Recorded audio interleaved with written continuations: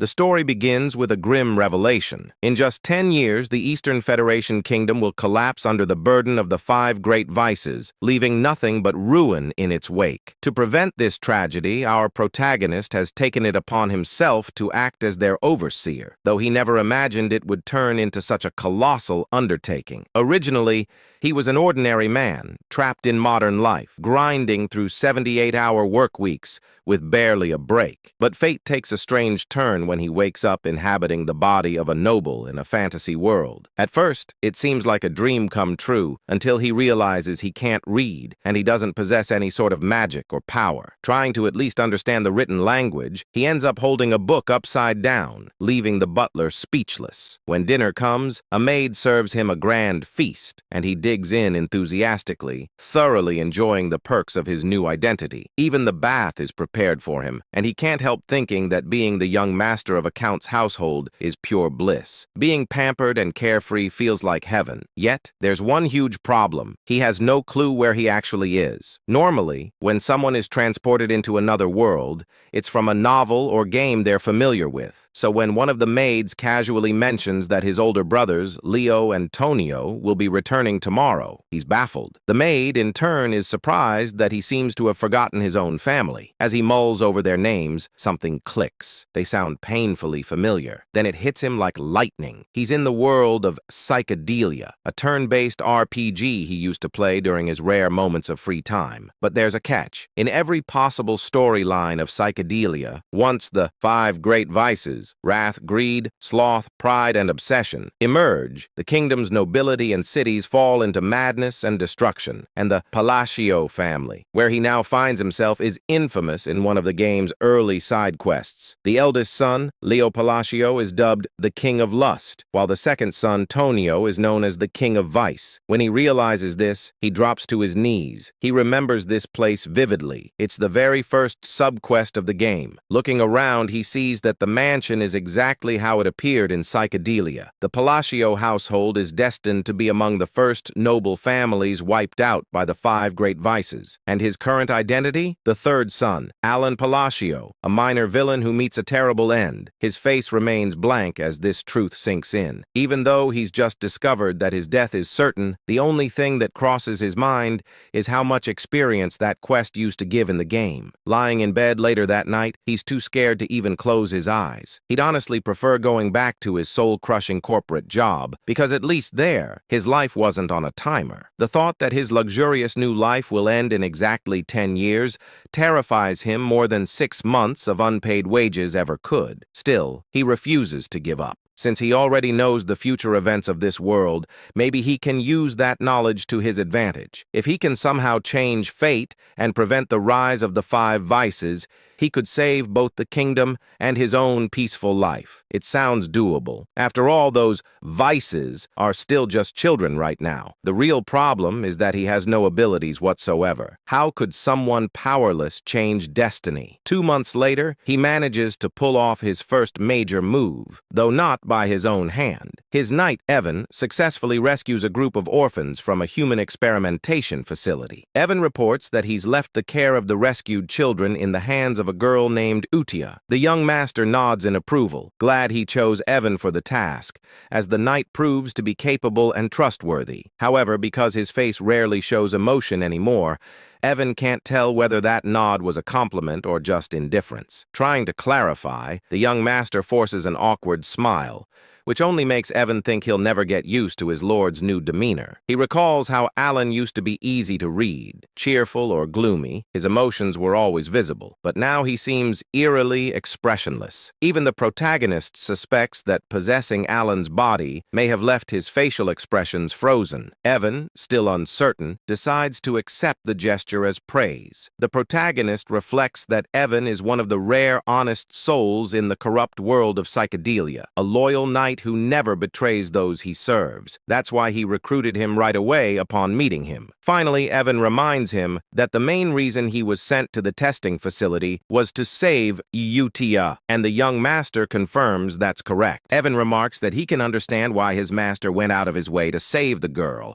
Even with all his years of experience as a mercenary, he can tell Utia is no ordinary child. Her strength alone makes it hard for him to fathom why she ever allowed herself to be locked up in the first place. He then questions why the young master didn't bring her back to the manor, since keeping someone like her in an orphanage seems wasteful. Our protagonist agrees out loud, but has other thoughts in mind. He knows it might look like he's ignoring her potential, but leaving her there is actually part of his larger plan. Utia isn't human. In the original timeline of the game, she forms a pact with a being from another realm and eventually becomes the physical incarnation of wrath, one of the 5 great vices responsible for countless deaths. Thanks to his interference, that dark fate has been diverted. He wants her to grow up peacefully, far away from corruption. To him, that means he's successfully neutralized one of the 4 remaining disasters. Of course, he can't tell Evan any of this, so he decides to act cryptic and simply says, "The time isn't right yet." Evan, ever curious,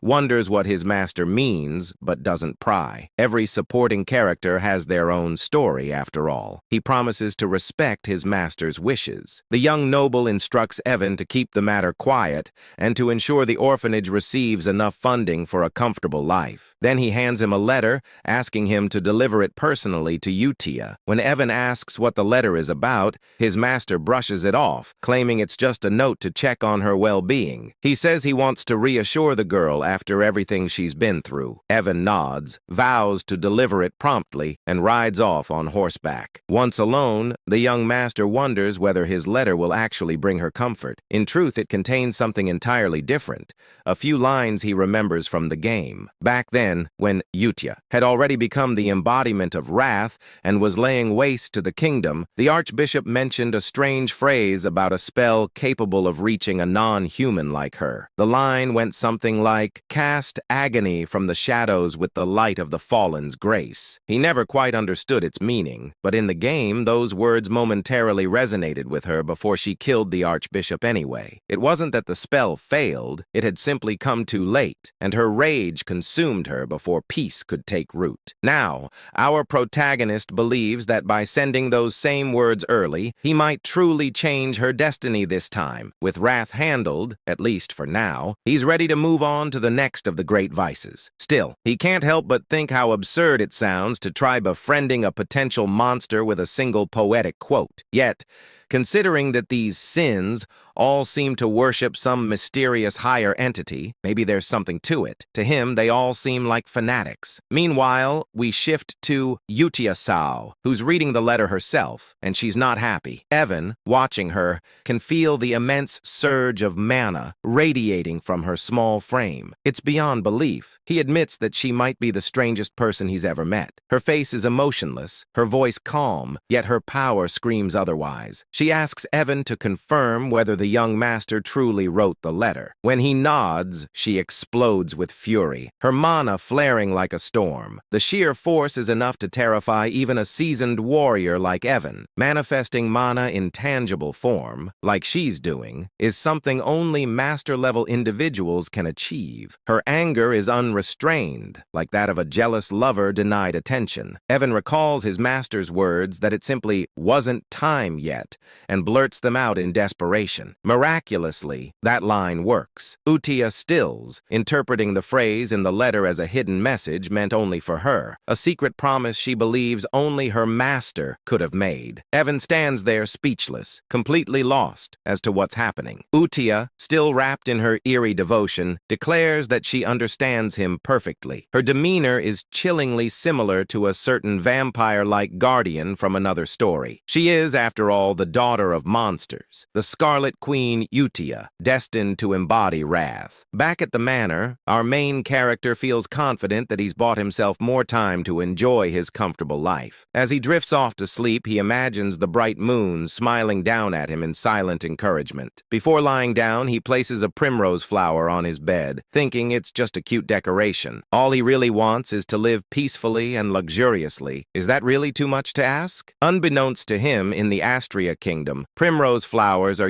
used in funeral rites, placed on the wounds or graves of the deceased. Symbolically, it's a terrible omen. The next morning, he's in the library, buried under falling books that seem to be punishing him for his illiteracy. He's currently researching the third vice, or as he likes to call them, the landmines. The process is frustrating beyond belief. Evan soon returns, reporting that they've successfully rescued another child, thanks to the young master's directions. When asked, our protagonist makes sure the child was treated gently after being saved from an underground slave market. Evan assures him that she was, but before their conversation can continue, the library doors slam open with a deafening crash, sending papers flying everywhere. The intruder? Tonio, the second son of the Palacio family. He immediately starts mocking his younger brother, demanding to know how an illiterate fool like him dares to hold a book. Our MC, expressionless as always, just stares back. Tonio's taunting escalates, but the young master decides it's not worth the effort. He plays it cool, saying Tonio can use the library if he wants. He'll be taking his leave. Tonio, thinking he's asserted dominance,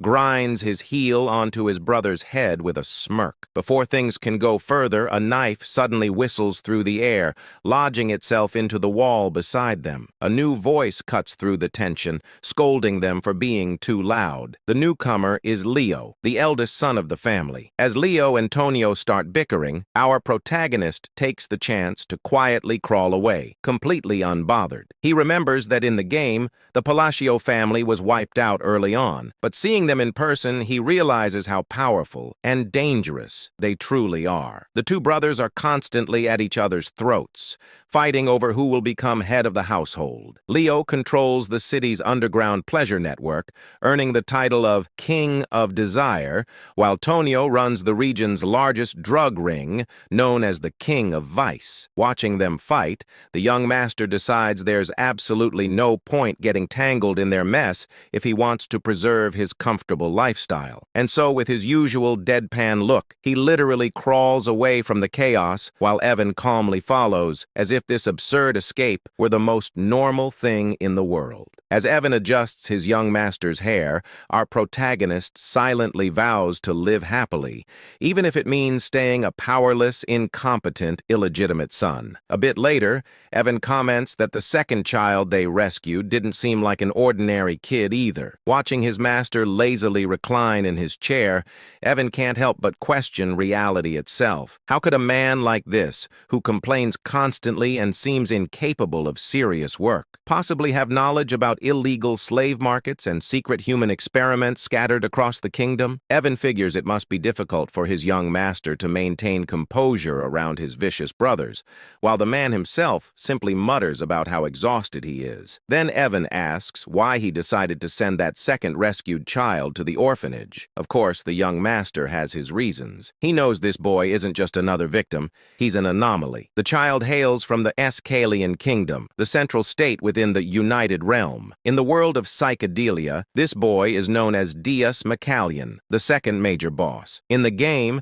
after enduring slavery and brutal abuse, he eventually becomes the living embodiment of the sin of sloth, wreaking unspeakable havoc across the land. Many players were shocked by the cruelty of his story. Despite being associated with sloth, Deus was anything but lazy. He was known for relentless determination and an unshakable sense of justice, repaying both kindness and vengeance many times over. That's exactly why our protagonist told Evan to treat Deus with utmost care and gentleness. Even now, he still shudders remembering the nightmarish difficulty of Deus's battle scenes in the game. Trying to maintain his mysterious, wise, noble persona, he tells Evan the same cryptic line he always does. It's not the right time yet. Evan nods, unfazed, having grown used to his master's strange riddles. He then asks if the letter sent to Eutia this time was related to the second child. The young master confirms, but the reality is more ridiculous. Inside the letter, he's simply venting to Eutia about how his older brothers keep bullying him. It's both pitiful and hilarious. Still, he claims that he asked her to look after the second child who isn't feeling well. Technically, that's true. Deus really does need time to heal. Meanwhile, at the orphanage, Deus sits alone, trying to hide his injuries and scars. Utia approaches him, studying him with cold curiosity. She asks if he's broken. Then, in a chilling tone, she mentions the Black Goat organization, and Deus flinches at the name. Slipping into her obsessive yandere-like demeanor, Utia tells him that even if he's damaged, he's still been chosen. She congratulates him for being acknowledged by the Blue Moon, which she defines as their master, the title she's bestowed upon our protagonist. It's clear she's forming an organization centered around him, and she promises Deus that if he remains loyal, he'll have his chance at revenge. Hearing this ignites something deep within him, and his latent magic, or perhaps the authority of sloth, begins to awaken. Satisfied, Utia happily decides to write her first reply letter to their master, grinning far too brightly for someone covered in mana scars. Back at the manor, the young master is buried in books, still researching clues about the third child. That's when Evan bursts into the room with alarming news. The second son of the Palacio family is dead. Even though our protagonist knew this event was destined to happen, the suddenness of it still rattles him. The funeral is held immediately, and to everyone's disgust, their father arrives with 2 escorts on his arms. Watching the scene, the young master can only think, even for this messed-up family, that's too far. He muses that psychedelia truly is the definition of a dark fantasy. As for Tonio's accidental death, something feels off. In the game, Leo had sobbed hysterically after killing his brother and claiming the title of heir. But here, Leo stands over the coffin smirking, not even pretending to grieve. At least try to act sad, our MC thinks to himself. Still, this isn't his problem. His focus remains on preventing the downfall tied to the 5 great sins. A year passes. Leo inherits Tonio's criminal network and transforms the chaos into a more stable, though still corrupt, domain. The Palacio estate grows quieter. During that time, Utia and the young master continue exchanging letters, becoming something like pen pals. He figures maintaining that connection will prove useful later. Utia writes frequent updates about the orphanage and the other children's growth. He's quietly proud, especially after noticing the sponsorship list keeps getting longer each month. Evan, munching happily on snacks, remarks that it's strange but definitely a good sign. Then he delivers the update our protagonist has been waiting for. They've located crucial information from the Intelligence Guild, an ancient text about the third child, the next landmine he must deal with. The young master nearly beams with joy. Finally, he can move forward. Everything seems to be going smoothly. Meanwhile, elsewhere in the kingdom, at one of Leo's drug depots, his henchmen brag about how generous their boss is,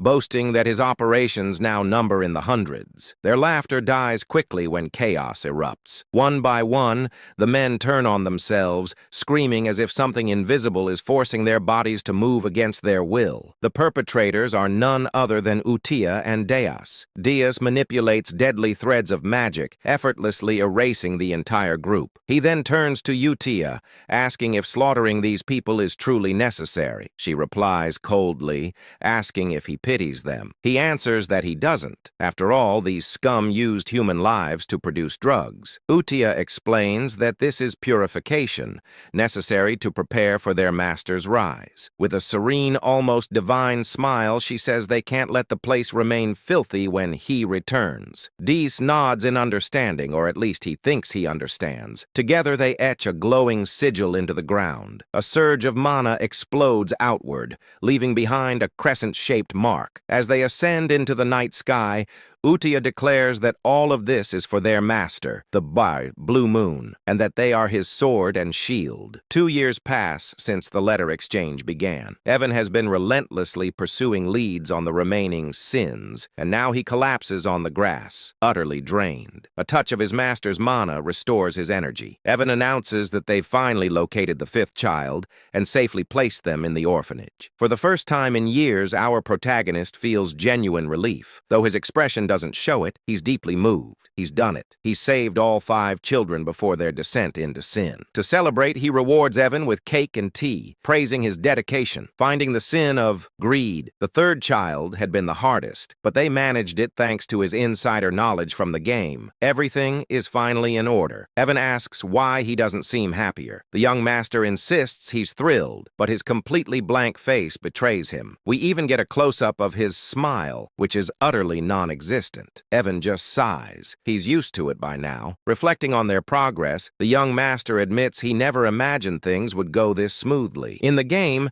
the 5 bosses became the great vices because of unbearable suffering. Saving them before that transformation seemed nearly impossible, but somehow he's managed it. When he asks about the orphanage's current state, Evan hands him a letter reporting that everything is running smoothly and the children seem happier every day. The young master remarks that if that's true, they might not even need a new caretaker. He's surprised Utia has handled things so well, though it makes sense, considering her deep attachment to the orphanage in the game's story. Reading Utia's letter, he finds that she's written warmly about each child's progress, especially Dias, reassuring him that everyone is doing fine. For the first time, a faint smile appears on his lips. He's genuinely glad they're growing up well. Evan asks when he plans to finally meet them in person. As always, the young master replies vaguely that the right time will come. In truth, he has no intention of meeting them anytime soon. He's terrified of the power they'll eventually wield. For now, distance feels safest. Still, he's aware that if he wants to survive in this grim world, he needs to get stronger. The answer lies in magic, and luckily, this body has the potential for it. While training, Evan mentions a new group rising across the continent called the Blue Moon. The young master feigns ignorance,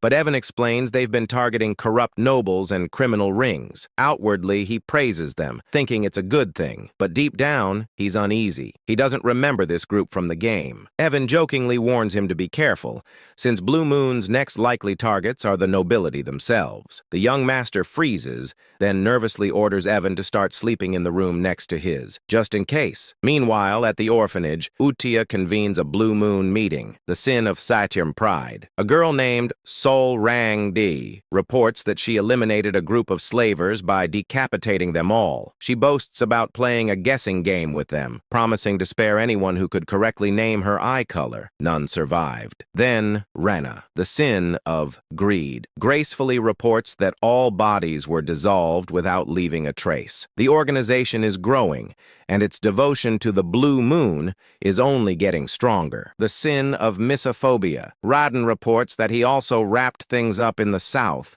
taking care of the illegal human testing grounds and turning those Avalon bastards who were causing trouble into minced meat. These kids are seriously scary, I tell you. Anyway, the scariest of them all, Utia praises them for a job well done. Talking about how everything will go according to his will, she emphasizes that they all exist for the sake of the Great Moon. This secret organization worships the Great Moon, the Blue Moon, who just so happens to be our main character. Suddenly, Deus reports a problem which makes Utia question what could possibly be wrong when everything seems perfect under his command. These fools are treating our MC like some kind of deity. Deus explains that the head of Avalon is the eldest son of the Palatio Count family, where their lord resides. He claims to have found a dangerous written order while cleaning up the south. It turns out that the eldest son, Leo, is targeting our MC. Naturally, Utia can't let this slide. She unleashes an intense, murderous aura that sends the other kids cowering in fear. The letter reveals that Leo's plan is to slowly poison our boy after eliminating their father, which sends Utia into a furious rage. Fast forward 2 years, RMC's father, Count Palid, has passed away, and just like before, his funeral is held almost immediately. RMC explains that while the official cause of death is heart failure, it's clear he died from an overdose. Meanwhile, at the funeral, Leo gets news that the Blue Moon has struck one of his facilities. Seriously, couldn't they have waited until after the funeral? Leo keeps asking if everyone was wiped out again. Our main character, who's just casually eavesdropping, realizes that his brother is becoming increasingly cautious about the Blue Moon. As the Count's funeral wraps up without a single tear shed, our MC decides he doesn't want to get tangled up in all this drama and quietly slips away just as his brother shoots him a planning glare. When Evan asks what our MC plans to do next, since it looks like that jerk of a brother is on track to become the new Count, our MC is already one step ahead. He's been packing his bags and tells Evan to do the same. the plan to run away from this mess. Evan questions whether he really intends to flee, and our MC clarifies that it's not a complete getaway.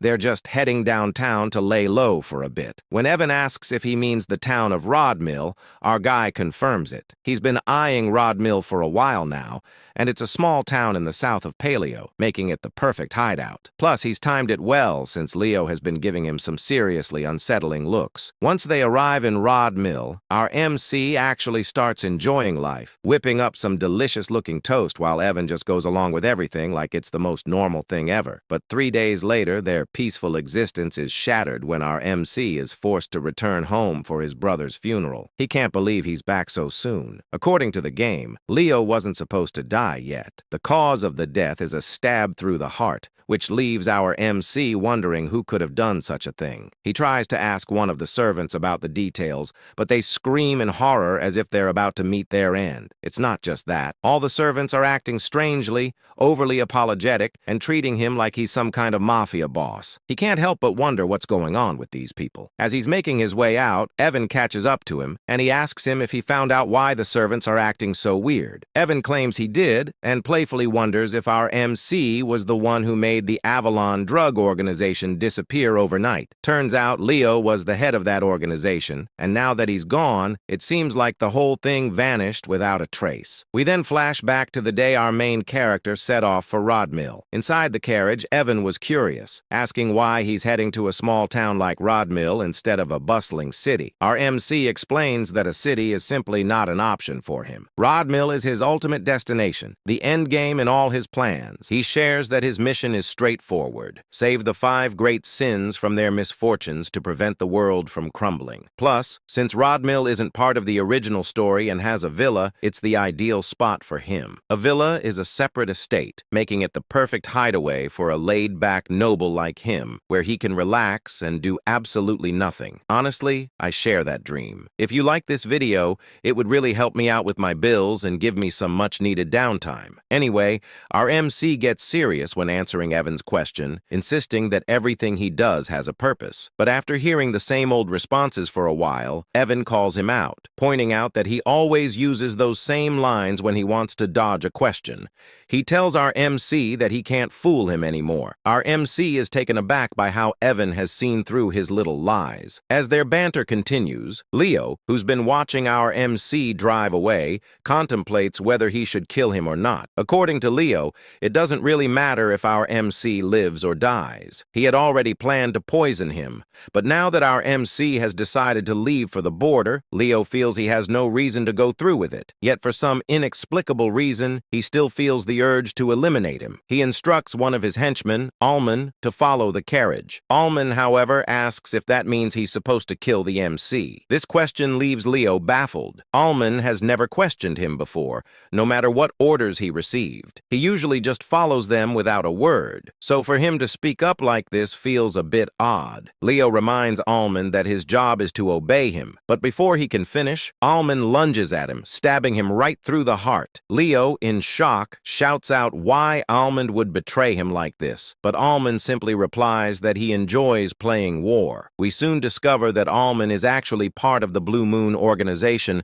and his real name is Hidden. He explains that they've been taught a creed by Blue Moon. Since the Blue Moon is essentially RMC's sword, it makes sense for them to act according to his wishes. However, if anyone dares to threaten the Great Blue Moon, RMC, they're allowed to take matters into their own hands, meaning they can eliminate the threat. Hidden reveals he's been waiting for Leo to give the order to kill their lord, and he can't believe it took 2 years for that to happen. Leo tries to argue that his subordinates won't let Hidden live, but Hidden counters that with Leo's death, the entire organization will be wiped off the continent forever. Looking at Leo's lifeless body, Hidden can't help but comment on how unfortunate this all is. If Leo hadn't tried to kill their great master, he might have lived a few more months or even years. Meanwhile, Meanwhile, in the present, our MC is enjoying his dream life in the small town of Rodmill. He wakes up whenever he wants and shares delicious meals with Evan, living the life of a true noble. But his fate would have it, his peaceful existence is shattered when he receives a letter. The letter requested that he step up as the next head of the family. Just like that, his carefree life came to an end a mere 4 days after it began, forcing him to return to the palatial state. However, things felt off. The maids and other staff were acting strangely around him. He couldn't help but wonder what was behind their odd behavior. Then Evan teasingly asked him when he had become the shadow leader, leaving him completely baffled. It dawned on him that all this fuss was due to the bizarre circumstances surrounding his brother's death, which had led to his current predicament. In his usual dramatic fashion,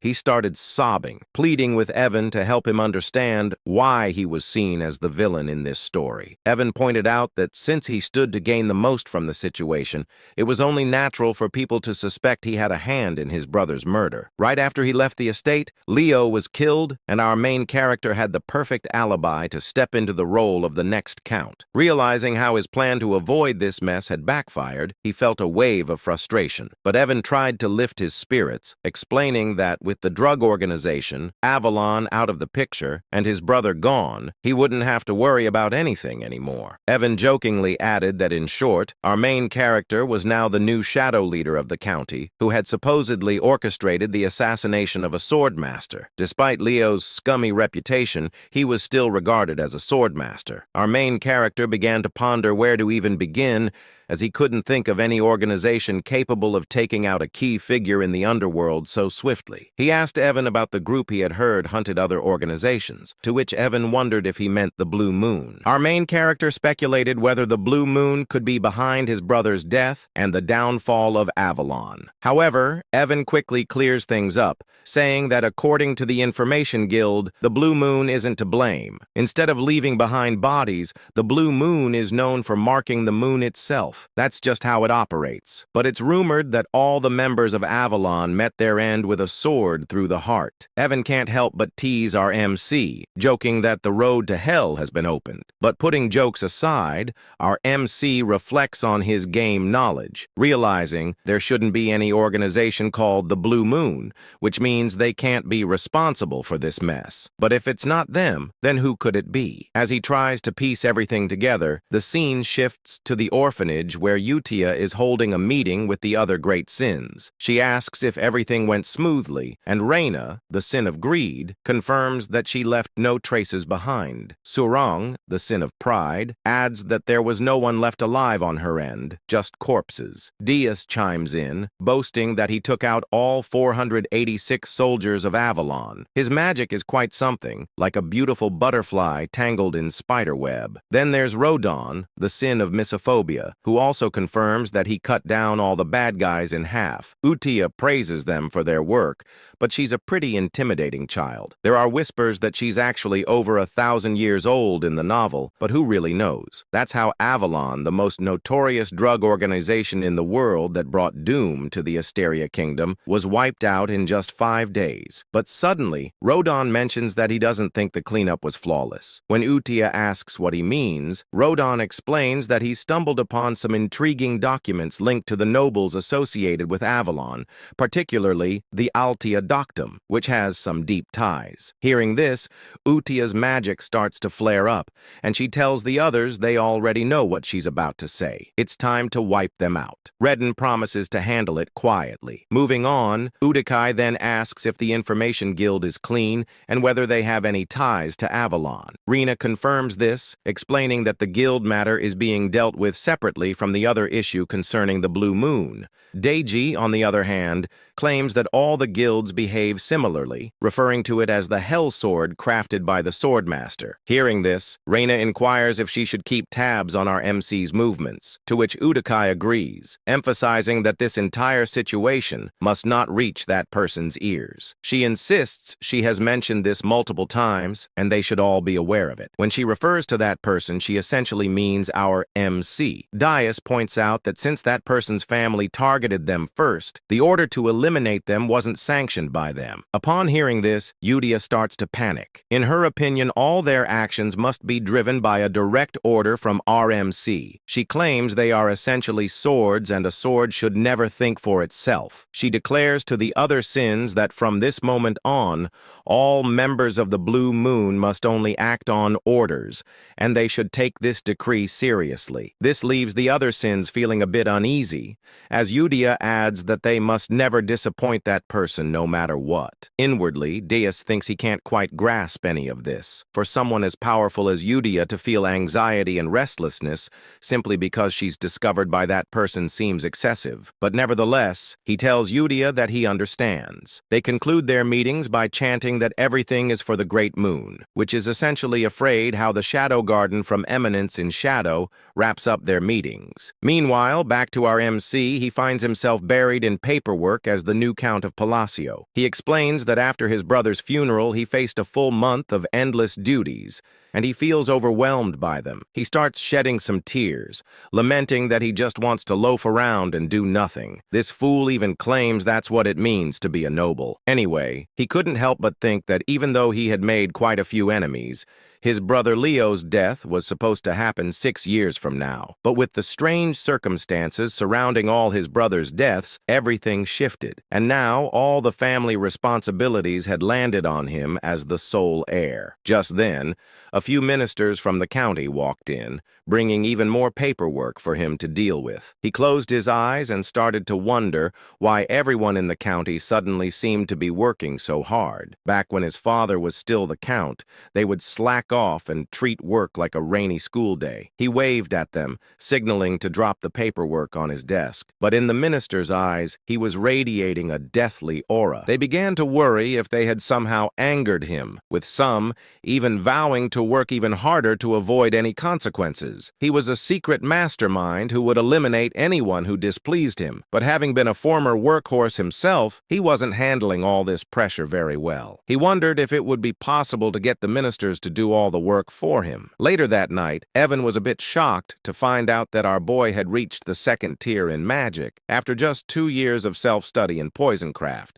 which meant he was quite talented and not shy about showing it. The little rascal was casting spells all over the house. Normally, it takes about 4 to 5 years of instruction to reach the 2nd tier in magic, and it often requires a natural talent as well. Our protagonist agreed that his magical talent was pretty decent. Deep down, though, he knows he's been practicing hard for self-defense because something just doesn't feel right. To wield magic effectively for protection, one must have perfect control over their mana, just like he's managing to do at this moment. Still, he can't help but wonder what good his magic is if it's only half-baked. He insists he's tried every type of magic this fantasy world offers, and at first, it was thrilling. He thought that mastering magic would mean he'd have nothing to fear, but now it feels more like he's scrambling to learn magic just to save his own skin. That's when the harsh reality hits him. His mana capacity is alarmingly small.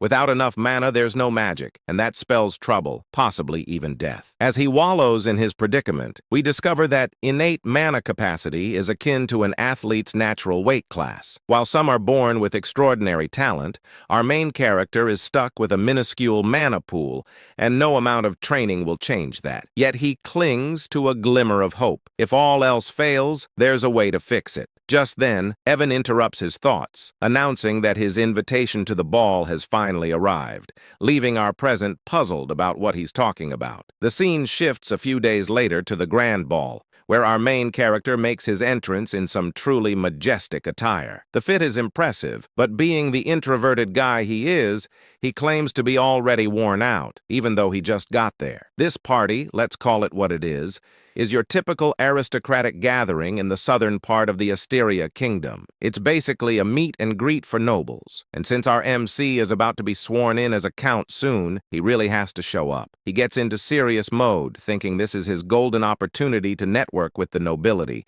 which is crucial for his ultimate goal of living a peaceful life. But soon enough, he realizes that making those connections is going to be a lot tougher than he thought, as everyone seems to be fleeing from him in sheer terror. He even tries waving at them, but they literally just run away. Evan, his friend, tries to lift his spirits, telling him not to be down, But our guy insists he's not upset at all, even if his expression says otherwise. He tells Evan he expected this reaction and vows to try harder as he heads out on his own. However, our protagonist seems a bit clueless about what's really happening. He thinks the other nobles are looking down on him for being a low-class noble without any backing, and he's not entirely wrong. The current Palacio household is indeed filled with troublemakers, like his two older brothers. Picking up a wine glass, he assistants himself that he didn't come to the ball without a plan and is determined to unlock the social skills he's been secretly honing. He starts talking aloud about the wine's unique aroma in an attempt to spark a conversation, but due to a mysterious condition that makes it hard for him to show emotions on his face, he ends up looking quite villainous, especially when he tries to smile. He tells a lady he'd love to have some bottles at home, all the while thinking his smile is perfect. But in her eyes, he resembles a demon king, and she bolts,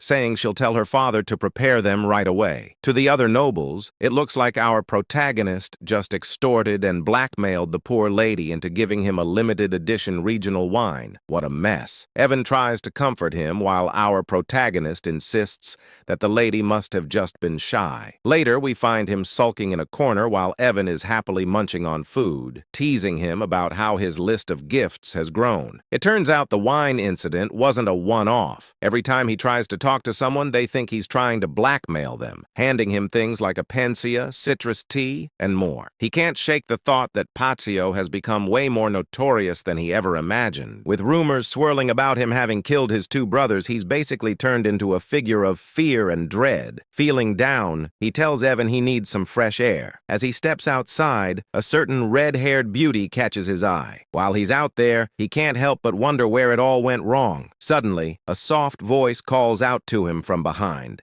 asking if he has a moment. He turns around, puzzled about where the voice came from since he doesn't see anyone. Looking down, he finally spots a cute young girl who introduces herself as Loria, the third daughter of Duke Altia. Hearing the name Altia, our MC recognizes it from the game, and he explains that the Altia family was one of the three major shadow players in the psychedelia game known as the Northern Troublemakers. This realization stung a bit, as he had hoped someone normal had actually spoken to him. He also wondered why he couldn't recall this girl at all had she not appeared in the game. Loria, however, was straightforward, asking him to lend her his strength for protection, as she will be facing an assassination attempt soon. Loria explains that she's in serious trouble and needs our protagonist's help, but when he looks at her, it's clear he's unsure. You see, Loria has been living under the protection of her father's mistress, but now that her father's health has taken a turn for the worse, she fears her older sisters might try to eliminate her. Our main character can't help but think this situation mirrors his own past with his brothers. As he gazes at her, it dawns on him that the reason he didn't recognize Loria from the game is that she must have already been dead and never made an appearance. Loria, looking as adorable as ever, pleads for his assistance, claiming that with his abilities he could really make a difference. But our protagonist firmly turns her down. She insists she's not coming to him empty-handed. If he saves her, she promises to share half of the Ultia family fortune. Still, he walks away feeling a twinge of sympathy for her. Deep down, he knows he can barely manage his own magic, so it's best not to give her any false hope. Despite wanting to help, he's not the all-powerful figure everyone thinks he is. As he heads into the party room, he can't shake the image of Loria's sad face, which makes him feel guilty. He wishes her luck before stepping inside. Meanwhile, Dees and Ren, who have been observing from a distance, start to wonder what their next move should be since one of the Ultia family members has approached their master. Deus ponders whether he should report this to the Red Moon, a code name for Utia, but Ren reassures him that everything's okay, because according to their intel, Loria is the only member of Altia not tangled up with Avalon. This means she's pretty much safe since Ronan, the one with the sin of meophobia, has gone off to deal with the rest of her family. They've decided that the rest of the Altia household household is going to be wiped out, all under the orders of the Red Moon. Ren adds that their main mission right now is to ensure their master doesn't catch wind of anything related to the Avalon situation. Meanwhile, our clueless main character is left wondering why everyone seems to be avoiding him. Does he have some sort of invisible barrier keeping people at bay? Just then, the red-haired woman from earlier approaches him, and it genuinely brings a smile to his face. Well, more of an inward smile since he can't believe someone actually acknowledged him. He thinks maybe this time he'll actually manage to socialize. But as he turns around,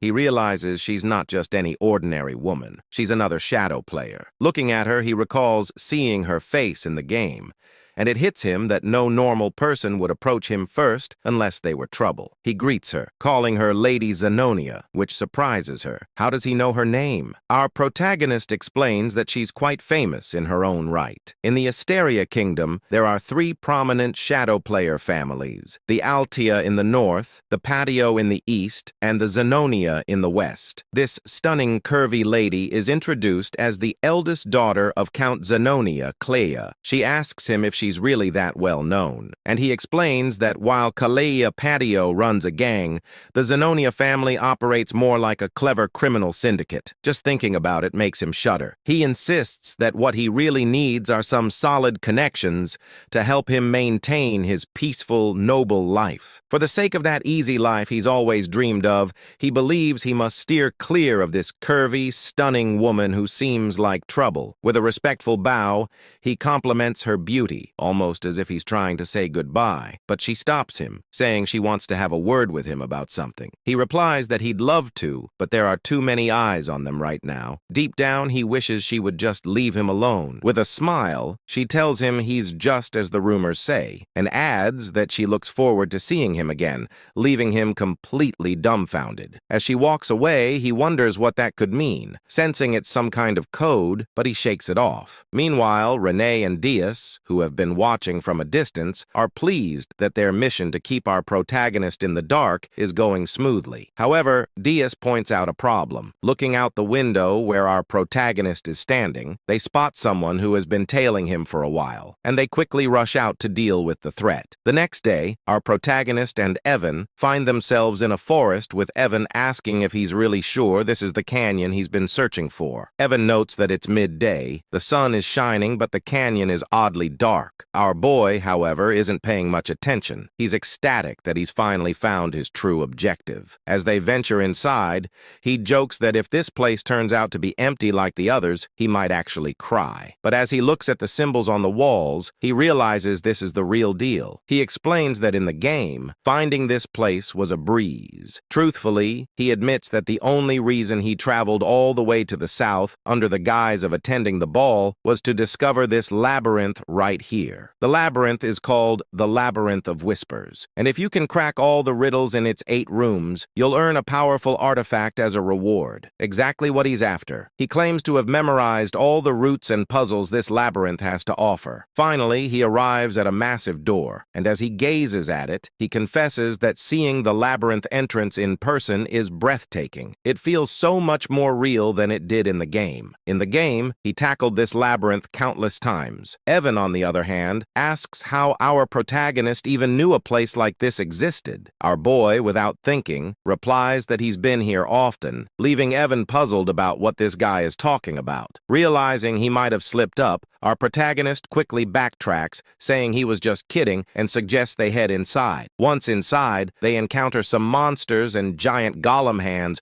that could easily crush them like twigs. Evan wonders if these creatures are tied to the riddle, and if our boy gets the answer wrong, those giant hands will show no mercy. But our boy, unfazed, starts solving the riddle, leaving Evan to wonder how he can remain so calm in such a dire situation. Evan reflects that they've been together for 4 years now, yet he still doesn't understand him at all. Things like saving orphans, repaying random debts, helping free slaves, and even delivering seemingly pointless messages. Yeah, in Evan's eyes, our boy is a total weirdo. Still, watching him solve the riddles with ease makes Evan question how this is even possible. This guy has barely left the estate, yet he seems to know everything about this labyrinth. Regardless, Evan admits that the reason he keeps following this mysterious master of his is simple. Everything he does somehow leads to a good outcome. They finally make it inside, but our main character can't shake off the gruesome visuals of the game. He's feeling queasy, but as they step into a lavish room brimming with treasures and gold,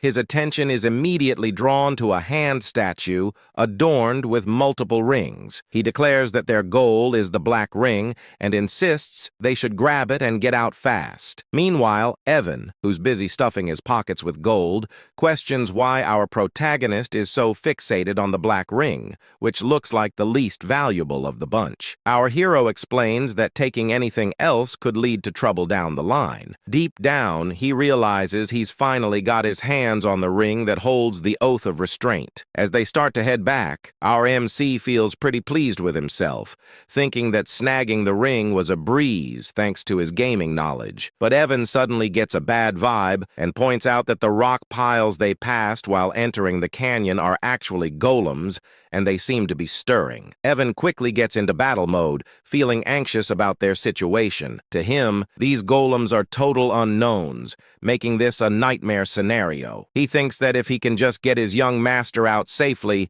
he wouldn't mind sacrificing himself. But our protagonist steps up, telling Evan to stand down because he'll take care of the golems. As the golems prepare to attack, Evan urges him to find an escape route first. With the golems closing in, Evan shouts a warning, saying his second-tier magic won't be enough to handle them. But our MC stands tall, confidently, invoking the Oath of Restraint, which activates the black ring. Suddenly, time seems to slow, and he finds himself in a different dimension. A voice introduces itself as a fragment inheriting the great will of Nasilla, instructing our protagonist to state the two restrictions he wishes to impose on himself. Our main character finds himself in a pretty intense situation. In the game, this part showed up as a choice window, but now hearing this mysterious voice and seeing a gigantic face looming in the dark cosmic expanse is a bit overwhelming. The Oath of Restraint is an absorption-type artifact, and as the name suggests, it lets the user impose limitations on themselves in exchange for power. However,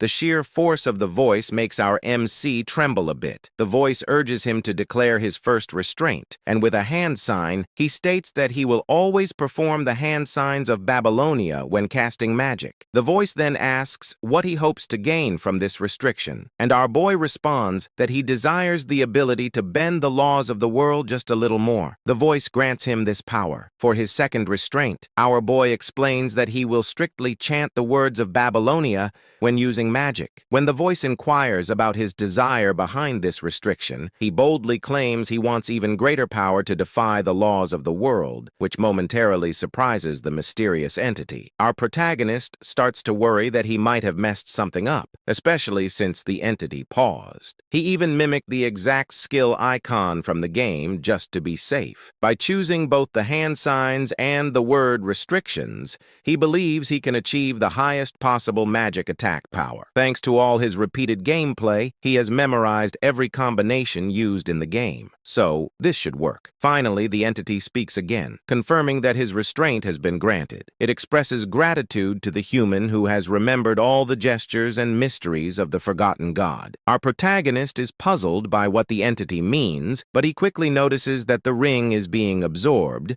indicating that all the restrictions were successfully applied. The entity concludes by telling our MC that it will always be watching over him as the one who will inherit its will, whatever that means. Just then, time seems to start flowing again, and it's right as the golems launch their attack on our MC. Evan tries to reach him, but our hero, unfazed, begins to cast his magic. He can't help but chuckle at his own spell, thinking how in the game it looked so impressive and powerful. But now, thanks to his meager mana, it's just so small. He gathers it in his hand, reflecting that no matter how hard he pushes himself, this will always be his limit. But hey, it's time to test out his new restraints. I have to say, his magic looks majestic. Maybe it's the pose. Anyway, he starts chanting, with the first word being refraction, which makes his magic begin began to take shape. Then comes repulsion, causing it to swell in size, transforming into a stunning blue light of electric magic. The magic ball is massive. Using hand signs, he adds another chant for direction, and finally, he unleashes it. The way he does it is so grand,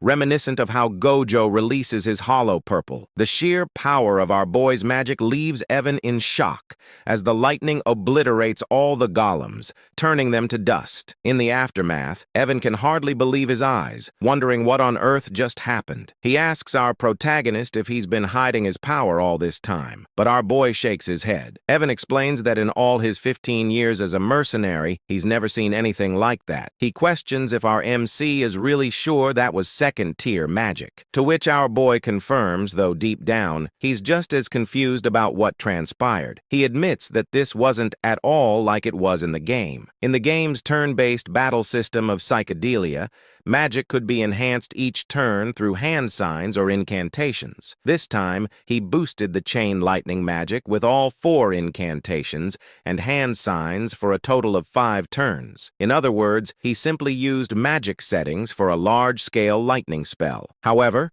because of his restraint oath, he had to use the hand signs and incantations for all his magic, meaning his spells were enhanced time and again. Even so, our protagonist felt that the second-tier magic he used was a bit over the top, and the results exceeded his expectations, which caught him off guard. Meanwhile, Evan was just relieved they made it out, and as he sat down, he remarked that watching the battle was way more exhausting than actually fighting. He asked our protagonist, who had created such an unpleasant canyon. After a moment of thought, our hero realized that the Maze of Whispers had a different name in the game. The map layout and strategy guide were posted on the game's community website, and it was called The Maze of Paladon. He told Evan that a guy named Paladon was the one behind it, but Evan was too worn out to even process that information. I really love this duo. Our protagonist grabbed Evan, saying they needed to head back home because he had something in mind to do once they got there. This made Evan question why his usually lazy master was suddenly so motivated today. Our main character explained that every time he picked a hand sign that matched the spell's attribute he was casting, the power increased. If he chose the right incantation, the magic properties would get enhanced, which is how the game mechanics were designed to work. The only difference was that, unlike in the game where the visuals remained the same and only the numbers went up, in this world, the spell actually changed shape with each incantation. But he suddenly wonders if this only applies to him, especially since he's particularly skilled at controlling mana. He decides he'll need to test it out once his mana has recovered. But for now, he's just relieved that everything turned out okay. As they prepare to leave on their horses, we see Ren, who has been quietly following our main character, watching the whole scene unfold. She quickly makes her way to the canyon, and upon arriving, she spots the runes on the wall and realizes she can actually read them. She explains that these are the glyphs of the Aleph Empire, which essentially tell the story of the era of the forgotten outer gods. Renee's eyes catch another glyph hidden in a corner, which she translates as "for my friend, who shall be left alone from the coward Palin." As she examines the glyphs more closely, a smile spreads across her face. She shares that the one who halted the invasion of the dark creatures, standing victorious against the Alcal-Kalaka that devoured the hearts of the citizens, was none other than the brilliant emperor known as Palin the Great. The reason she knows all this is that she inherited all this knowledge at birth thanks to the ancient library she received. She briefly recalls our main character mentioning that Palin was the one who built the canyon.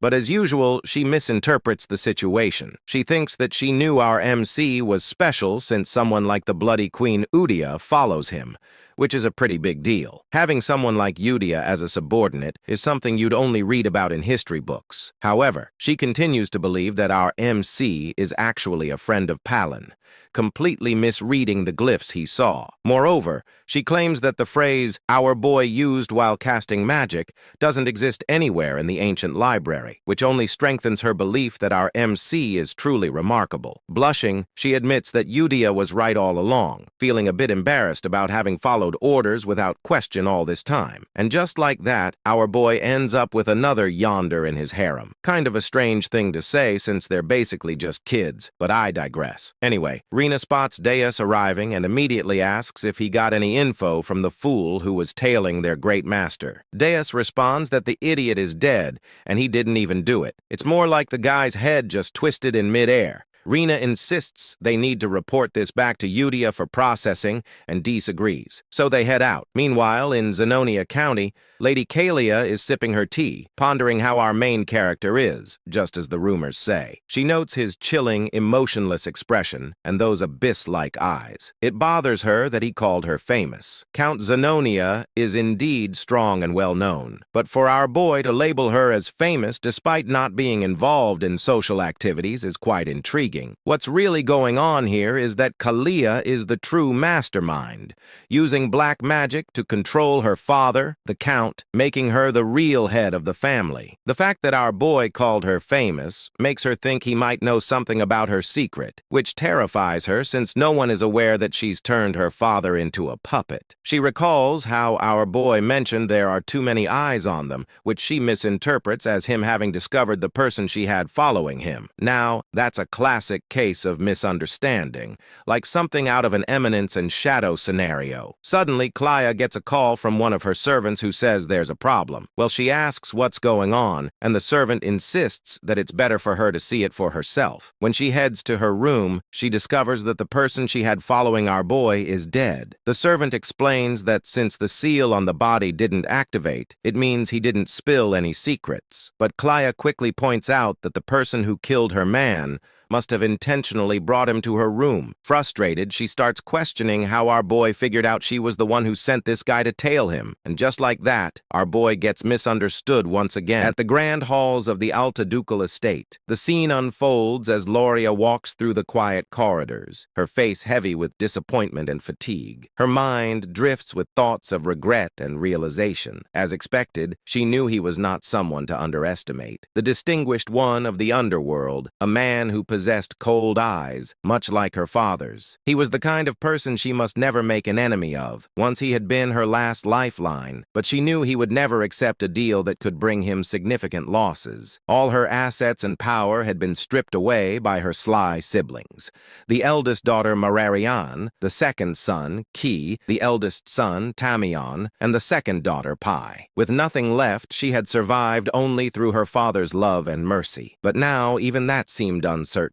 As she walked deeper into the estate, lost in despair, she whispered to herself that she no longer knew what to do. The moment she entered the estate, the maids rushed toward her in panic, their voices trembling. They cried out, calling for Lady Loria, their faces pale with fear. They told her that Lady Pine and Key had taken their own lives. Shock spread across Loria's face, her body frozen in disbelief. Her thoughts raced. Those people would rather stab their own family, and yet they took their own lives. It didn't make any sense. Fear gripped her heart as she asked about Tamalian and Marianne. Soon after, she was shown a horrifying sight. Both Talon and Mararian lying lifeless, their swords buried into each other's chests. Gloria's body trembled as terror consumed her. Her mind screamed with confusion, wondering why and how such a tragedy had occurred. Meanwhile, outside the Altia estate, Radan was seen leaving swiftly, a faint smirk curling on his lips as he muttered to himself, "Successfully eliminated." Gloria's mind flashed back to Alon's earlier words, the ones that had hinted that good things would soon happen. Remembering that, she felt an icy dread run through her veins. A realization struck her. The true mastermind of the Count's household, the one who had hidden his claws and waited for the right moment to seize power, had finally made his move. This was exactly what he meant. Now she had become the only successor in the ducal family overnight. A bitter laugh escaped her lips as she wondered what kind of monstrous devil she had made a pact with. But she knew there was no going back now. Those who betrayed him had already met terrible fates. There were too many precedents. She told herself that she must walk the path she had chosen, no matter how dark dark it became. A sudden determination lit up her eyes. 2 months later, a grand gift arrived at Duke Alia's estate, addressed to Alon. Upon seeing it, Evan's eyes widened in surprise. It was a bottle of Cernant's wine, a rare and luxurious drink that cost thousands of gold per bottle. He was amazed, saying he had never expected to see such a treasure. When Alon read the letter accompanying it, he realized that the gift had not been sent by Duke Altia himself, but by Loria Alia. It seemed that the youngest daughter had prepared it personally. He was confused, wondering why she would send it to him. The thought stung his conscience, reminding him that he hadn't been able to help her when she needed it most. He turned to the servant and asked if it was truly meant for him. The servant confirmed that the Duke herself had prepared it and ordered him to deliver it personally. That single phrase of the Duke herself made Alan pause. Realization struck him. The youngest Lauria had become the Duke. In the next scene, Lauria was shown in her office, busy with documents. When her work was finally done, she leaned back, stretching her arms as she softly remarked how quickly 2 months had passed. After her father's funeral, who had passed away due to illness, she had officially become the Duke following the succession ceremony. She recalled how she couldn't even enter that office before. The death of her siblings had happened so suddenly, yet no one had suspected her at all. She had an alibi. She was attending the ball at the time. Back then, her secret organization had been destroyed by her siblings, leaving her utterly powerless when she returned to the mansion. Later, she came to understand how deeply he had calculated everything. He had declined her plea with indifference on the surface, but had perfectly cleaned up everything behind the scenes. She wondered just how far into the future he had planned all of this. She hadn't even informed him about her father's funeral, not wanting to trouble him. Yet, he still helped her. It was clear that he had a reason. He needed Aaliyah for some part of his grand plan. Although she had successfully merged all the subordinate organizations under Altia, it still wasn't enough to match the immense power he hid behind his calm facade. That only meant one thing. He wanted something from her. Palatio, the distinguished figure of the underworld who had risen through sheer business prowess. If there was one thing she possessed that he didn't, it was her ability to manipulate the political stage from the shadows. He needed the Altia name for now. She decided to focus on what she must do, believing that the distinguished one would contact her soon. She hoped he would appreciate her gift of gratitude. The scene shifted once more,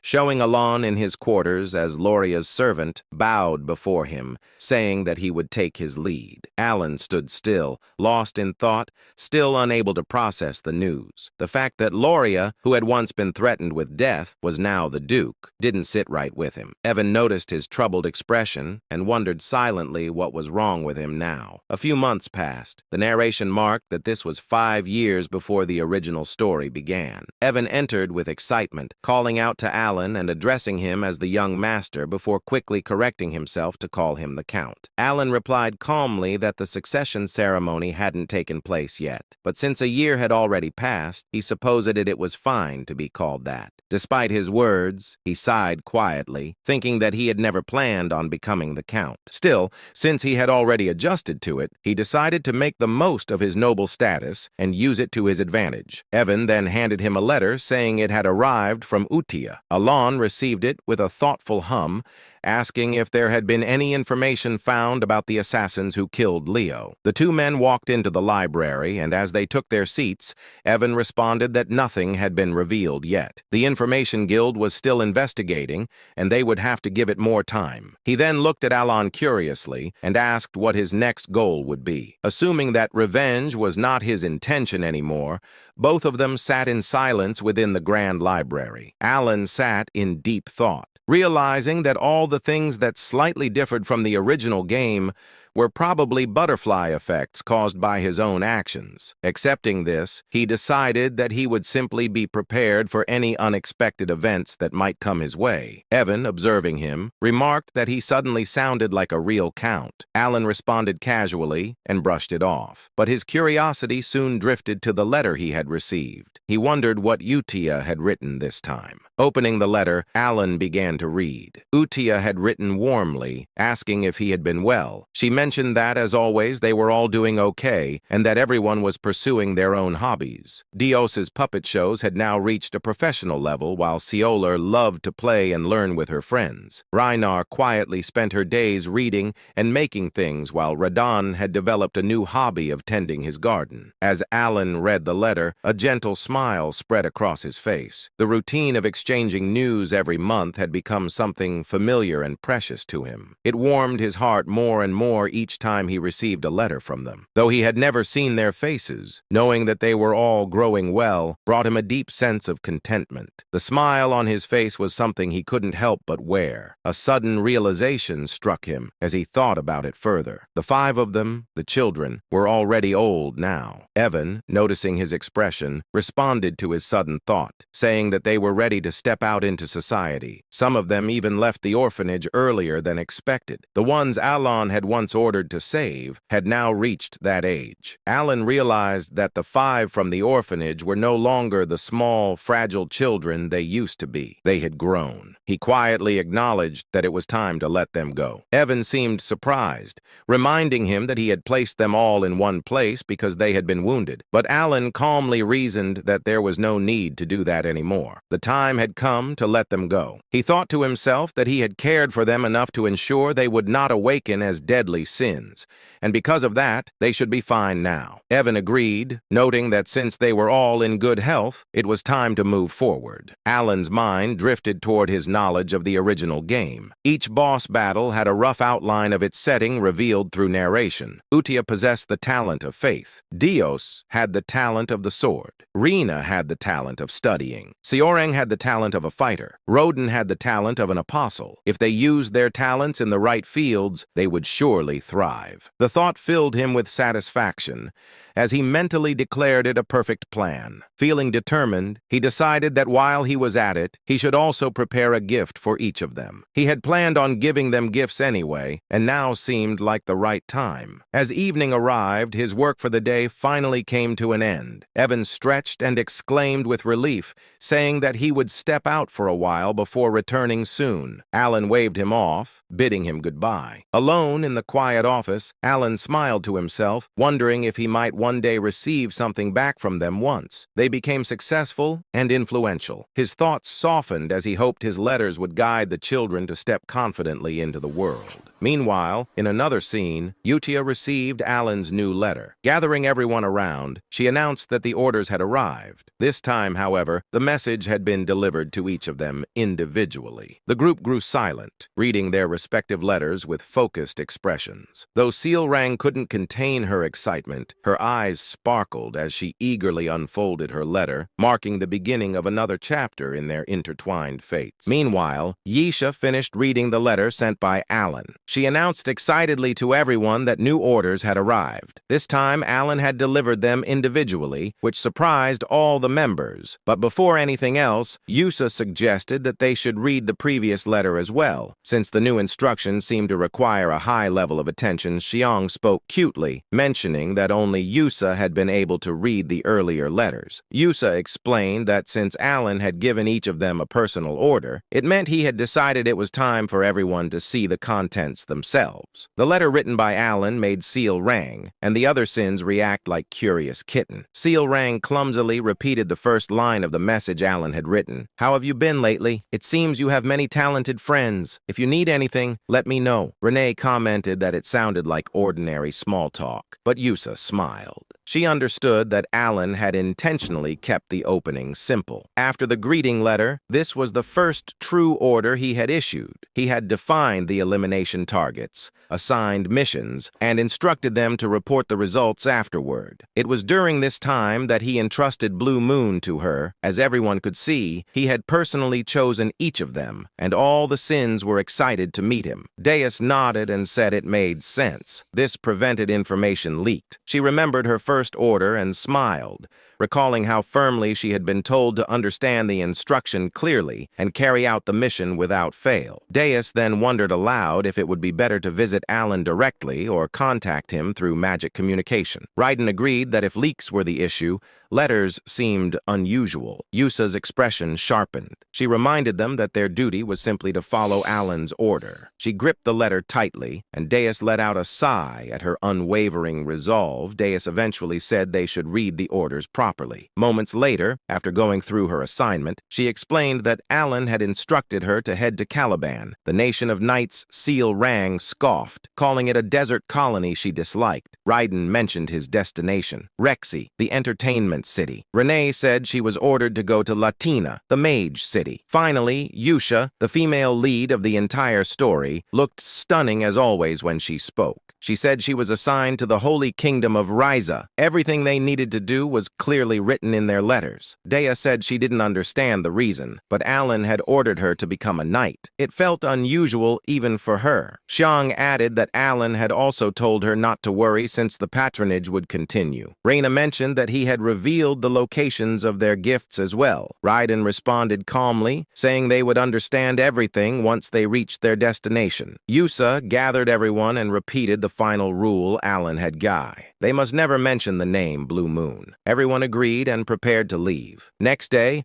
all the members assembled and departed to carry out Alan's orders. 3 months later, inside his office, Alan sighed. As expected, there was no noticeable change in the field of magic. He continued reading advanced magical texts to increase his capabilities and muttered that he would have to experiment on his own, ridiculous as it felt. Suddenly, he looked at his knight, Yuan, and asked what he was doing. Alan then remembered something and questioned him about the investigation into the killing of Leo. Yuan replied that the Information Guild still hadn't found anything. Alan seemed surprised for a moment and asked if there was anything else to report. Then he whispered under his breath that the butterfly effect caused by saving the 5 deadly sins had already gone out of control. Even Lyra, who was never supposed to appear in the storyline, had become the Duke of Ayla. The thought distressed him. She was expanding her power and influence at a terrifying pace within the underworld. Alan let out a tired chuckle and told Yuan they should stop investigating the Ascension altogether. It was dull work, and he already had far too many responsibilities piling up. Yuan looked at him with surprise and really master. Alan explained that the entire situation was clearly the result of his own ignorance. In a place like this, almost nothing escaped the network of the Information Guild. Even he felt uneasy about it. If he tried to uncover things he was not meant to touch,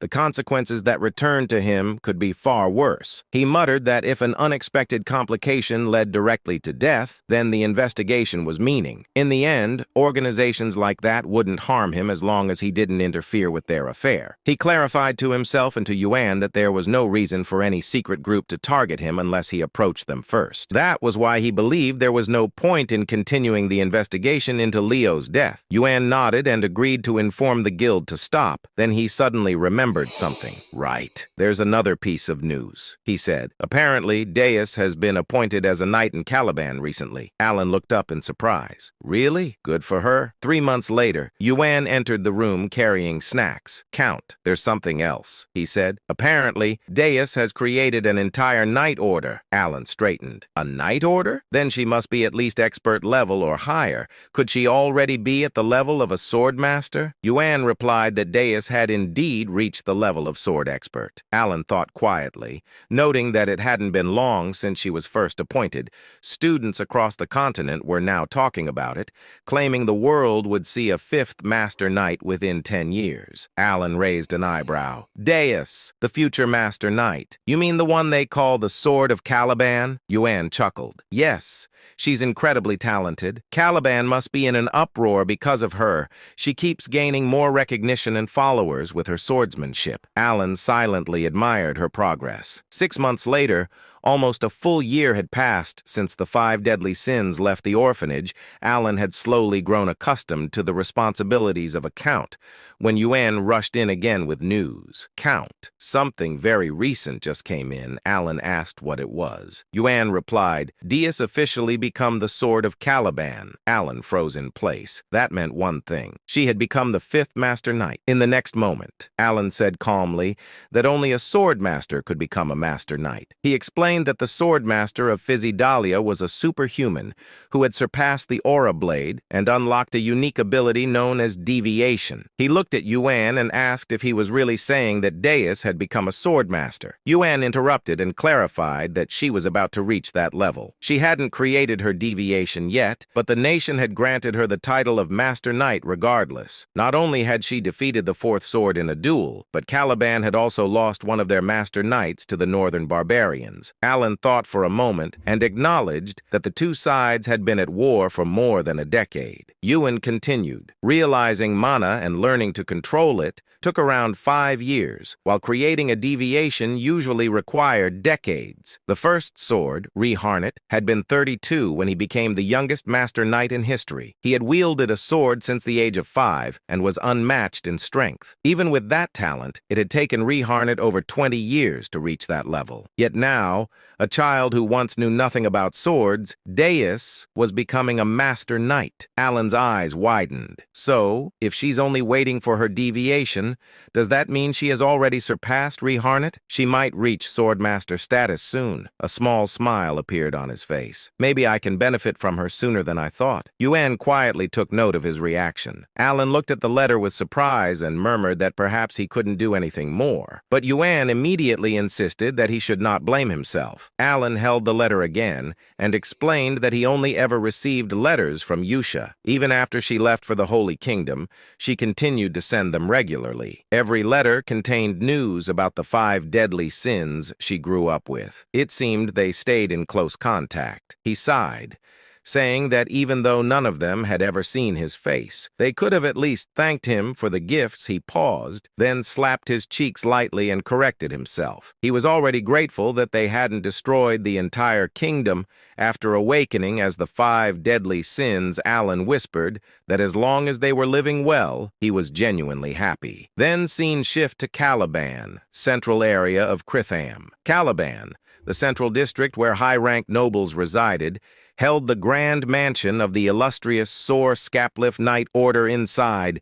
Countless knights practiced their swordsmanship. At the top of the hill stood Deus, now in full knight uniform. He looked immense, calm, and strikingly handsome. His title echoed across Caliban. Deus Mark Lane, captain of the Sor Scapliff Knight Order, youngest Master Knight in history. A girl suddenly waved at him with joy. Brother Deus smiled back. He looked far older and more composed than in his childhood. He smirked softly, thinking that even after a full year had passed, the memories still made him feel embarrassed. He remembered the day he lost everything to the black corruption, how his sister fell into darkness. Deus had been consumed with uncontrollable rage trying to protect her. His hatred dragged him down repeatedly to the point where he was nearly imprisoned. He had completely fallen into the dark. The fact that the great moon saved his life wasn't reason enough. He had sworn his allegiance out of desperation, believing it was the only path left. He thought of Yosha's voice and reminded himself of the promise he had made to take revenge with his own hands. Working under Blue Moon placed him in countless dangerous missions. He never complained, never hesitated. Each assignment became a stepping stone toward facing the black forces. After several years, he finally received his first personal order. When he opened the last letter, he had been confused. The order was different from anything Blue Moon had given before. It led him to a small inn in southern Caliban, where he was told to retrieve a gift. At first, it didn't excite him. Gifts meant nothing to someone who had lost everything. But when he arrived at the location, Deus instantly understood what his master Alan had been trying to give him: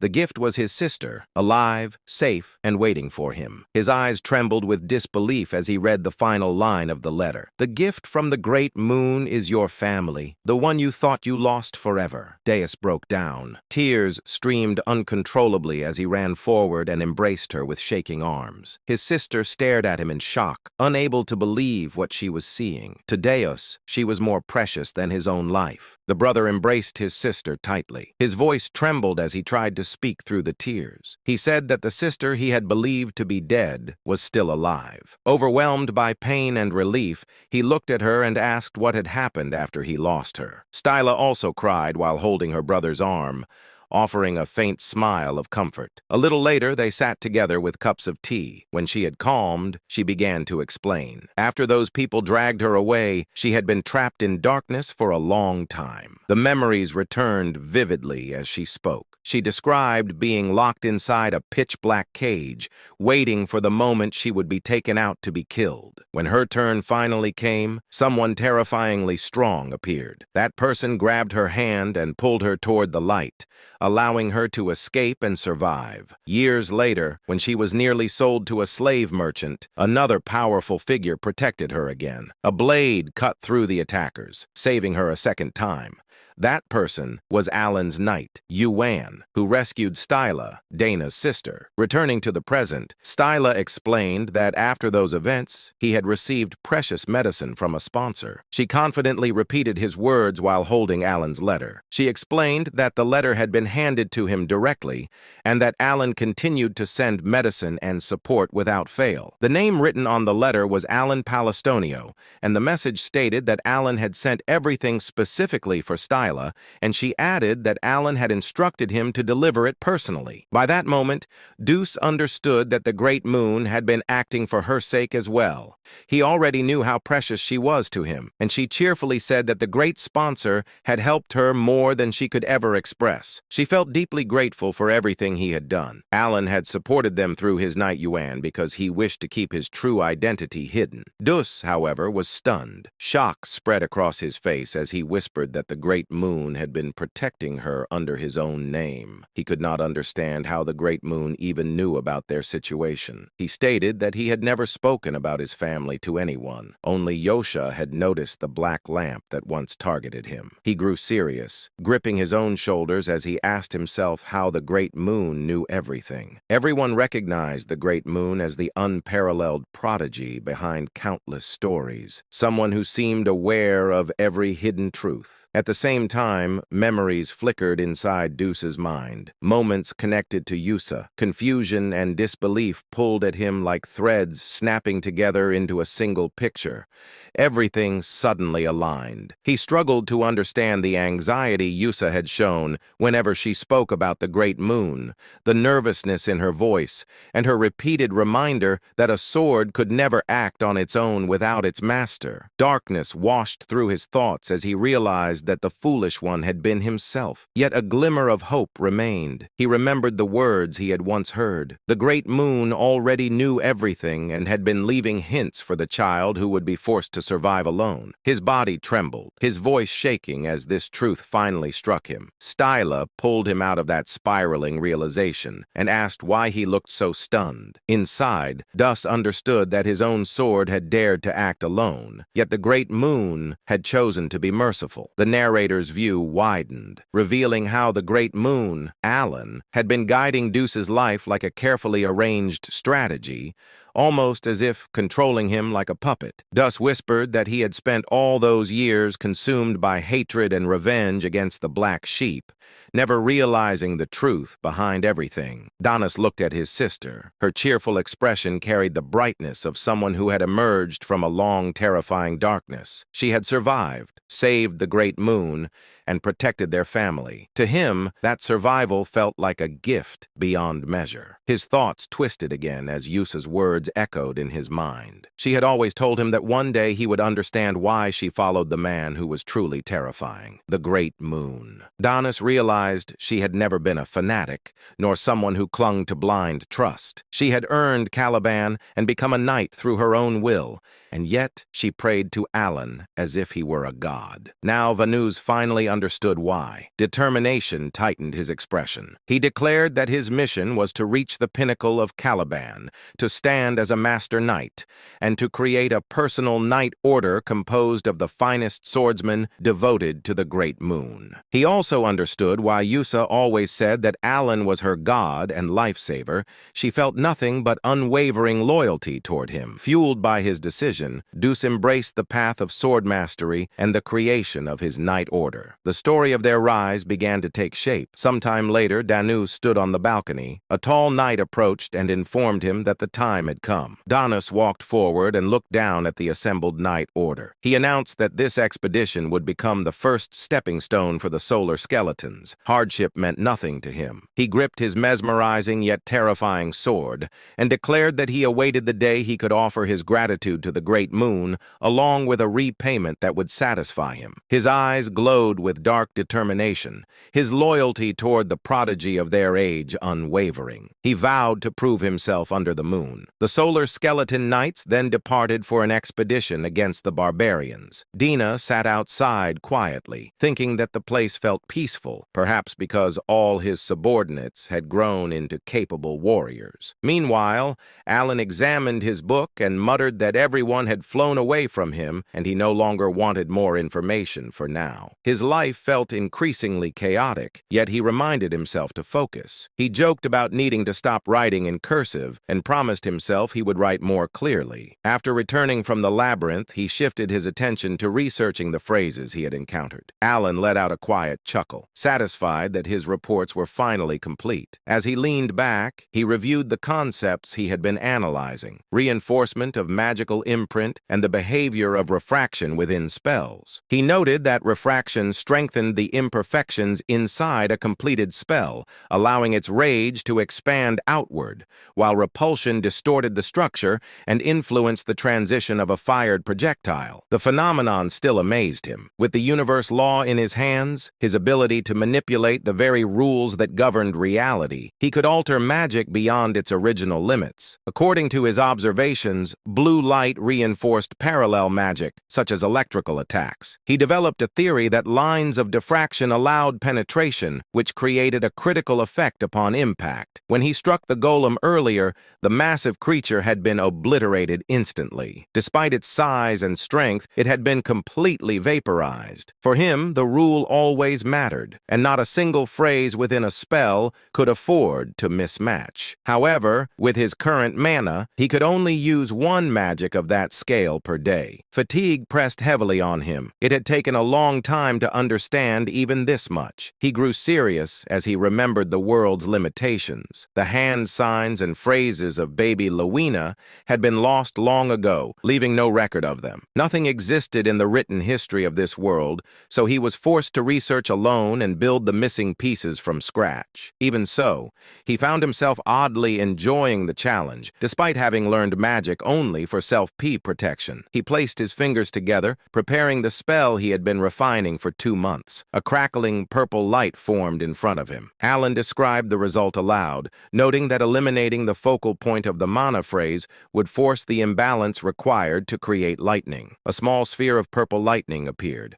Alan called it a weak and limited form, merely a fluxation spell. Yet the moment he finished the chant, a wave of thunder rippled from it, completing the structure. He continued chanting again. Compression. The condensed magic canon tightened as the phrases broke down and reshaped themselves. At the final instant, he completed the last hand sign, triggering the purpose built into the spell. A violent thunder cannon erupted upward, blasting into the sky. Massive energy flooded the area, shaking the ground as bright blue lightning washed across the field like a roaring tide. Alan stood frozen, unable to believe the force that had been released. The order of the spell phrases had mattered more than anything. When he had attempted to use breakdown first, the spell failed instantly. But now, a voice echoed behind him. Impossible. Alan turned sharply. Shock stiffened his expression when he saw the figure standing there. Kalia, the red-haired woman, villain of her kingdom, murderer of her father, and the one who had always wanted to turn Alan into her puppet. puppet, stood with her butler. Her eyes were fixed on the remnants of lightning still flickering in the air. The butler's eyes widened. Origin magic. Using origin magic means he stands at the caliber of a seventh circle mage. Alan stiffened again, stunned by the term origin circle. He had never heard his abilities described like that. Yet the truth was clear. Someone had just named what he had become. Alan's expression twisted with disbelief as he watched the two of them stare at him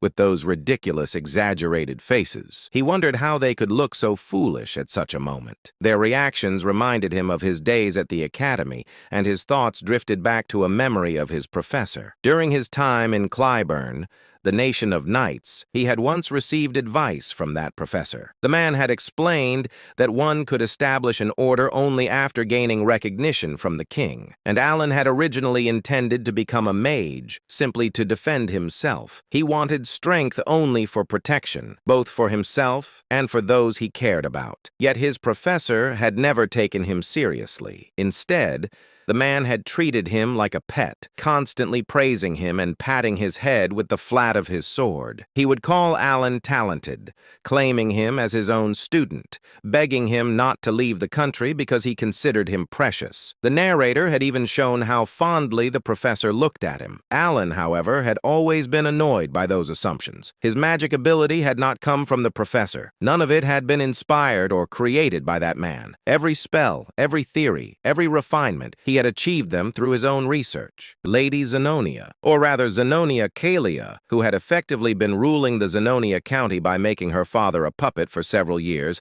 had come to Count Palatio's estate for two main reasons. One reason was to gauge the intentions of Elon, now Count Palatio. Despite holding cards that could cause substantial damage to the current Zenonia County, he hadn't used them. The relationship between Zenonia County and Palatio County wasn't necessarily bad, but she knew that the essence of the Count was similar to her own, a kindred spirit, so to speak. In other words, she easily understood that Elon wasn't the type to wield such powerful cards out of some trivial sentimentality or misplaced compassion. She had come to ascertain his true intentions. The second reason was to assess the power of the organization that Count Palatio was rumored to control. Of course, Kalia knew that just meeting the Count wouldn't reveal the full extent of the shadowy organization he commanded. However, Kalia had a way to glimpse at the fringes of that power. There was the wizard Bianchel. He had once proposed a new theory on forgotten era magic within the Magic Tower, earning academic acclaim, but he was later expelled from the tower due to his excessively inhumane magical experiments. However, despite his expulsion, his rank was still 5th tier. He was strong enough to obliterate an entire battalion of soldiers by himself. Kalia had brought him along in exchange for assisting with his experiments, forging an alliance with him. She reasoned that if a wizard like Bianchel, who specialized in detection magic and was on the cusp of the 5th tier, was present, he could easily assess the caliber of those protecting Count Palatio. While the nature of one's guards didn't reveal everything, observing the level of those guarding the Count could naturally offer insights into the organization's inner workings. At least that was why she had brought Bianchel along. In the reception room of Count Palatio's estate, Lady Kalia subtly glanced at Bianchel, who still hadn't fully closed his mouth and wore an anxious expression. She was inwardly surprised. As far as she knew, he wasn't someone who would normally show such foolish expressions in front of others. Bianchel's face was always arrogant, and he never spoke politely to anyone, not even to her who supported him. But now Bianchel's expression was extremely unusual. His face was still marked by shock, just as it had been earlier, and she could even detect flickers of fear, something she had never seen in him before. Kalia felt a mix of curiosity and unease as she looked at Bianchel. She had never seen him display such blatant fear, and she said to herself, if he's reacting like this, could it really be that the magic we saw earlier was an origin spell? Kalia's thought was fleeting as she quickly refocused on the present situation and met Elon's gaze. His eyes were the same as before. His gaze, which seemed to find no value in the current situation, he asked coldly, "What brings you to the country?" Kalia was the first to break the silence. As she said, "My apologies, Count Palatio. I've been rude." Although she was still Lady Zenonia on the surface, she respectfully addressed the Count and apologized for entering the training grounds. and for the sudden visit. She added, I've been wanting to meet you so much.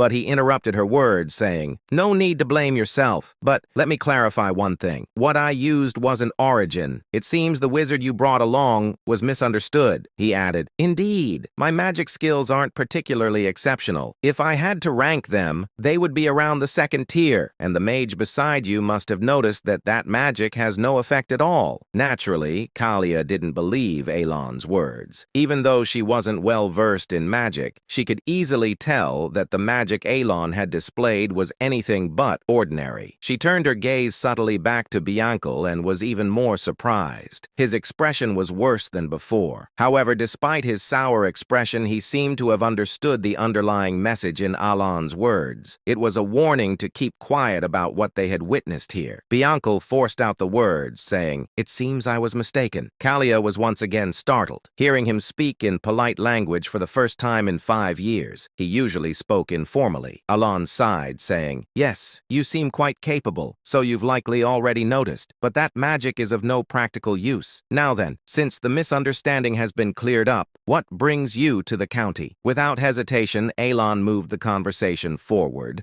prompting Kalia to quickly collect herself and said, it wasn't anything special. I happened to be in the area for some business and thought of you, so I decided to stop by briefly. Alon inquired, is that so? She replied, yes. After pondering for a moment, Alon said, unfortunately, I'm quite busy and won't be able to chat for long. She stooped ready to leave and said, that's fine. I only stopped by briefly. I just wanted to pay my respects. But Alon spoke with an indifferent expression, saying, if you're in need of conversation, it might be a good idea to visit the Duke of Altia. I think the two of you would get along quite well. Lady Zenonia smiled and replied politely, if you say so, I'll consider visiting the Duke. However, her mouth was dry. Watching as Lady Zenonia's carriage gradually disappeared into the distance, Evan asked, why would Lady Zenonia from that notorious family in the West visit you? Alon answered, how would I know? Evan looked puzzled, but Alon genuinely had nothing more to say this time. He couldn't guess why Kalia had come either, and he said to himself, it's annoying that I showed her my magic. And let's just hope rumors about me using origin don't start spreading. In this world,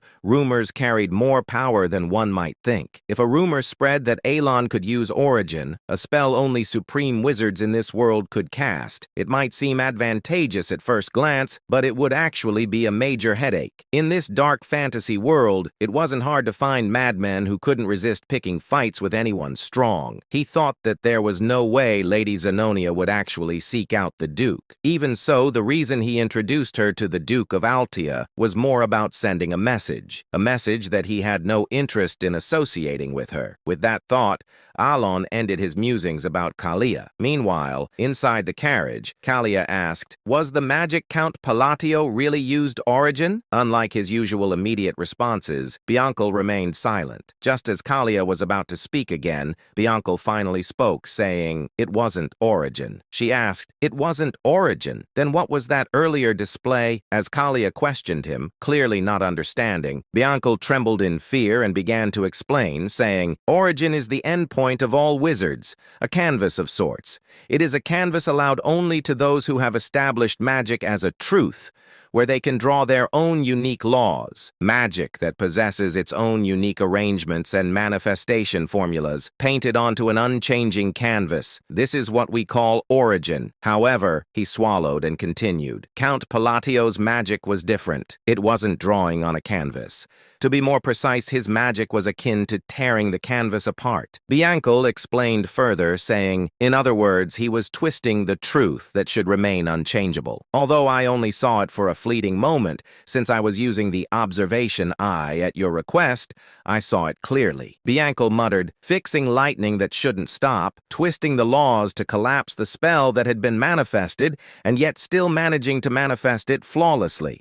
It was an unbelievable miracle, and behind it, he He stopped speaking abruptly. The image of Count Palladio from earlier flashed in his mind. At the moment when he displayed that incredible magic, his eyes had revealed a talent that could only be attained upon reaching the 6th tier, even if acquired later in life. A talent that Bianco had only barely glimpsed after reaching the peak of the 5th tier due to his own latent talent. Eyes that could perceive the world itself. It was an eye, a pair of jet black and red eyes. With 2 crimson rings encircling the pupils, those eyes had appeared when the Count used his magic. Recalling this, Bianco could not hide the fear that filled his own eyes. If it was what he thought it was, the Count had accessed the power of a forgotten ancient god when he used that magic. But Bianco cut off his own thoughts, even using magic to force himself to stop thinking. Having delved into ancient knowledge, he was well aware of how dangerous it was to try to infer the truth behind such things through further thought. And he added, "Let me give you one piece of advice. Never make an enemy of him. Do not oppose Count Palladio. That's all the advice I can give." Having said that much, Bianco fell silent. Lady Zenonia also kept her silence. At the same time, Kalia naturally recalled Alon's expressionless face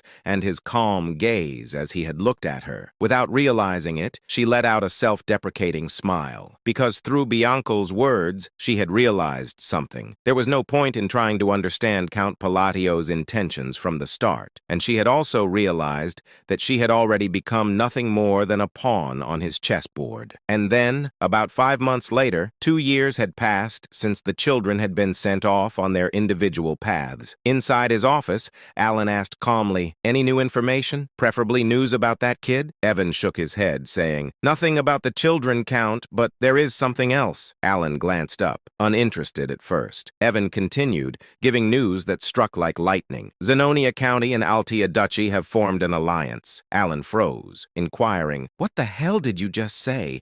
The 2 pillars of the underworld have united," Evan confirmed, saying, "On the surface, it appears harmless, but in the underworld, the alliance is confirmed." Alan dragged a hand down his face in pure frustration, saying to himself, "I went through all that effort, raising those little sinners, and now the world gives me a shadow alliance instead. Is the Astria kingdom going to collapse next?" Exhaustion washed over him. A creeping fear followed, and he said, "No way she didn't. Kalia didn't actually take my words seriously that day, right?" He remembered his cold suggestion. Visit Duke Altea.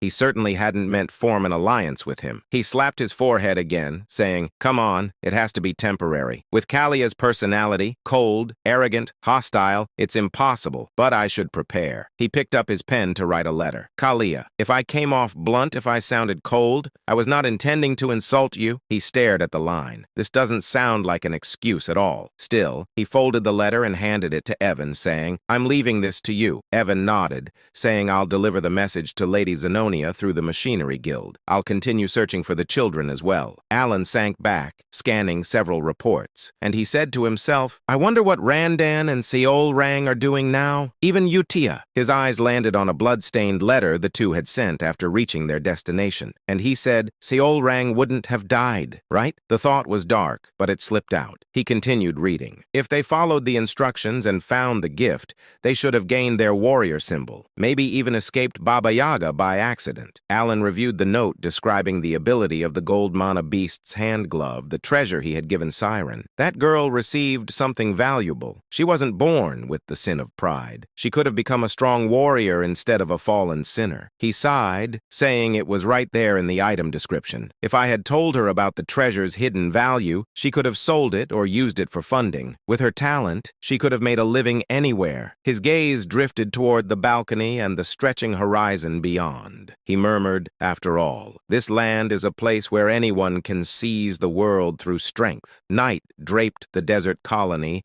in a quiet, shimmering glow. Deep inside a hidden cave, Seol Rang stretched her arms with a tired yawn and waved her hand as she walked forward. She murmured cheerfully, "At last, the ordeal is finally over." She lifted the golden hand glove, the treasure Alan, Great Moon, had given her, saying, "Oh, Great Moon, thank you," she whispered, eyes sparkling.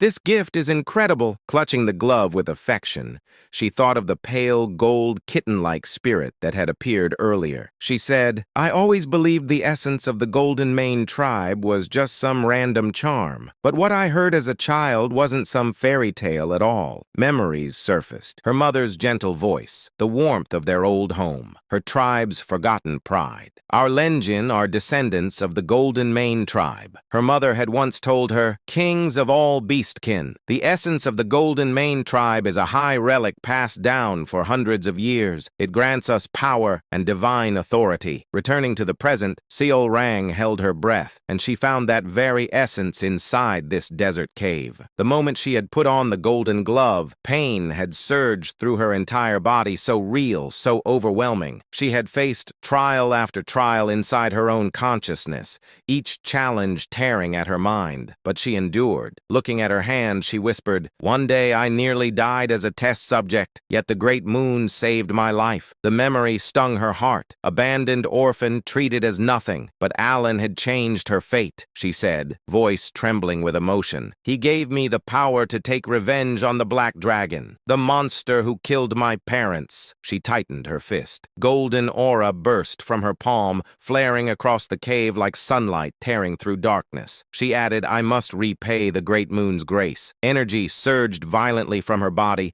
golden essence blooming outward with force strong enough to shake dust from the walls. She stared at her glowing hand, amazed, saying, "This gift was never meant to make me an ordinary gladiator. Not at all." Testing the glove's strength, she felt the awakened lineage roaring behind her blood. She said, "All I have to do is become the strongest gladiator alive, gather the scattered Golden Mane relics, and restore our trib's glory." Golden light erupted again, brighter, fiercer, unstoppable. Raising her hand high, she declared with absolute resolve, "I will slay the Black Dragon." Meanwhile, a few moments later, she stepped out of the cave and looked up at the beautiful moon. With confidence, she said, "All of this is for my savior. Let us begin." She continued, "The Golden Man who commands the greatest of all beast kind, the kings among their race, shall rise again under the blue moon after 500 years." Alan, holding the documents in front of him, and a small detail brought back a vague memory. Before the thought settled, Evan said, "The Information Guild obtained news about the children.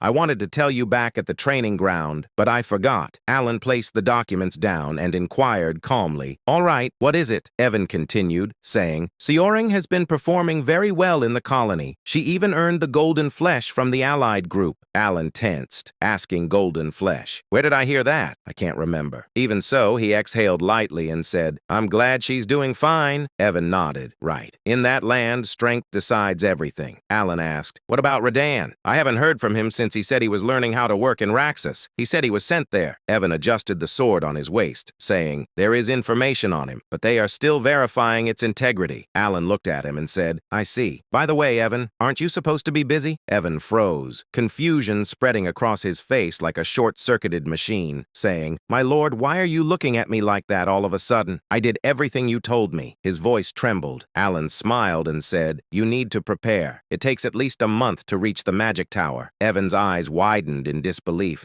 inquiring, "What? The Magic Tower? I've never even heard about that." Shock hit him like thunder striking his head. Alan replied casually, "Easy." "Oh, did I not mention it before?" Evan let out a breath, saying, "I'm used to it, but still a month? It should only take a week to reach the Green Magic Tower," Alan said. "We're going to the Blue Magic Tower." Evan blinked, saying, "Ah, that's near Labyrinth City, so it's quite far." Then Evan straightened his posture, saying, "I will start preparing immediately, my lord." Alan nodded. Sometime later, Alan collapsed onto the sofa and slumped like an old man. Exhaustion weighed on him, leaving him lazy and drained. And he said, "A month in a carriage, just thinking about it makes me tired again," he muttered. "But what else can I do? The item that can support my small precious mana hole is there." His gaze dropped as a faint memory surfaced. The massive city slowly appeared before his imagination. imagination, just as it had in the game. Alan continued saying, even though countless players visited the labyrinth, no one ever reached the end. I only reached the 115th floor because I used a cheat code. Those devs were insane. There were even more floors below that, and the item I need is on the 151st floor. Because of that, the job of official magic appraiser has become so popular that it guarantees a stable life. His thoughts drifting to Rinne, her calm eyes, her knowledge, her talent with stones and elixirs. She'll be taking the appraiser exam soon, Alan said. With her talent and sense for magical items, she should pass easily. But when the moment quieted, reality slid back in. Alan frowned faintly, saying, maybe I gave Rinne too small a gift compared to the others. Alan leaned back and added quietly, all it does is suppress equipment items. If that gift wasn't enough, I should send her additional support. His thoughts returned to their destination. Labyrinth City, Labyrinthia, a city ruled by no one, a place of explorers, machines, and endless opportunity. Beyond the crowded streets and countless shops in the southern district stood a hidden appraisal shop known as Marita. It was discreet, but its reputation had grown among nobles and A-rank explorers because of its rare, specialized service. The scene shifted inside Merd. A man stood frozen, stunned by what he had just witnessed. An echoing voice reached him from deeper inside the shop. The voice reported, "The appraisal is over, my lord." The man gasped. Only then did the truth settle. The masked girl standing before the man was Rinne. She had concealed her identity flawlessly. She held an object between her hands. She explained, "This device ignites flame with mana," demonstrating it with quiet confidence. The lord nodded. "Thank you as always. Let me see." The lord carefully examined the lamp in his hand. He murmured, "It's a relic that can be imprinted." "What is the imprinted ability?" Rin answered with calm confidence, saying, "A small amount of mana will keep the flame burning for at least an hour." The lord smiled and said, "Its efficiency has improved drastically." "Very good." He genuinely appreciated Rena's precision and intelligence. She replied, "Thank you as always." Silence settled inside the shop. Rana removed her mask, her expression softening for a moment until her gaze shifted to another item on the table. She picked it up gently. She said, "This item can also be imprinted." In fact, this shop had become famous because of its extraordinary imprinted abilities, things seen nowhere else. Inside the shop, a mystical item rested on a pedestal. Alan's voice echoed in Rin's memory. A gift from the great moon. An item sent directly by him. Rin stepped closer. It looked like an eye-shaped device glowing faintly with blue flames, swirling behind layers of sealed energy. She smiled, excitement rising inside her. She whispered, "When the great moon told me to become an oppressor, I didn't understand the reason." But the thought of Alan made the meaning clearer. His true identity, a friend of Palin from the forgotten era of the Outer Gods. Everything he had done was meant to eliminate the black things. When she had read Alan's letter instructing her to head to Labyrinth City and become a magic oppressor, she could not connect the order to the goal. But later, she understood Alan wanted influence inside the Labyrinth Empire,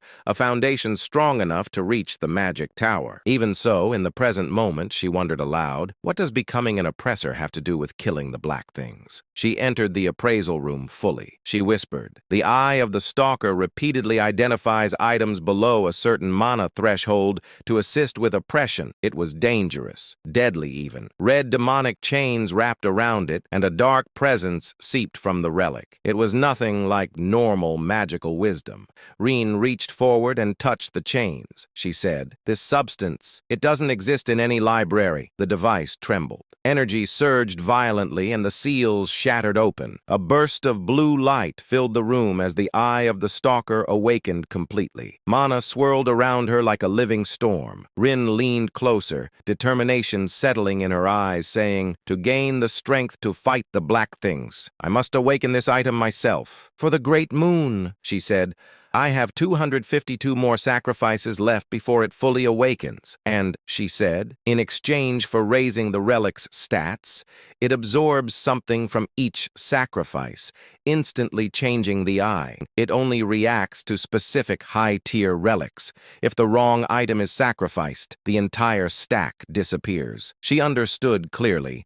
The relic demanded high-tier offerings, many of them, to ascend fully, and when it finally awakened, it would become become a weapon entrusted by Alan, the Great Moon. Rin felt a determined thrill. She wanted to awaken it completely. She murmured, accurately appraising all relics and selecting the proper high-tier sacrifices for imprinting. This is something only I can do. She lifted the divine eye-shaped relic in her hands, saying, I was born with the Library of Eternity. Everything is for killing the Black Wolf. Her voice deepened with resolve, saying, all is according to the will of the Great Moon. 3 weeks later, Blue Magic Tower. The master of the tower was absent. A small young girl stood in the entry hall, her expression cute, but her tone impatient, saying, state your business and leave. The tower master isn't here. She was Fina, the wise tower master of the Blue Magic Tower, a sixth circle mage, despite her childlike appearance. She glanced up at Alan and waved her hand, saying, I'm very busy. Say it quickly. Alan stood there, puzzled by her attitude. Her words left him silent for a moment as he looked at the tiny mage in disbelief. Alan stared at the woman, and a memory from the game surfaced. He said to himself, I know her. I've seen her in the main story. Right now, she was still only the wise tower master because the main storyline had not begun yet. But in the game, she was remembered as a once-in-a-lifetime genius, a prodigy who reached the 8th circle at the age of 20, eventually becoming the tower master. He straightened his posture and introduced himself, saying, I am Count Palatio. As I relayed earlier, I came to discuss the matter of the time gate. The girl froze in the middle of her scattered documents.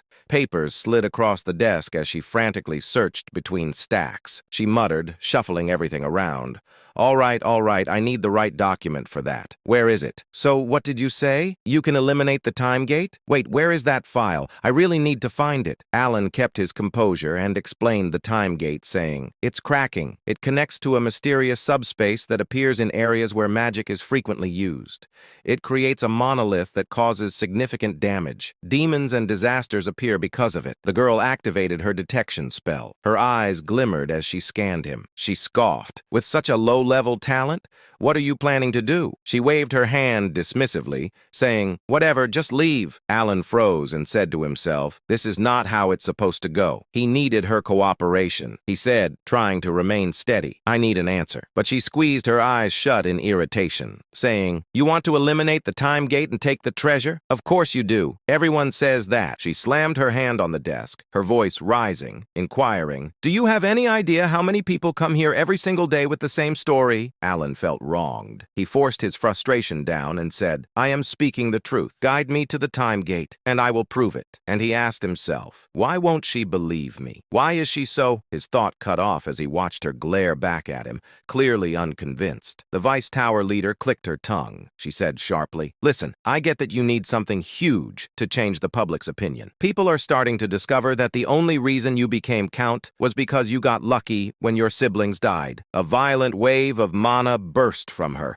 chaotic, oppressive, swirling through the tower like a storm. She continued, however, that doesn't mean you can storm in here and cause trouble for us. She had no idea who she was provoking. She didn't know she was talking to the Great Moon. Alan froze, stunned. He swallowed, saying, there's a rumor like that? Well, it fits the truth, but still, she's insane. Despite her small size and frantic behavior, she clearly kept up with every piece of information from the outside world. Alan stared at her, realizing how terrifying she really was. And he said, this Vice Tower leader, she's scary. Evan leaned toward his ear and whispered, tense and pale, saying, not going to lie, she scared me too. When I got annoyed earlier, she put me back in my place immediately. He lowered his voice even more, saying, and that wasn't even her full mana. If we try anything stupid, we'll drown in it. Alan sighed and said, I'm honestly depressed now, but then something shifted inside him. He squared his shoulders, stepped forward, and faced the Vice Tower leader directly. He declared, if I cannot eliminate the time gate, I will surrender my entire property to the Magic Tower. She stared at him, still babbling, saying, nonsense, I see. Alan released his energy. His voice turned cold, saying, if you want, I will swear an oath. Not a bad deal for a little of your time, don't you think? For the first time, she gasped. Her eyes widened as she looked at Alan properly. Moments later,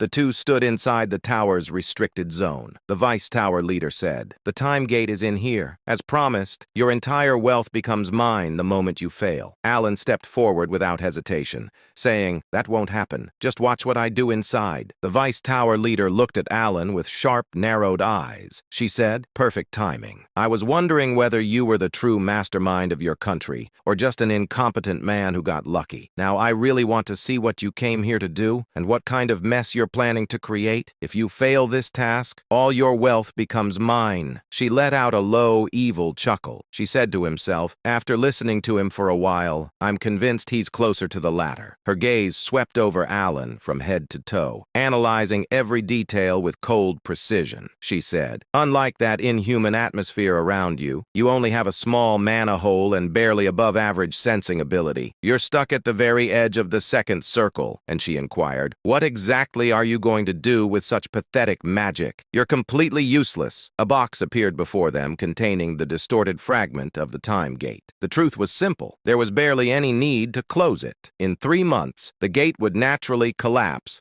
after spitting out the remaining relics. The research team had already concluded this. Alan said calmly, "Not a single mage capable of closing the time gate will show up." The Vice Tower leader scoffed. "And yet, the time gate inside the blue magic tower has been causing chaos for over 2 years." She said, her tone almost dismissive. "If you can't do anything, you may simply leave the room." Alan ignored her completely. Her expression twisted in irritation. She released a disbelieving laugh, clenching her teeth, inquiring, "You're going to use your hand as the minimum state of your staff? Even ancient magical tomes classify that as a primal method, something practically treated like a fairy tale." The Vice Tower leader tried to stop him, her voice rising sharply. "For goodness sake, hey, you stupid brat. Stop enchanting here. Enchantment is an ancient form of magic. You can't possibly pull this off. Just leave the room." But Alan ignored her completely, continuing his quiet chant as if she didn't exist. A strange shift rippled through the chamber. Darkness crept in from the edges, swallowing the light. The air grew so cold it stabbed at the bone. The Vice Tower leader's breath caught, inquiring, "What? What is this?" A chilling terror washed over her as the entire room dimmed.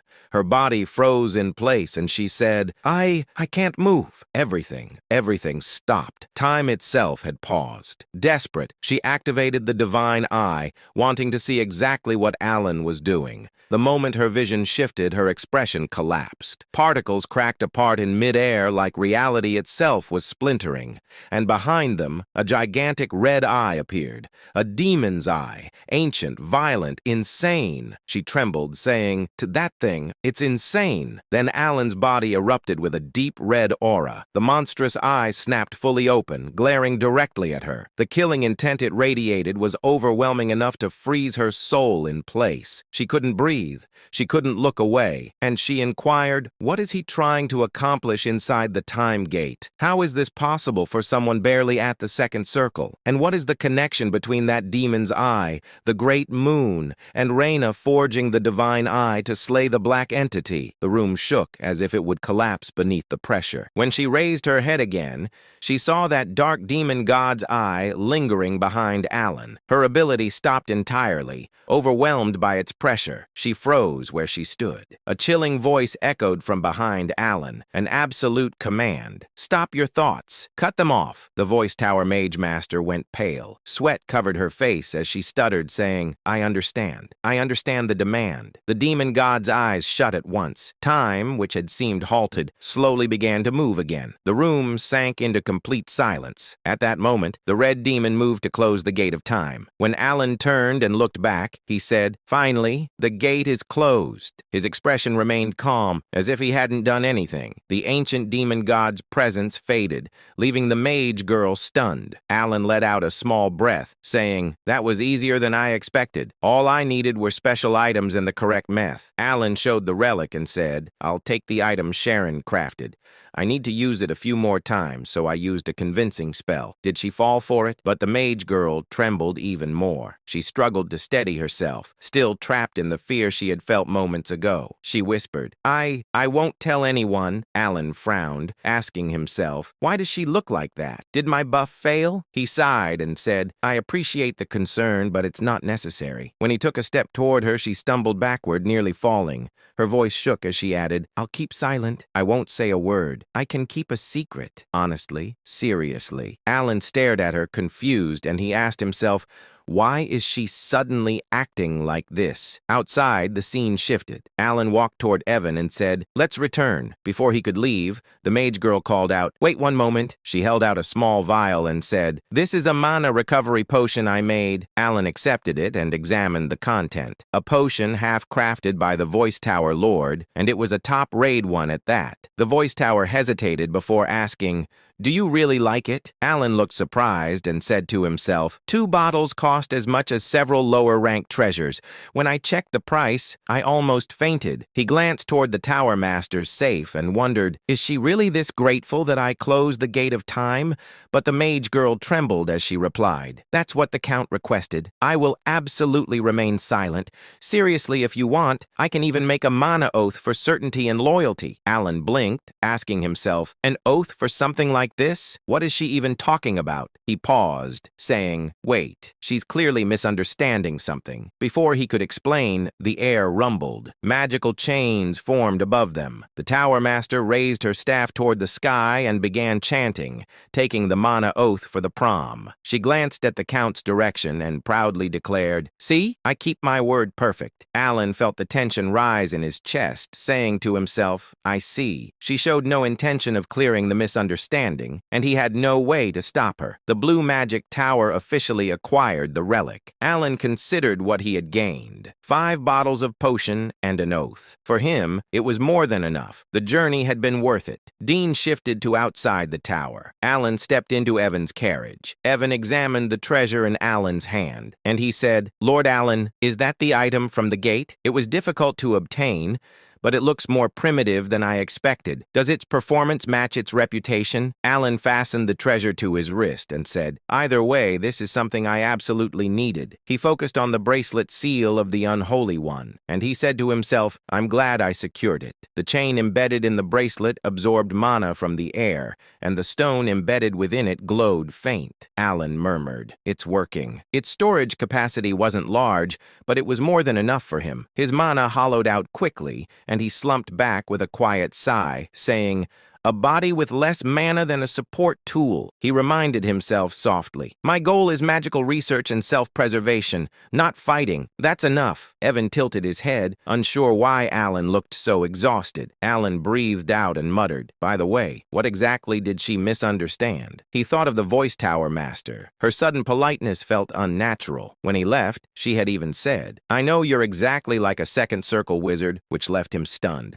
Alan assumed saying, she's mocking me, but the reaction was familiar. Kalia had behaved the same way last time, completely shaken by his butler. The memory still left him uneasy. He tried to calm himself, saying, it doesn't matter. I won't meet any of them again. That's good enough. Then scene shifted to Duke Altia. Inside the Duke's mansion, Duke Altia, she sat quietly with a cup of tea in his hand. It has been a while, she said warmly. I hope you enjoy your stay, young lady. Lady Zenonia narrowed her eyes slightly before giving Altia a sharp smile. Of course, Altia. You haven't changed either. I'm simply glad to see you, Altia replied calmly. It's convenient that we don't need to discuss class or authority between us. Both of them understood the situation clearly. Lady Zenonia had come for Duke Altia's alliance. Zenonia said, Count Palatio's foresight is remarkable as always. She recalled the moment she received the Count's command to visit Altia. The Count's intentions became clear only after she followed his advice. When she arrived at Duke Altia's residence, both she and Altia realized the same thing.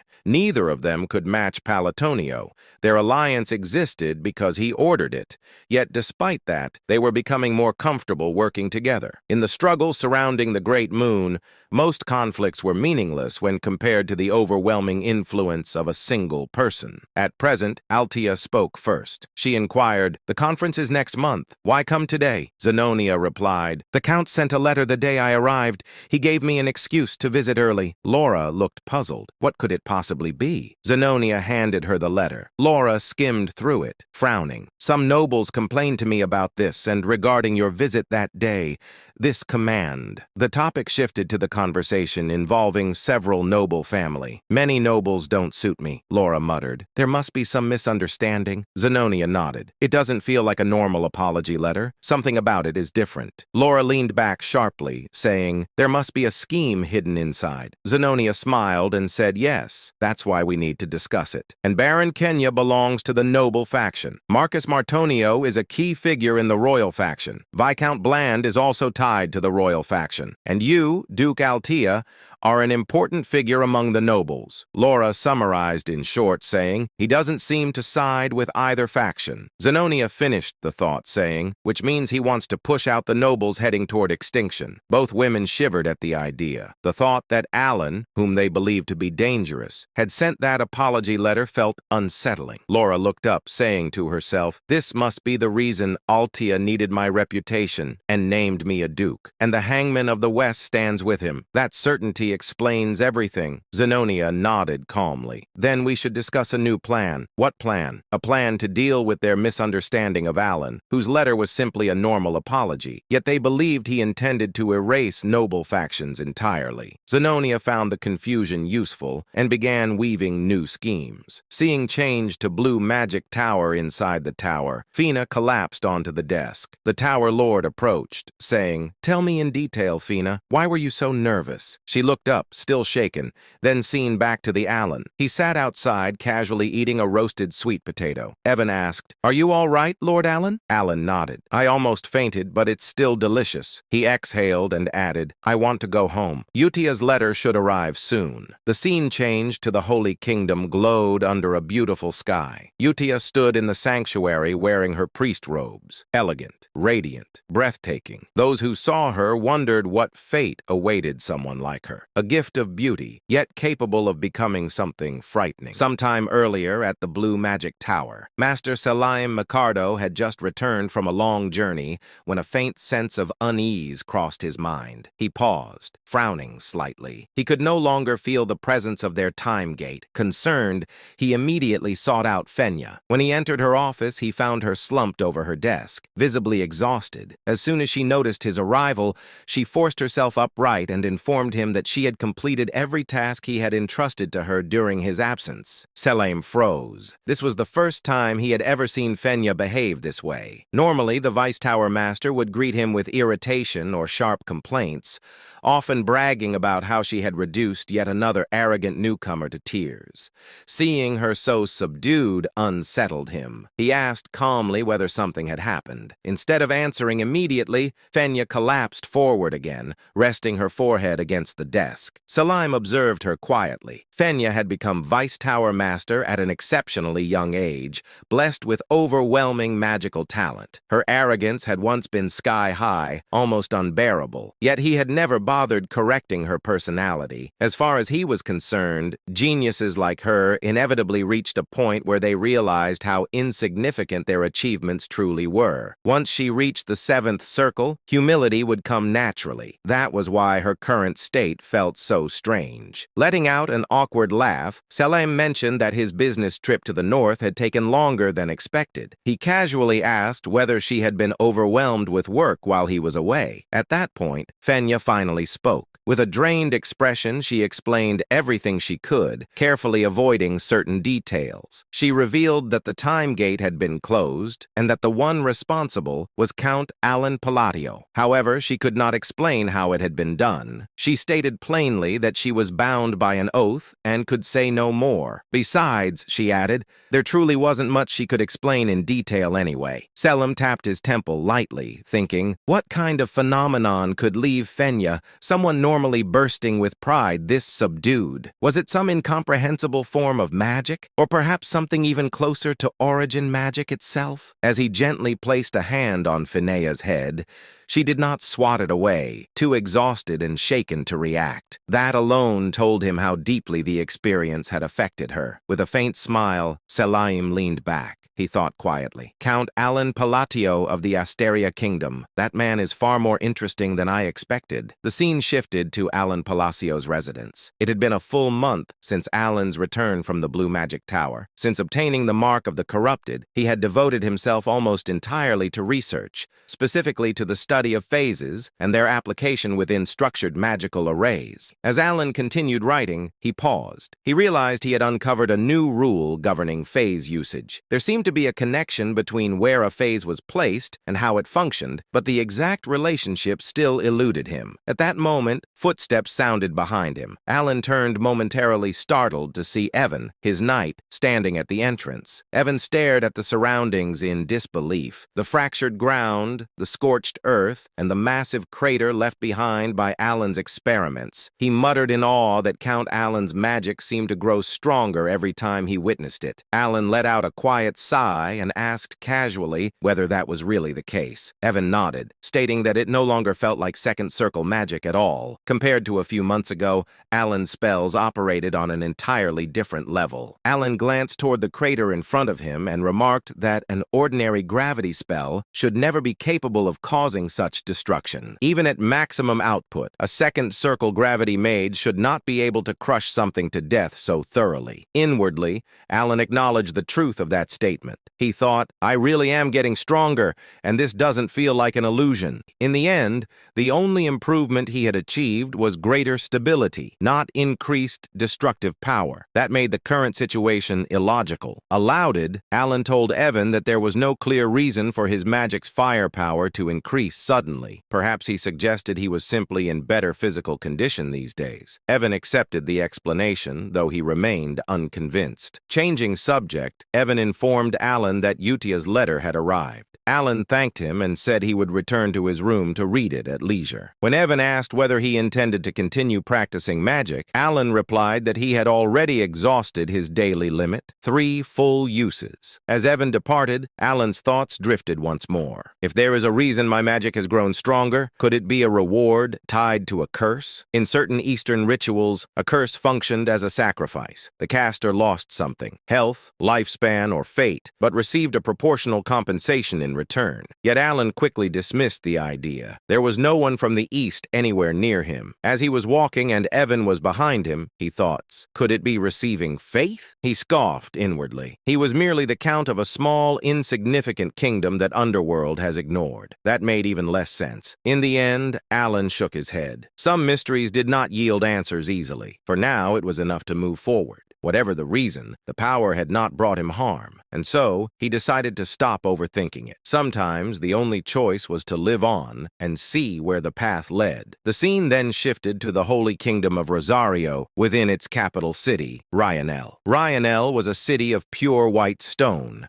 a sacred land where people worshipped the goddess of the moon and peace. The air itself felt solemn and tranquil, as if faith permeated every breath. Inside the Eastern Prayer Hall, Utia stood silently before a massive statue of the goddess. Moonlight filtered through the high windows, bathing her figure in a gentle glow as she prayed. Footsteps echoed softly behind her. A holy knight approached and greeted her respectfully, addressing her as sister. Utia turned to face him. Her presence was calm yet overwhelming, graceful, dignified, and strikingly beautiful. With a gentle smile, she asked whether Sir Locke had well. Locke stiffened slightly. Though Utia did not wear the sash of Holy Grace and held no official rank equal to a paladin, he knew instinctively that she stood far above him. Without hesitation, he bowed deeply in respect. He reported that their recent mission had been successful. Thanks to her guidance, they had managed to save 8 children and 25 villagers from a remote settlement in the eastern region. Utia immediately dismissed the praise, stating that the credit belonged to Locke alone, as he was the one who had carried out the deeds. Locke shook his head and spoke earnestly. He said that she was the one who had taught him everything, who had guided him when he was ignorant and lost. For that, he would always be grateful. His thoughts drifted back to the past. For nearly 20 years, Locke had lived in despair, unable to sense divine power. And no matter how fervently he prayed, he had stood on the verge of giving up entirely when someone had approached him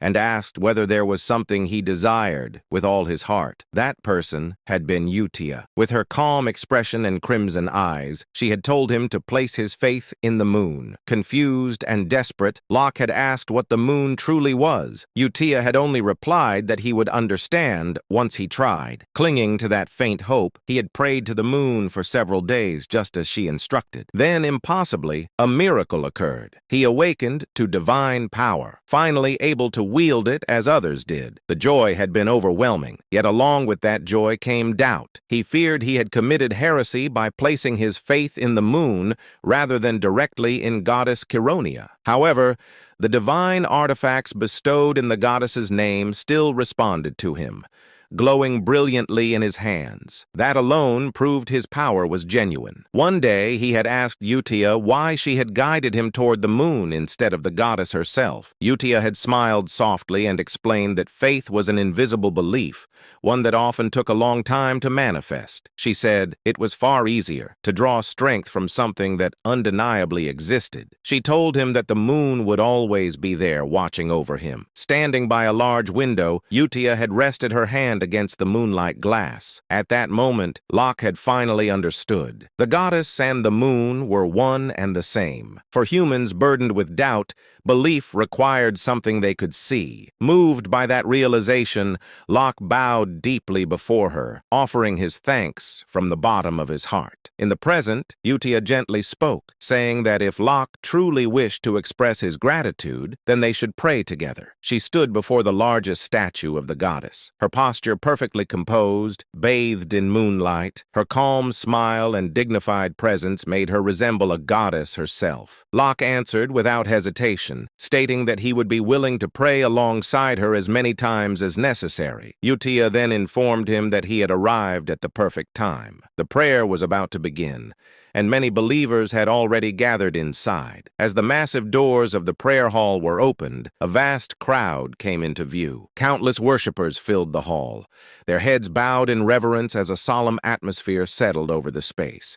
Utia walked forward toward the elevated stage, while Locke took his place before it among the faithful. Stepping onto the stage, she activated a ceremonial instrument. Raising her hand toward the gathered crowd, she addressed them with a serene voice. She announced that the prayer to the great moon would now begin. At that moment, she stood not merely as an individual, but as Utia, a sister of the Holy Kingdom of Rosario, guiding the faith of all who stood before. The scene shifted to Alan Palacio's office, where silence hung heavily in the air. Alan sat behind his desk, holding a letter in his hands. It was one he had already read more than once. The letter was from Utia. As Alan reread its contents, he realized once again that there was nothing extraordinary written inside. It spoke only of her daily life. When he finished, Alan released a slow sigh. Nothing special had happened. That meant she was living well. He lowered his head and rested his forehead against the desk, the letter still in his grasp. To him, this was proof that the children were safe, living normal lives, exactly as he had intended. And yet, a faint sense of loneliness crept into his heart. Of the 5 children he had raised and guided away from becoming embodiment of sin,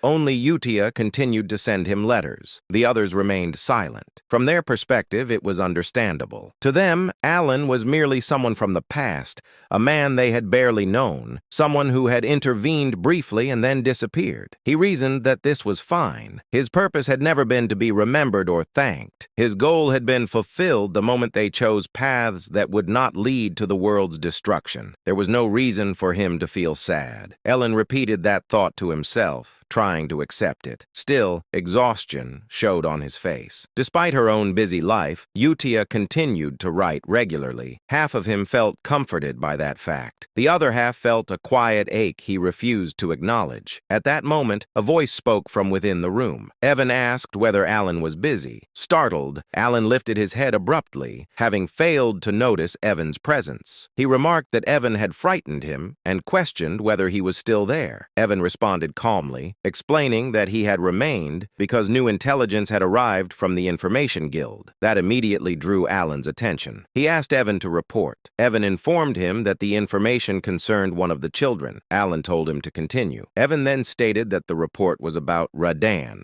the child Alan had asked about previously. Evan reported that, according to confirmed intelligence, Radan had become a pirate. Alan was visibly taken back. He repeated the word internally, disbelief filling his thoughts. Piracy was synonymous with lawlessness, bloodshed, and cruelty, far removed from the life Alan had envisioned for the child. Suppressing his reaction, Alan demanded a full explanation. Evan continued his report without pause, clearly prepared for the weight of what he was about to reveal. He informed Alan that among all the circulating rumors, the most prominent ones concerned Seol Rang and Deus. At the mention of Seol Rang's name, Alan's attention sharpened. Evan explained that Seol Rang had already achieved a 32 consecutive win streak in official combat matches. Out of the 100 victories required for qualification, she had reached nearly 1/3 of the threshold needed to earn the title of Baba Yaga. The moment Alan processed the number, his expression changed. 32. He stopped Evan mid-sentence and asked who currently held the longest win streak. Before Evan could fully answer,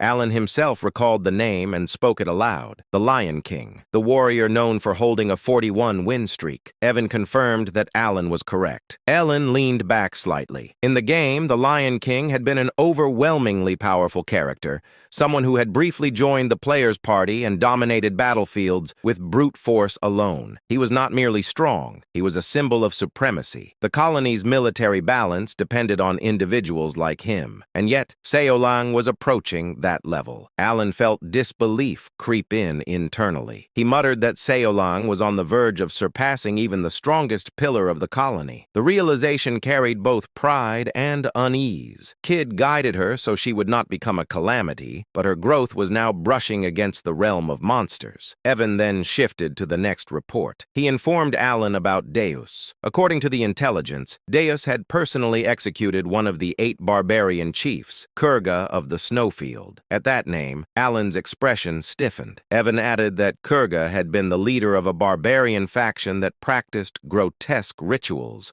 transforming themselves into monsters through blood sacrifices. He cautiously asked whether Alan was familiar with them. Alan did not answer aloud. Instead, his thoughts returned to the past. He knew them all too well. In the game, the barbarian tribes had been recurring threats. Alan had fought them repeatedly, and eventually he had been the one to eliminate their god, Alterus. He reflected silently that Alterus only manifested after the 5 deadly sins gathered together, which meant one thing. As things stood now, Alterus would not appear. Alan finally spoke, stating calmly that this meant there was no longer any reason to worry about Deus. Evan smiled brightly at that confirmation, and added that Deus was now widely acknowledged as standing on the same level as Reinhardt, the first sword. That comparison made Alan pause. Reinhardt was not a title lightly given. Alan considered inwardly that perhaps it was time for him to meet Deus in person. Evan then proceeded to the 4th report. He informed Alan about Rene. Rene had become an appraiser, a rare specialist capable of analyzing artifacts and engraving them with black runes that significantly enhanced their abilities. Hearing this, Alan was genuinely surprised. He muttered under his breath that he had not even known such a profession existed in this world. The concept intrigued him deeply, but he felt a quiet sense of relief. His expression then shifted abruptly as a realization struck him. He asked Evan what truly mattered, the core of the matter. Did Radan really become a pirate? Evan answered without hesitation. He asked whether Alan was familiar with the 7 archipelagos located off the coast of Rexus City. He explained that these archipelagos were infamous, known as the domain where the greatest pirates of the era gathered. Then he delivered the truth. Radan had become the captain of the first archipelago, the largest and most influential of the 7. The moment Evan finished speaking, Alan reacted as if struck by lightning. He sprang up from his seat so suddenly that he looked like a rag doll pulled by invisible strings. He shouted that it was impossible. Internally, a strange sense of déjà vu washed over him. Memories from his past life surfaced. Old internet posts he had once laughed at. One in particular echoed in his mind. A person joking about donating for years so Radan could live a proud yet ordinary life only for him to become a pirate. That ridiculous joke had now become reality. Alan felt tears well up as he muttered that he had not sent Radan to Raxus to become a pirate. Evan, maintaining his calm, continued his explanation. He stated that Radan possessed an exceptional talent for locating enemies and navigating danger. More importantly, he reminded Alan that Radan was a rare sea godkin, a being naturally attuned to the ocean and capable of moving freely through water without restriction. Evan added that the seas surrounding Rexus were filled with priceless relics from ancient eras. Because of this, he had initially recommended that Radan pursue the path of a treasure hunter, a profession with immense potential and prestige. However, things had escalated far beyond that. Evan pointed out that the captain of a great pirate archipelago was in practice no different from a lord ruling an island. Such a position carried political influence and absolute authority over the seas. Alan could no longer deny it. He leaned back, his thoughts racing. He wondered how Radan could have defeated the previous captain of the first archipelago. Alan knew the truth well. Every archipelago captain was a superhuman, and none of them had ever lost a naval battle. That left only one plausible conclusion. Radan must have unearthed something extraordinary. Alan reasoned that Rodan likely discovered and claimed genuine relics of the old era, artifacts powerful enough to overturn the balance of the seas. In his previous life, Alan himself had spent countless hours chasing such relics through a mini-game called Treasure Hunter, the very game he now inhabited. He raised a hand to his forehead, utterly drained. He thought bitterly that he had always known this world would never unfold according to his expectations. But even so, this outcome was strangely not the worst. In fact, it was almost impressive. Letting out a long breath, Alan slumped back into his chair, completely limp, as if life had momentarily left his body. Seeing this, Evan rushed to his side and asked with concern whether he was all right. The scene shifted to the very heart of the Principality of Korkia, the colossal maritime city of Rexus, a city of endless sails and salt-stained stone. Raxus stood as the gateway between land and sea. Beyond its sprawling coastline lay the infamous 7 pirate paradises, territories ruled not by law but by blood, strength, and greed. Among them all, the most powerful was the first archipelago. Once this domain had belonged to the great pirate Alcaride, the Red Slayer, a man who secured the protection of the so-called Heavenly King through obscene wealth and tribute. His reign ended the day he was defeated. The one who struck him down was Radan. Now Radan stood atop a rooftop overlooking the sea, the wind tugging at his cloak as the glow of sunset painted the horizon red. A faint smile rested on his lips, the smile of someone who had climbed to the summit through blood and fire. He was now the captain of the first archipelago. Radan leaned back against the wall, cracked his neck lazily, and muttered to himself that he still did not understand what the Great Moon truly was. He had never been interested enough to think deeply about it. At first, the Great Moon had simply been someone he felt grateful toward, someone who had altered his fate. He had been destined to die as a vivisection slave, cut apart piece by piece. But because of the Great Moon, he had met Utia, and because of that meeting, his power awakened. In truth, Radan felt that he had been following Utia's will far more than the Great Moon's. Even during his time as the Blue Moon, it had felt less like devotion and more like obedience to her guidance. So now, when he received a direct order from the Great Moon, an order wrapped in vague words about becoming a treasure hunter, he could not grasp its meaning. What did treasure hunting have to do with revenge? His thoughts darkened as memories surfaced. Once his clan had lived peacefully on a forgotten island, no one knew of their existence. They harmed no one. Then the black things appeared, Mysterious power descended without warning and massacred his people. Those who survived fled to another continent, only to be hunted down by so-called hunters. His parents, exhausted and wounded, were slaughtered without mercy. Radan himself was captured and sold as a slave. Standing now at the edge of a sea cliff, gazing toward a distant city glowing beneath the dying sun, Radan clenched his fists. He did not believe that becoming a treasure hunter or receiving some so-called gift from the great moon had anything to do with fulfilling the revenge he had sworn. If anything, he would simply pretend to follow the order, at least for now. As his gaze drifted across the sea, he noticed a large ship in the distance. Laughter echoed from it, fireworks bursting into the sky as celebration filled the air. Radan frowned. Why were they celebrating? Then realization struck him like lightning. That ship belonged to the chosen captain of the 7 archipelagos, the very ones who had once hunted down his parents. One of the voices from the ship rang out proudly, declaring that only those chosen by fate could receive the heavenly king's protection through wealth. Radan's smile vanished. His expression turned pitch black. So this was it. He had finally found the bastards who murdered his parents, and now they had risen to power. He muttered coldly that the heavenly king was spreading lies deliberately. Radan knew the truth. The power those captains wielded did not come from wealth or divine favor. It came from a secret ritual, one that required the body parts of sea godkin. Only by sacrificing their flesh could one receive the power of the sea god clad.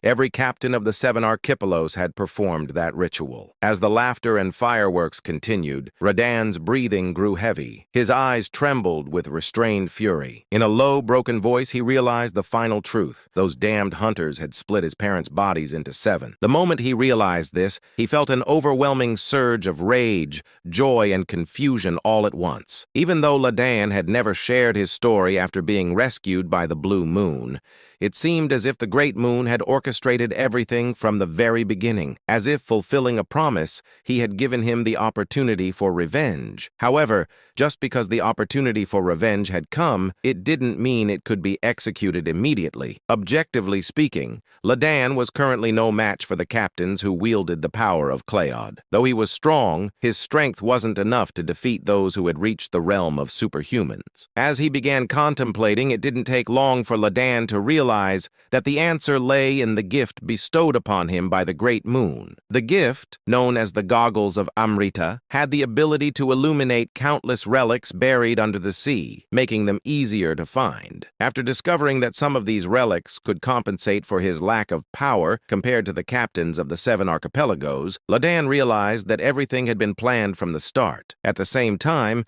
he understood the true intention of the Great Moon: revenge and domination over the 7 archipelagos. The moment he understood this, the Great Moon became more than just a small entity he was grateful to. Not only had it laid out everything before Radan, but he had also given him the strength to seek revenge. From start to finish, everything had been planned. Radan muttered unconsciously. For the Great Moon, these words had once been meaningless to him, just a simple phrase without any real significance. But now, for the Great Moon, no longer felt hollow. Now, when those words left his mouth, they carried true meaning. Only then did they hold the significance of loyalty. About 3 months had passed since the news of the 5th son becoming a Somali pirate had reached him. As the unbearably hot summer began to fade, and the leaves in the forest started turning red, Alon boarded a carriage. He was on his way to the grand church held every 2 years at the Duke Rotegre's estate. I'd rather skip this if I could. While his body was moving in the carriage,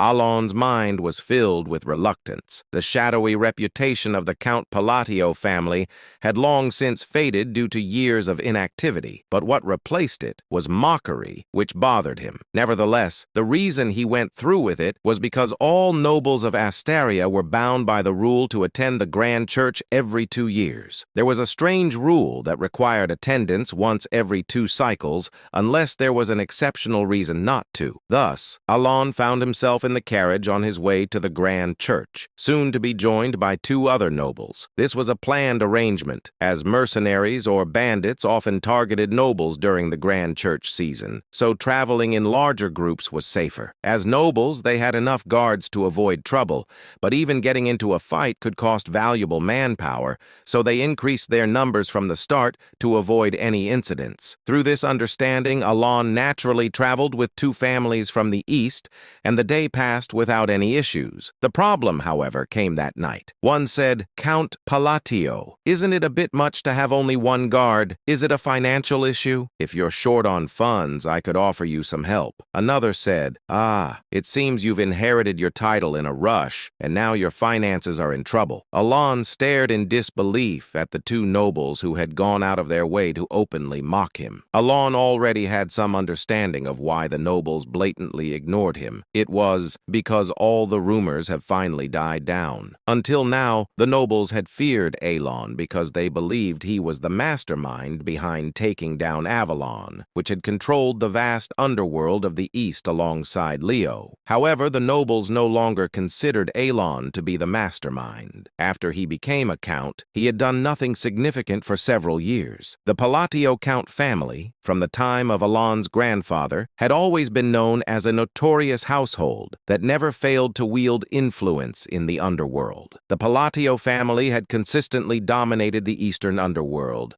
though the degree of their control varied over time. But ever since Alon became the count, the Palatio family no longer exerted influence in the underworld. As a result, the current Eastern underworld was now divided and devoured by packs of wolves that used to scavenge for the leftover crumbs outside the domain governed by the Palatio count. Furthermore, the power of the Palatio count family had also weakened, which was natural. The power they wielded up until now had mostly been fueled by the wealth generated from the underworld. However, since Alon became count, he no longer used money to maintain power. His desired life was not one of grand success in the underworld, but rather a comfortable and prosperous life that any noble could enjoy. In other words, he had already achieved what he wanted. However, by completely withdrawing from the underworld, rumors began to spread among the nobles. Some speculated that perhaps the current Count Palladio wasn't a mastermind at all, but merely someone who became count by chance. As time passed and Alon continued to do nothing,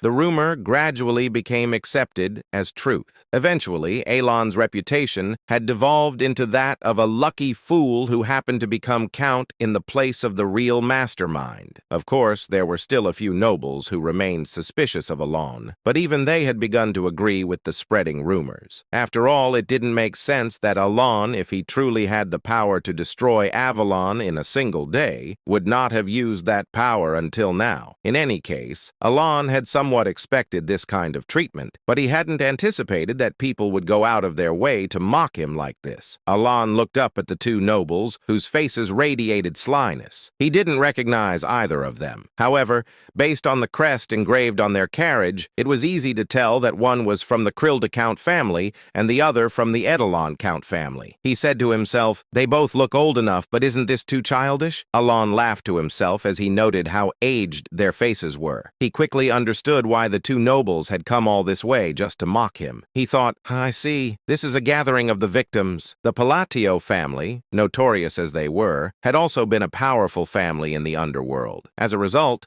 they naturally provided benefits to the surrounding families, but also exploited them beyond necessity. The families that were frequently treated like tools were none other than the Krild Count family and the Edelon Count family. To summarize the current situation, these families, who had suffered under the Palatio family, were now venting their grievances on Alon. Of course, it wasn't Alon, but Leo, the first son of the Count family, who had exploited them. In short, Alon had no real reason to be the target of such mockery. But to the two nobles who were eagerly mocking him, what mattered wasn't that he was Alon, but that he was the Count of Palatio. One said, "All those underworld forces you had, did they vanish because you couldn't manage them properly? Another said, looks like you haven't been taking care of your carriage properly either. Would you like to borrow some money? The two counts, like anonymous trolls commonly found on online communities, made every effort to scratch at Alon. Alon briefly thought, this is kind of annoying, but he chose to follow his reason rather than his instincts. If he were to fight now,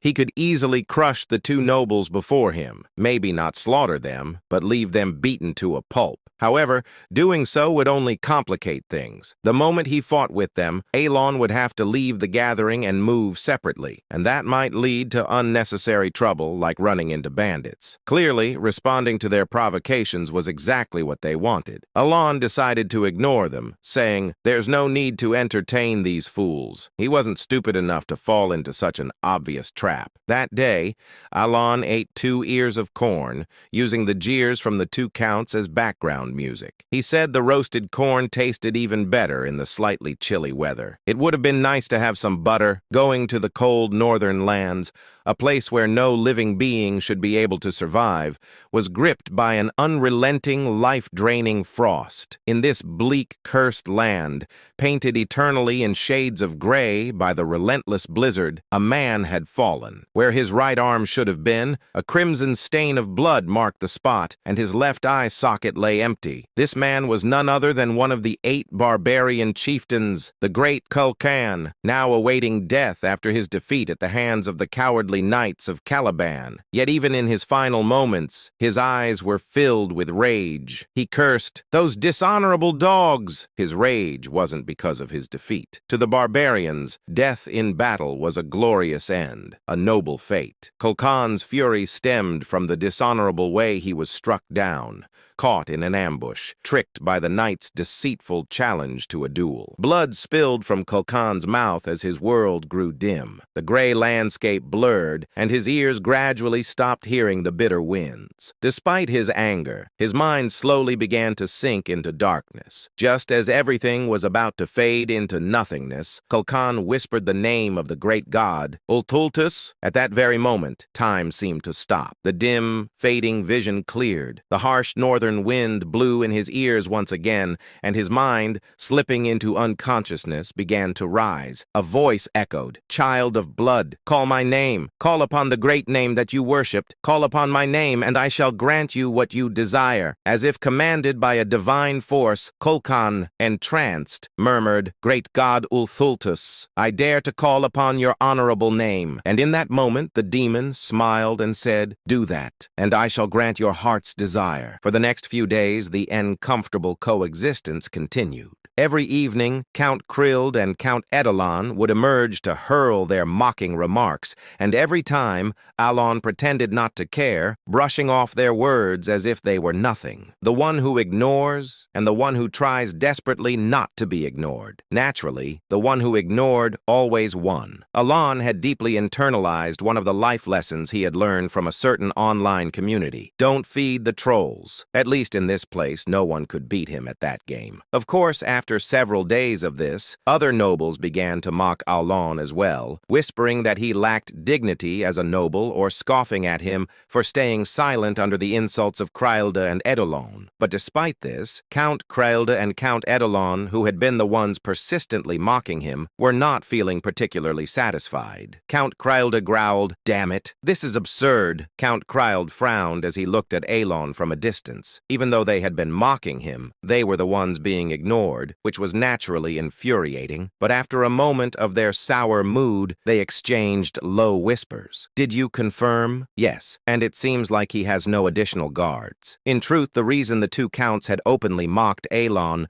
wasn't just to vent their frustrations, it was also to assess his security. They continued, "Even with an artifact to secretly check, there was nothing. It's just that foolish brat and that rogue knight sitting next to him. So the rumors are true after all. It seems seems certain. If he had any forces, he wouldn't be moving around alone. Then we can proceed with the plan. The reason the two counts had been investigating Alon was because they were planning to expand into the underworld. They were well aware that Alon had no interest in the underworld, and that as a result it had become overrun by various packs of scavengers. While the rumors about Alon were already widely accepted, the two counts, having been tormented by the Palladio family for so long, wanted to confirm the truth for themselves. They needed to be sure that Alon truly had no power left. After days of checking and confirming that Alon had no personal guards, a smile spread across their faces. They said, "The gods are smiling upon us." Indeed, who would have thought we'd get a chance to step into the underworld? While most nobles hesitated to enter the underworld, these two were different. Having once acted as lackeys for the Palladio Count family,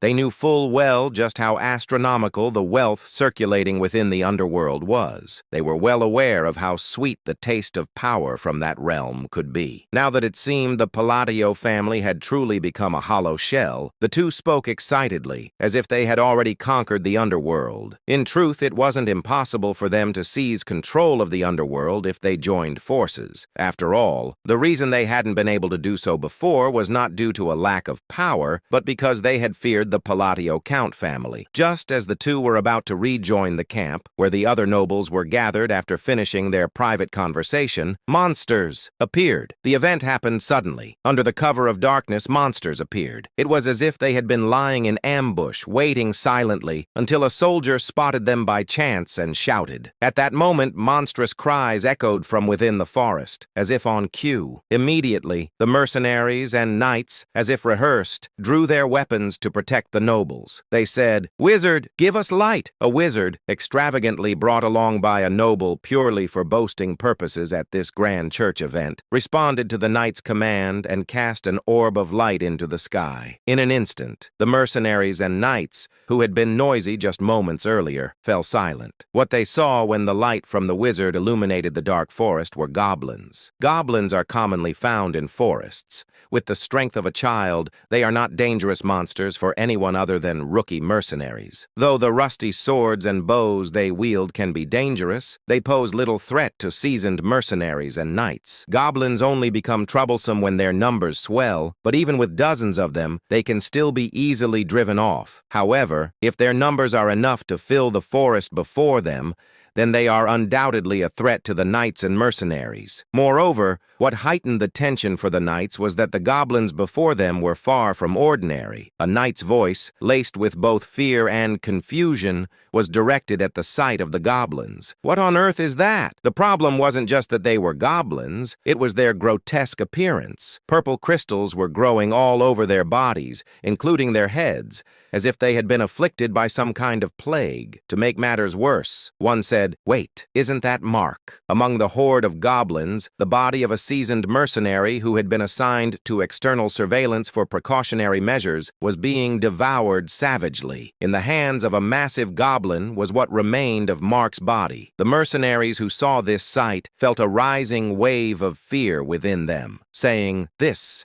can't be happening." Mark, the mutilated corpse in front of them, was a veteran mercenary who could easily handle dozens of goblins on his own. The fact that he had been killed without even being able to report the approach of this massive goblin horde suggested one thing to the mercenaries. The mutated goblins before them were anything but ordinary. The knights, who were holding their weapons alongside the mercenaries, also recognized that this was a dire situation. Even if there were only hundreds of goblins, this fight would be incredibly unfavorable for the knights. Individually, they might manage, but the knights had nobles to protect now, and goblins were cunning monsters, capable of easily exploiting that vulnerability. While the mercenaries seemed to be paralyzed with fear at the sight of the goblins' strange appearance and Mark's death, the knights who could sense magic were aware of something more. They realized that the goblins before them were imbued with magic power. Even a small amount of magic within a monster significantly enhances its physical abilities, and the knights understood this well. Just as the knights were grimacing at the goblins' bizarre howls and their impending charge, a wall of stones and rubble suddenly rose from the midst of the goblin horde. All eyes were instantly drawn to it. The wizard, who had cast the light spell, recognized that the wall was a rock wall, a third-tier spell. As the translucent barrier of a second-tier shield formed beyond the wall, the knights' expressions shifted from despair to confusion. The goblins' malicious stares were now entirely focused on the wall. A calm voice echoed through the air. "Enhance!" And then, "Compress!" With a loud cracking sound, the translucent sphere rapidly shrank, distorting the stone wall as it collapsed inward. In the ensuing silence, the sound of footsteps drew the attention of the knights and mercenaries to one direction. A man was approaching. Even in this life-threatening situation, he appeared completely unfazed, walking with an indifferent expression. The nobles and knights quickly realized that the man was Count Palatio. As soon as his lips moved again, the round shield transformed into a rough, rock-like shape, about the size of a soccer ball you might find by the roadside. And then, he said,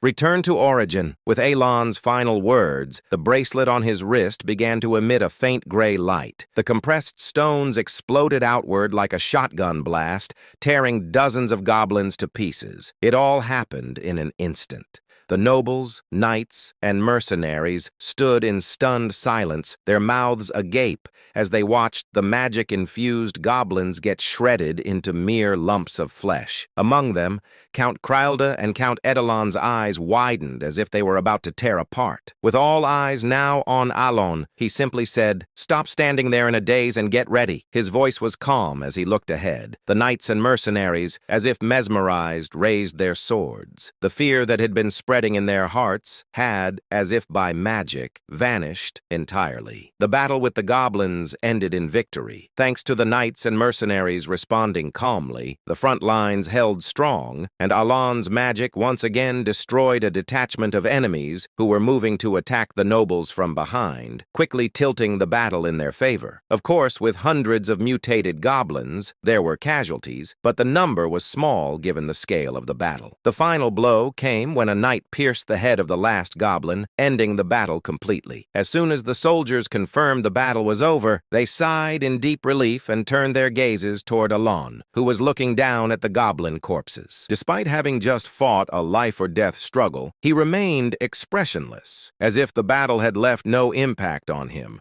causing the mercenaries to look at him with awe. They couldn't forget the sight of Alon turning dozens of goblins into mere chunks of meat without even changing his expression. However, while the knights and mercenaries admired Alon, he was thinking, "I nearly died in a single strike." Though his face showed no sign, inside he was working hard to calm his wildly racing heart. Despite bearing the insignia of the impure, which allowed him to cast 3 times more spells than usual, after using walls and shields twice each, he had been reduced to a mere mortal due to the limitations of his mana capacity, he thought. It's a good thing the knights won. Though the odds of the knights and mercenaries losing were slim, even against mutated goblins, when he had lost all means of self-defense, he had felt a desperate fear. He said to himself, "Perhaps I should have just dropped out earlier. No, it was a good thing I stayed close." But more importantly, Alon praised his past self for acting rationally and,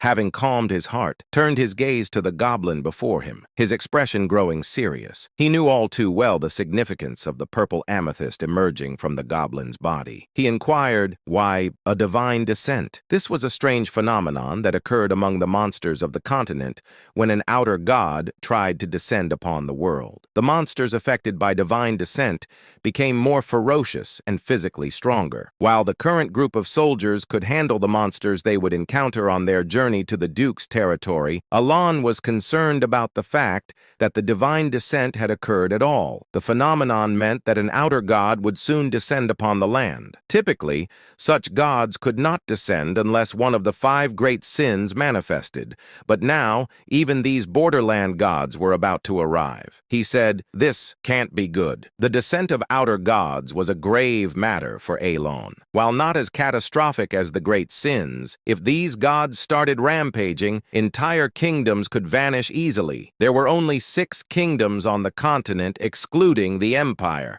meaning a 1/3 chance that his future plans would be destroyed. In fact, if he were lucky enough to even be able to think about his future at that point, he would consider it fortunate. Alon's expression grew serious as he stared at the goblin. However, there were others who looked even more serious than Alon. So serious, in fact, that their expressions seemed to suggest they had lost everything. Those individuals were Count Kralda and Count Edelon. The next day they arrived at the Duke's estate. But Alon want only one thing, sleeping. And I'll do the same. The scene opens inside Alon's castle, where a grand party is underway. The hall is filled with churches covered in gold, clearly built to show off wealth. Alon casually remarks that the purpose is to flaunt money and implies that taking one would not even matter, though something about the atmosphere feels off. Nearby, young noble ladies admire the scene and praise Duke Lodiger for his abilities. The Duke responds flirtatiously, enjoying the attention, while others around him express concern for his health. Watching all of this, Alon thinks to himself that nothing good ever comes from joining the ranks of nobles, and he has no desire to be part of their world, even though he still needs to complete the required formalities. At that moment, someone calls out to him. Alon turns around and sees the same 2 annoying nobles from before. Trembling with fear, they approach him carrying gifts, including clothes and gold coins, and address him as Count Palladius. They politely ask for a moment of his time and present the highest quality meat from their territory, suggesting he take it. They also express their desire to support his land. Alon questions why they are suddenly acting this way. He gives them a cold, piercing look, causing both nobles to panic internally as they interpret his expression as a serious threat. To them, it feels like an unspoken warning not to mess with him. The narration then shifts back to a day earlier, right after the battle with the goblins. At that time, the 2 nobles had watched Alon defeat the goblins using only his mana. They were left completely speechless, frozen in terror by what they had witnessed. One of them asks the other if he saw it, while the other nervously identifies it as magic. Soon after, another noble urgently calls out to Baron Armin, begging to borrow his wizard. Baron Armin is shocked by the sudden request. It is then explained that the Baron had brought along a 3rd-tier wizard simply to show off his wealth. The 2 nobles take the wizard aside, claiming they have a question. They ask him about the Pavak magic used earlier, assuming it must have been 2nd tier at best. The wizard confirms it was not 2nd tier at all, and explains that the spell was far beyond his own level. Hearing this, both nobles freeze in shock as they realize the magic must have been 3rd tier or even higher. They conclude that Count Palladius must possess overwhelming power, even if it appeared to be by luck. To them, the situation feels like a complete mess, and the odds of survival seem almost non-existent. They recall rumors about Palacio being cold, cruel, and hiding his true nature. Convinced that he spared their lives only because of a bribe, they resign themselves to their fate and can do nothing but pray. The memory of Alon's death glare haunts them, and they cling to each other in fear, breaking down in tears. The story then returns to the present. Still shaking, the 2 nobles bow deeply before Alon and beg for mercy, ashamed of their earlier insolent behavior toward Count Palladius. They curse their own foolish pride and inflated dreams, realizing they had completely lost their minds. Overcome with fear and regret, they plead desperately for forgiveness, hoping to escape his wrath alive. Seeing the nobles behave this way, Alon becomes visibly annoyed. Evan quietly whispers to him, pointing out that Alon seems to be using the truth here as well. Alon reflects that he cannot even begin to understand what Evan is thinking. Evan comments on those nobles and casually suggests that maybe they should just kill them. He then adds that making a scene would only make things more exhausting. Alon thinks to himself that no matter how impressive or cool the country might be, the situation has crossed a line that cannot be ignored. Internally, he makes an irritated face and thinks that even though he does not have the strength to act recklessly, Honestly, they should be as scared as they want. Outwardly, Alan gives the nobles a sharp death glare and tells Evan that he will handle the matter separately. The nobles immediately start crying, convinced they are completely finished. In their minds, this feels like a huge problem, and they believe they are already dead. The scene then moves forward to Alan eating at the party. While calmly enjoying the food, he thinks about how Evan was sent to the Information Guild and hopes to hear some new updates about the nobles. As he looks around the hall, he notices two men talking quietly. Alan senses that they are having a secret conversation using magic to enhance his hearing. Alan listens closely. The two men discuss rumors involving a baron and mention the Duke of Altia and the Count of Zenonia. They acknowledge the situation and note that those nobles are now trying to form factions. One of them admits that he never trusted the alliance in the first place. Hearing this, Alan thinks it is not a big deal and sees no reason to worry. He reasons that the two dark families have never gotten along well, so the alliance is unlikely to last long anyway. Relaxed, he continues eating and is impressed by the taste, thinking that the egg tart is exceptionally good. As he keeps listening, the conversation takes a more shocking turn. The men mention something even more surprising and warn each other to be careful. After hearing it, they reveal that the head of the faction is neither of the two nobles previously mentioned. When the name Palacio comes up, Alan is stunned. They continue stating clearly that the head of the faction is called Count Palladius. Alan is so shocked that the egg tart slips from his hand. Internally, he questions what they are even talking about. He recalls seeing the Duke of Alia only once when she was young and having met young I of Zenonia only a couple of times. He also remembers that the current Count of Zenonia has never even met him face to face. To him, the spread of such ridiculous rumors makes no sense. He judges the information as exaggerated and largely false at first glance, concluding that this is just how rumors about nobles circulate. Just then, someone approaches him and addresses him as Count Palladius. Alan feels uneasy, wondering why so many people are suddenly talking to him today. The man introduces himself as Carmine, the third son of Duke Comian from the kingdom of Ashtalin, and greets him politely. Alan finds it dull, but notes internally that even nobles from allied countries attend the ambassador church. He responds politely, introducing himself as Count Palladius. Carmine smiles and remarks that he heard Alan truly became a count, expressing envy and curiosity about his face and whether there is some secret behind it. Watching from the side, thinks to himself how surprising it is that even fools talk so boldly these days. Suddenly, another man interrupts and confronts Carmine, accusing him of ignoring and insulting the nobles of the kingdom of Asteria. Carmine panics and denies the accusation. In his thoughts, he wonders what went wrong as he believed the situation was harmless. The narration then explains who Carmine Kalin is. He is described as a gorgeous and romantic man coming from a distant land. He is the youngest of the Ligren and has arrived to take Yonga as his wife. He invites peons to taste the amazing tarts that Yiga brought. After some time passes, Carmine approaches Yungai and asks her for a dance. In his thoughts, he reflects that there is no such thing as a perfect woman every day. As he looks around, he suddenly notices someone and reacts in disbelief. He makes careless remarks about a young lady needing to take care of her figure and complains about someone nearby snoring loudly. He then notes that it is fortunate Lady Ligon is beautiful just like her mother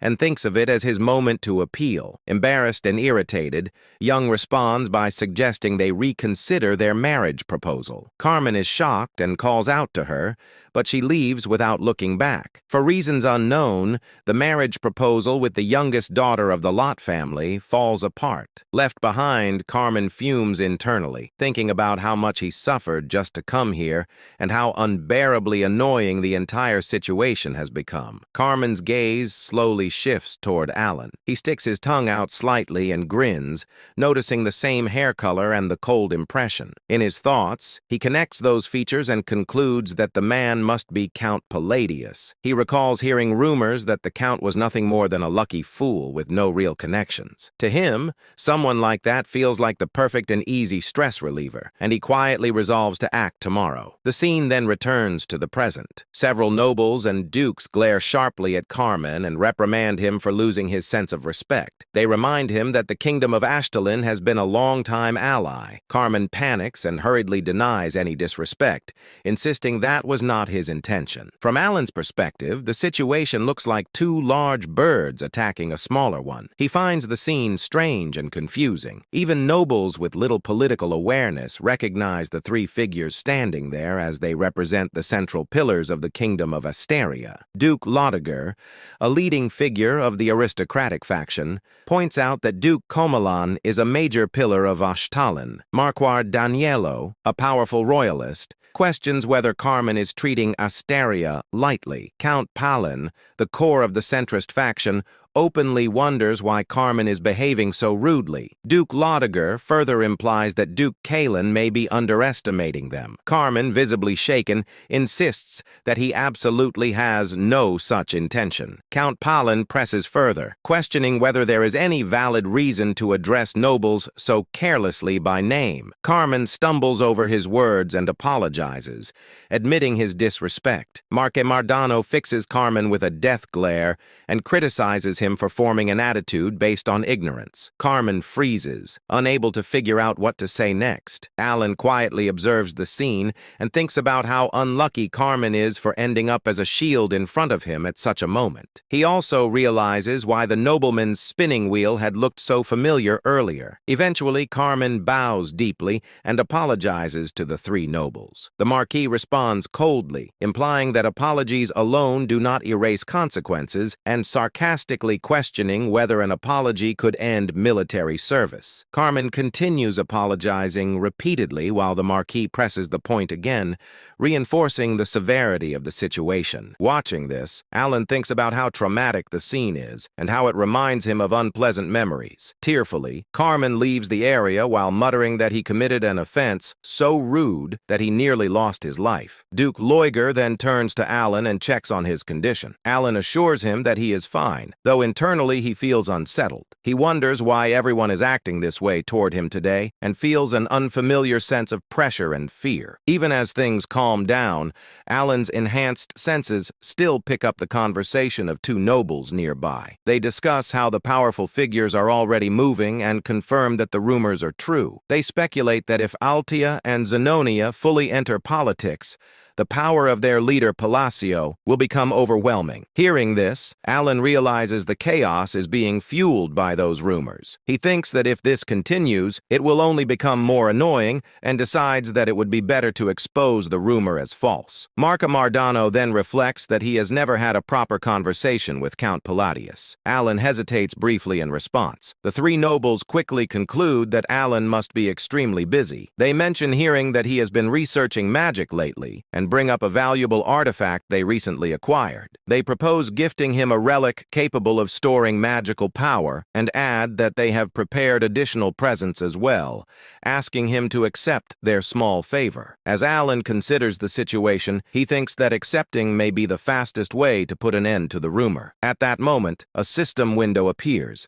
stating that Alan remains silent, unable to resist the flow of events. The notification then confirms the acquisition of 5 magic artifacts identified as magic recovery lines. At dawn, the scene shifts to the annex of the Duke of Liger, where a calm yet meaningful conversation unfolds. The Marquis speaks with Alita, and she seeks to understand what has transpired. He explains that the gift was fortunately well received. Among nobles, exchanging gifts is a common courtesy, but when the item is valuable, such as a relic, it carries deeper significance. Such offerings are not mere formalities. They represent intent. Those who wish to join a faction present precious gifts to the faction's leader as a sign of loyalty and alignment. Alita expresses her relief that permission was granted. The Marquis responds with light-hearted gratitude, attributing the outcome to the Duke of Altia's consideration. Alita then formally welcomes Mark Mardano, acknowledging the mutual understanding behind the exchange. It becomes clear that in essence these formalities all carry the same underlying meaning: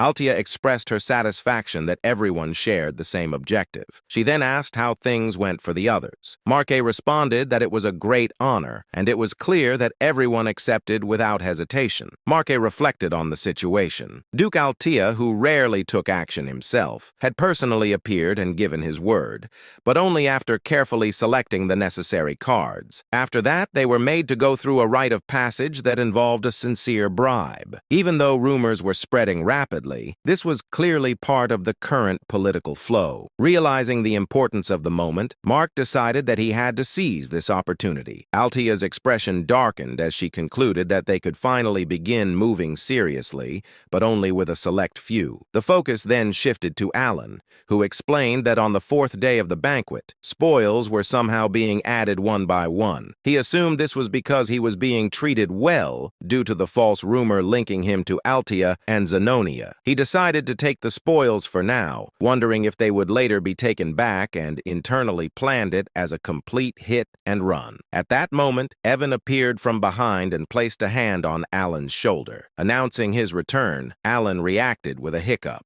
Evan questioned why Alan looked so surprised and confirmed that he was back. Alan quickly brushed it off, explaining that he had simply been lost in thought for a moment. The scene then transitioned to a private conversation between Evan and Alan. After hearing Evan's information, Alan was left in shock upon learning that an outer god had descended in the north. Evan confirmed it and added that Caliban was currently in an uproar. According to ancient texts, scholars were speculating that the amethysts were connected to the outer gods. Alan then asked about the additional information he had requested. Evan revealed that the person Alan was searching for was located in a village north of Ashtan. Hearing this, Alan stated that they could stop by there on their way before firmly deciding that their destination was Caliban. Evan was visibly shocked by the sudden decision and wondered why Caliban was chosen. Suspecting that Alan was planning to head north, Alan stated that he would explain the details along the way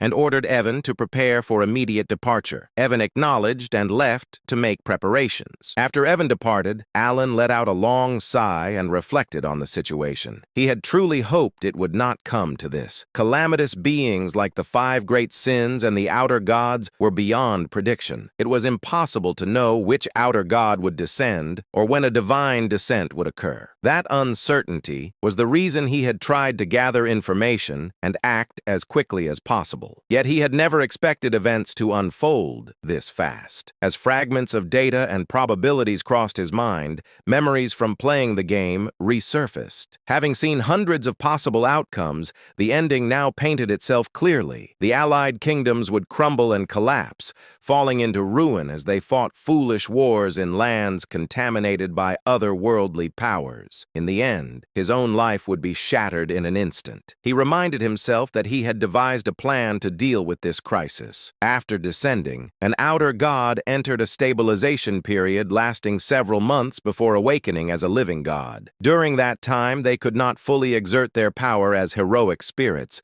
making that window the best opportunity to target them. Even though nothing was guaranteed, he knew he had to try. This was the only way forward. With that resolve, he briefly wondered what that kid might like. With those thoughts settled, Alan began writing a letter. The scene then shifted to 1 week later. The vice commander approached the commander and handed over the letter written by Alan. After reading the contents and realizing it was an official order, the commander was left in shock. He immediately addressed the vice commander and gave a clear instruction. The vice commander acknowledged and was told to inform everyone that the next northern schedule was being pushed back by 2 weeks. The scene then shifted to Pakran, a village located north of the Ashtalan kingdom. As Alan spotted someone ahead, he reflected that he never expected to find him this easily, and the discovery felt unexpected. Standing before them was a bright, ill-looking child who warmly greeted them. Alan observed that the boy truly stood out. He immediately recognized him as the protagonist and playable character of the Liban roguelike turn-based APS Psychedelia. Seeing him in person made Alan quietly acknowledged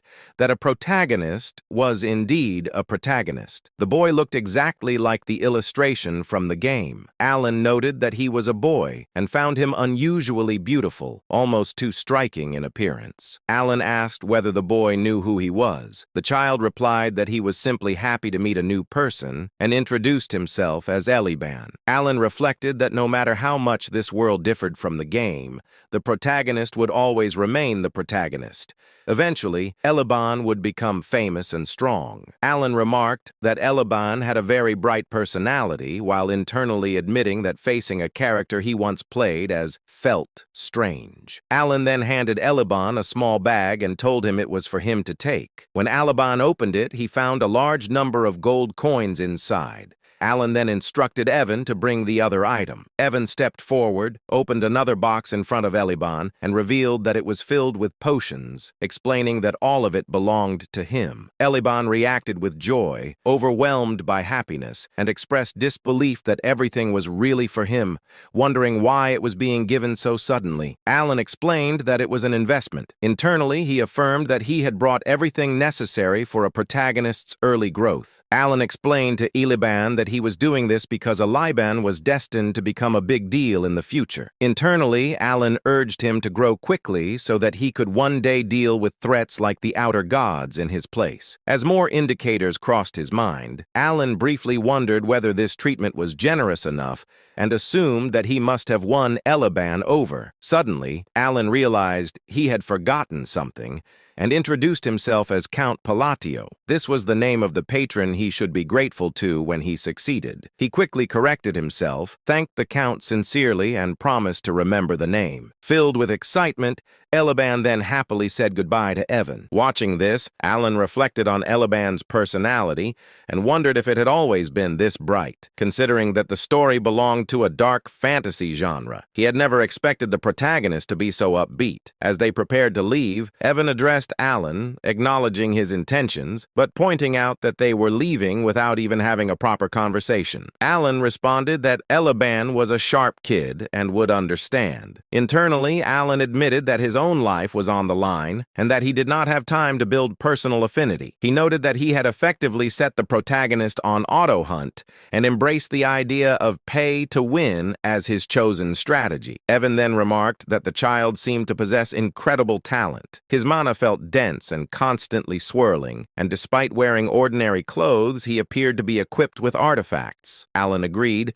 stating that he could feel the manner as well. Alan reflected further that in the original setting, Eliban was supposed to be ordinary before beginning his adventure. This change felt like another unexpected butterfly effect that differed from the game, especially since Eliban was the protagonist. Even so, Alan concluded that what mattered most was preserving his plan for an easy life. Alan addressed them with confidence, explaining that the stronger he became, the better the outcome would be, and that it would all be worth the investment. He reassured them that Eliban was one of the few kind-hearted people in that wretched, dark fantasy world, so there was nothing to worry about. A moment later, doubt crept in, and the idea of Eliban being kind-hearted suddenly felt questionable. Alan then brought up Evan while talking about Deus, stating that Deus would meet him. Internally, Alan reflected that he had never even visited before because he was scared, and he never imagined things would end up like this. Evan, filled with anxiety, wondered whether they would at least let him see them. Alan responded uncertainly, suggesting that it would probably happen, capturing the quiet grief of a young transmigrator. After that exchange, Alan went into his room and checked all of his belongings. Evan noticed the clutter and expressed disbelief at why Alan had bought so many random items. Alan calmly explained that these items were bribes meant to be offered to his future lifeline. 10 days later, the journey reached the capital of Caliban. Kurdum, the massive northern gate of Kurdum, stood ahead, imposing and orderly, marking the end of a long road. As the carriage continued forward, Evan grew heavily fatigued from constant travel. Boredom and exhaustion settled deep into his body, and he openly expressed how completely worn out he felt. Alan, equally exhausted but composed, reflected that long journeys were naturally draining and unavoidable. Evan, still pushing through his frustration, thought about how the final stretch had been made worse by the bizarre labyrinth they were forced to pass through. Feeling that without it, he could have at least maintained some pride in their arrival. Alan accepted the hardship calmly, understanding that nothing could have been done to change it. While the carriage rolled onward, Alan gently held the locket in his hand and sank into his thoughts. He reflected on how they had traveled from place to place in preparation for the coming war against the outer gods, gathering strength and securing gifts along the way. His thoughts turned to Deus, wondering whether those efforts would be enough to please him. Within him stirred the heart of a father, one who wished to give without restraint or hesitation. As the capital gates drew closer, Evan noted that their turn for inspection was approaching. Soon after, Evan stepped down from the carriage and moved ahead for the capital inspection, the process to conclude with nothing more than simple identity verification. He assured Alan that he would return shortly. Alan, remaining relaxed, waved him off casually and encouraged him to take as much time as needed. Left alone, Alan sat back comfortably within the carriage. He allowed himself a brief moment of rest, closing his eyes and feeling relief that, at least in this city, things seemed to move quickly and efficiently. That calm did not last long. Evan soon returned with a tense expression and urgently addressed Alan, informing him that a minor issue had arisen. Alan sought clarification, and Evan explained that they had been asked to step aside. Although Alan's identity had already been verified, something else appeared to be causing concern. Responding without visible agitation, Alan stepped out of the carriage. At that moment, a knight approached from behind. The man wore a twisted, overconfident smile, raising an eyebrow as he closed the distance. He identified Alan directly, confirming whether he was Count Palladio. The knight introduced himself as Varain, declaring his status as the direct disciple of Master Knight Fiola. Known as the Fourth Sword, with a smug expression, Varain fixed his gaze upon Alan, his smirk heavy with provocation, as the tension at the northern gate quietly intensified. Annoyance flickered through Alan's thoughts as he fixated on the unfamiliar name Fiola. He found himself questioning what that name even meant to him, realizing he did not know who Fiola was at all. Maintaining a cold and disinterested expression, Alan openly questioned the situation, noting that Varain had even brought knights along and demanding to know the meaning behind such a display. Varain calmly explained that a friend of his from the Asteria Kingdom had sent word, claiming he was indebted to Alan. Alan immediately rejected the notion, stating that nothing of that sort had ever happened between them. Irritation deepened within him as a realization surfaced. He suspected the so-called friend could only be that excessively dramatic and unstable man, Carmine. With clear boredom in his tone, Alan asked whether Varain's friend was Carmine. Varain responded with a twisted smirk, raising his eyebrows as he confirmed that Alan had indeed thoroughly offended his friend. Inside his own thoughts, Varain recalled his friend's furious words, remembering how Carmine had claimed to be humiliated beyond measure. The scene then shifted into the past, revealing Carmine communicating with Varain through a magically conjured globe. Carmine appeared consumed by rage and exhaustion, seething as he described how Count Palatino had harassed him severely, aided by 3 other men. He branded Alan a bastard and informed Varain that the Count was heading toward Caliban, demanding that Varain cripple him in retaliation. Carmine's expression darkened further as he formed a slow, confident smirk. He tempted Varain by suggesting that if he truly wished to improve his skills, he would need more abyssal bodies to work with. The memory continued as Varain laughed openly, acknowledging that he owed his friend a debt. He resolved that at the very least, he would put on an impressive show to repay it. At that moment, the knights who had arrived alongside Varain moved without warning. In unison, they drew their swords and swiftly surrounded Evan and Alan, steel flashing under the light near the northern gate. Confusion crossed both of their faces as the situation escalated abruptly. Evan reacted on instinct, pulling out his own sword and taking a guarded stance beside Alan. Irritation surged through Alan's mind as he assessed the scene. He reflected bitterly that the brat had picked a fight on his own, fled afterward, and now this mess had followed him here. He recognized it clearly as revenge taken through a friend, finding the behavior pitiful and rat-like in its cowardice. Varain then drew his own sword. He stepped forward and pointed the blade directly at Alan's chest. His lips curling into a smug smirk, he made his demand clear, insisting that if every valuable item inside the carriage were handed over, he might consider showing leniency. He regarded this act as nothing more than the favor he had been asked to fulfill. Pride filled Varain's thoughts as he maintained his confident grin. He believed there was nothing for him to lose in this situation. In his mental assessment, everything aligned in his favor. The probability tilted decisively toward success. Alan was, in his view, merely a fringe noble from the Asteria kingdom, someone with little influence within the Union, and absolutely no connections to Caliban. Varen had investigated the matter thoroughly, and with that certainty, he stood convinced that no consequences would follow his actions. Alan visibly grows angry, annoyed, and irritated by Varen's words, and a thought crosses his mind that birds of a feather truly flock together. He clenches his fist, and a highly powerful, energetic, flame-like aura forms in his hand, aimed directly at striking Varen. At the same time, Varen rushes forward with a wild grin, charging toward Alan. Alan remains calm as another thought runs through his head, believing that even if things go slightly awry, his master will smooth it over. Before the clash can happen, someone suddenly appears from behind and forcefully grabs Varen by the neck. Stopping him mid-attack,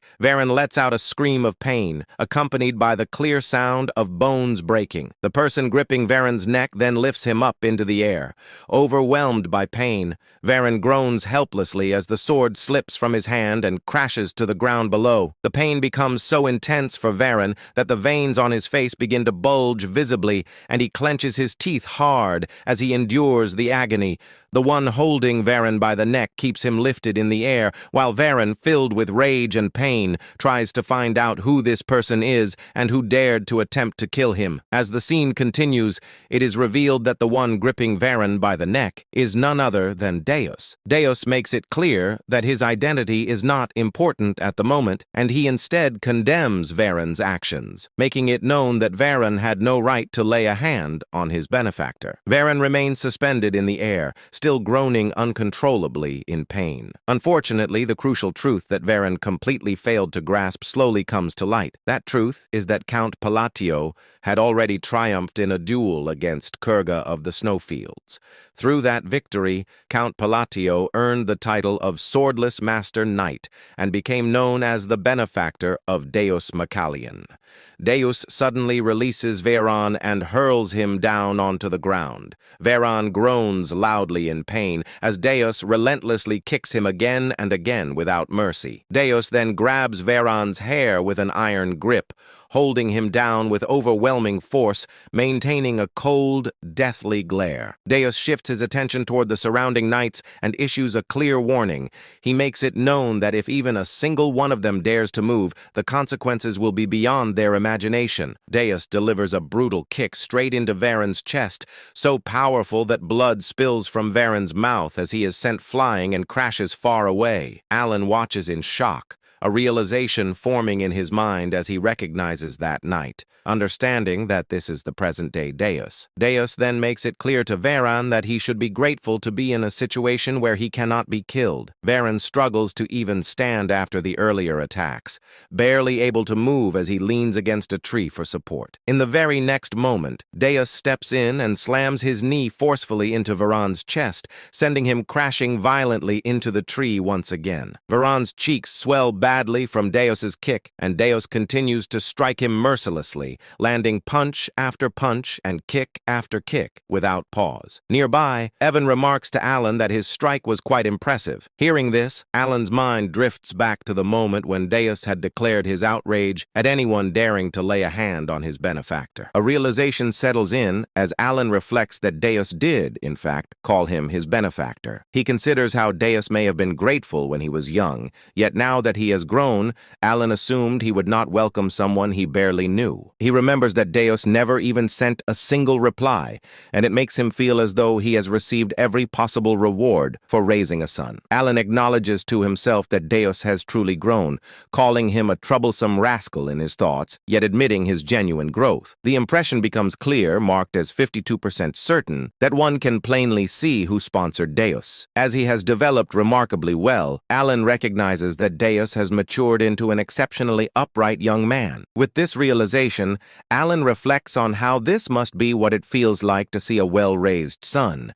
and he feels a deep sense of pride as a father. A heavy impact echoes through the scene. Evan then teasingly points out to Alan that he is aware his son is beating someone senseless. Alan responds by making it clear that he cannot hear him. Deep inside, Alan understands that Deus stepped forward like this because his father had been slighted in a foreign land. As this thought settles in, the scene shows Deus continuing to kick Viren mercilessly, showing no restraint at all. Another thought crosses Alan's mind as he wonders why his son is unbearably sweet like this. Soon after, Viren is shown taking an overwhelming beating, struck again and again until he finally loses consciousness. Even then, Alan cannot help but think that this still feels a bit excessive. At that moment, another realization suddenly occurs to Alan, reminding him once more that Deus is one of the 5 great sins. As the situation shifts, Deus is seen turning and walking toward Alan. He then stops in front of him, bows respectfully, and wears a confident smile as he states that he will escort him. Hearing this, the remaining knights are left completely shocked by what they witness. The scene opens in a frozen, icy land where a brutal war has taken place. Dead bodies lie scattered across the battlefield,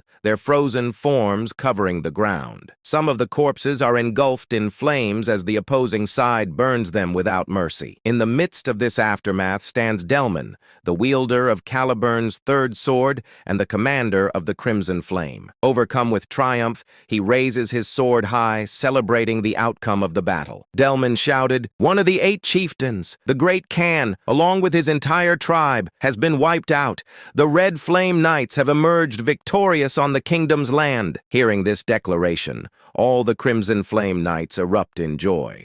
They cheer loudly, jumping and celebrating their hard-earned victory. After allowing the celebration to settle, Delman said, "Return to the outpost and begin preparations." The knights responded in unison, "Yes, Captain." As they begin to move, Delman's expression hardens. In his mind, he reflects on his achievements, believing that after accomplishing something so significant, he should no longer be pushed around by the newly appointed Master Knight. His anger deepens as he clenches his teeth. Delman thought, "Even if that man used underhanded methods unknown to others, I know the truth." Caliban and the barbarians had shared a long-standing conflict, a war governed by mutual honor and unspoken rules. But this time, everything was different. K.L. Khan had been tricked. He was lured out alone and eliminated by an undercover force. Delman remembered how the great Khan's knights were slaughtered and how unfair the entire operation truly was. By exploiting the momentum of the battle, the tribe was completely annihilated. Delman muttered, "That bastard!" He remembered how that same man sent him a victory report,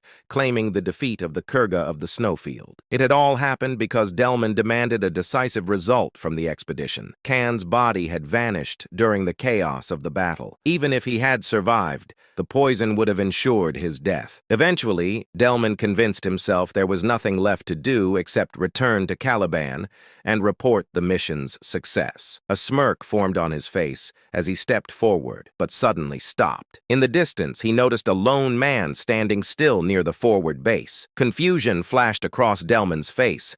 The man slowly turned toward him. The man said, "Delman." Filled with rage, Delman gritted his teeth and swung his sword. Flames burst from the blade as fire erupted into the air. A strange unease crawled up Delman's spine. Delman thought, "Clank should already be dead." As he looked closer, an overwhelming aura began to rise from Clank's body. Within Clank's shadow, Delman perceived the shape of a demon forming. Clank said, "You defiled a sacred duel, a duel meant to be fought with honor." Terror radiated from his presence. Even superhumans capable of ending hundreds of lives could be devoured by this being. Cold sweat poured down Delman's face. Delman realized this is not Clank. Driven by desperation, Delman launched another attack. Flames exploded violently from his sword. The man dodged effortlessly. The man said, "Answer me first." Refusing to hesitate, Delman attacked again, unleashing even greater flames. Once again, the man evaded him with ease. Delman thought bitterly, "Believing in duels on a battlefield and was foolish." The flames scorched the land, melting the ice around them. The man stared at him with a deathly glare. The man said, "You are strong. For a human, I will give you one last chance. Duel me." Sensing danger, Delman shouted, "Prepare for battle." The knights surrounded the man from all sides. The man smirked. demonic mana gathered in both his hands. The man said, "A mortal without honor does not deserve an honorable death. There will be no duel between me and a barbarian like you." From his hands, poisonous mana erupted and spread into the fallen knights' bodies. The toxin infected every corpse. The knights began screaming in unbearable pain. Their eyes turned blood red as their bodies collapsed. Several knights cried, "Kill us! Please, end it!" As their screams faded, the man stepped forward. He slashed Delman's throat with his bare hand. Immediately after, he struck the ice, triggering a massive explosion. The remaining knights were blasted into the air and slammed violently into the ground. Blood spread across the sky like a grim mist. The man then delivered a devastating punch. His fist pierced straight through Delman's chest. Blood poured from Delman's mouth. Delman whispered weakly, "What alternative remains?" He collapsed to the ground, trembling in agony. Delman cried, "It hurts! Kill me! Please kill me!" Moments later, Delman died. As his life faded, the man's eyes turned blood red. The man said, "Savages, all of you, creatures formed from the dead, robbed of your rightful death." The fallen knights began to rise, surrounding the remaining Crimson Knights. Shock spread through their ranks. The man announced, "The bloody Colosseum is now open." Suddenly, a terrifying presence descended. Althus appeared with a twisted smirk. Althus declared, "I am the god of all barbarians, the father of duels. I will personally grant you honorable deaths. If you claim you are not barbarians, prove it in a duel." Blood began raining from the sky. The scene then shifts away from the battlefield. Deus lowered his head respectfully. Deus said, "I will take you there, Count Alan." The surrounding knights froze in shock. The narration explained that in Caliban, the prestige of the swordless Duke Deus Massilian stood as high as the sky itself. He once defeated the second prince and never showed courtesy to anyone except the king. Alan observed him carefully. The knights thought, "What kind of man is Count Palladius to receive such respect?" The surrounding knights stared at Alan in disbelief. One knight whispered, "Who is he?" Deus summoned a luxurious carriage. Deus said, "Please sit inside." Alan felt burdened by the excessive attention. Evan quietly said, "Go ahead, Alan. I will follow behind." Soon, Alan arrived at Deus's mansion. Stepping out of the carriage, he saw an enormous, brightly lit structure resembling a massive crab-like fortress. Inside, silence filled the mansion. Alan thought, "Coming here is technically a success. I obtained Kim Dong Dong, but something feels wrong." After thinking carefully, Alan decided to be honest. Alan said, "I would like to speak with you for a moment. I came here with a purpose. I have a favor to ask." Deus looked shocked. Deus said, "You came to ask something from me? Please explain." Alan nodded. Alan said, "I will explain everything clearly." Deus responded immediately. Deus said, "Helping you would be my honor." Inside, he realized this was not an order, but a request. Deus then said, "Let us sit and speak properly." They sat at a tea table. Silence filled the room. Alan thought, "Isn't the owner supposed to sit at the head of the table?" Despite the awkwardness, he felt strangely comfortable. After a long pause, Alan spoke again. Alan said, "I have two requests. I know they may not be easy to accept." He continued, "I must travel north, and I would like you to travel with me." Deus smiled slightly. Deus said, "I would gladly accompany you." Alan felt uncertain. Then Deus revealed something unexpected. Deus said, "I was already planning an expedition to the north." Relief appeared on Alan's face. But then Alan spoke again. Alan said, "The second request involves the royal treasury of Caliban." The atmosphere grew heavy. Alan said, "I want to borrow an artifact." He looked directly at Deus. Alan said, "The ring of the madman." Outside the estate, a knight stepped forward and bowed respectfully. He spoke firmly. "Vice Captain, I have returned from the escort mission." The man standing before him replied calmly, "Well done. I was not concerned. The captain personally handled it." Inside his thoughts, he reflected on the truth. The escort had been led by Deus himself, personally guiding Count Palatinio. Moments later, Styla, Deus's younger sister, approached gracefully. Curiosity sparkled in her eyes as she asked carefully, "If my brother handled the escort himself, the guest must be someone truly distinguished, correct?" The knight chuckled softly and nodded. "Indeed, Lady Styla." Before that, Deus stood silently while reading a letter. His eyes moved across every word carefully. After finishing, he lowered the parchment and spoke toward the warrior waiting before him. "Inform them the northern schedule will be delayed by 2 weeks. One subordinate stepped forward and asked respectfully, "May I ask the reason, Vice Captain?" A faint smile appeared across Deus's face. "Because my benefactor The great Moon Count Palatinio will be arriving soon. Nearby, a white-haired knight observed quietly,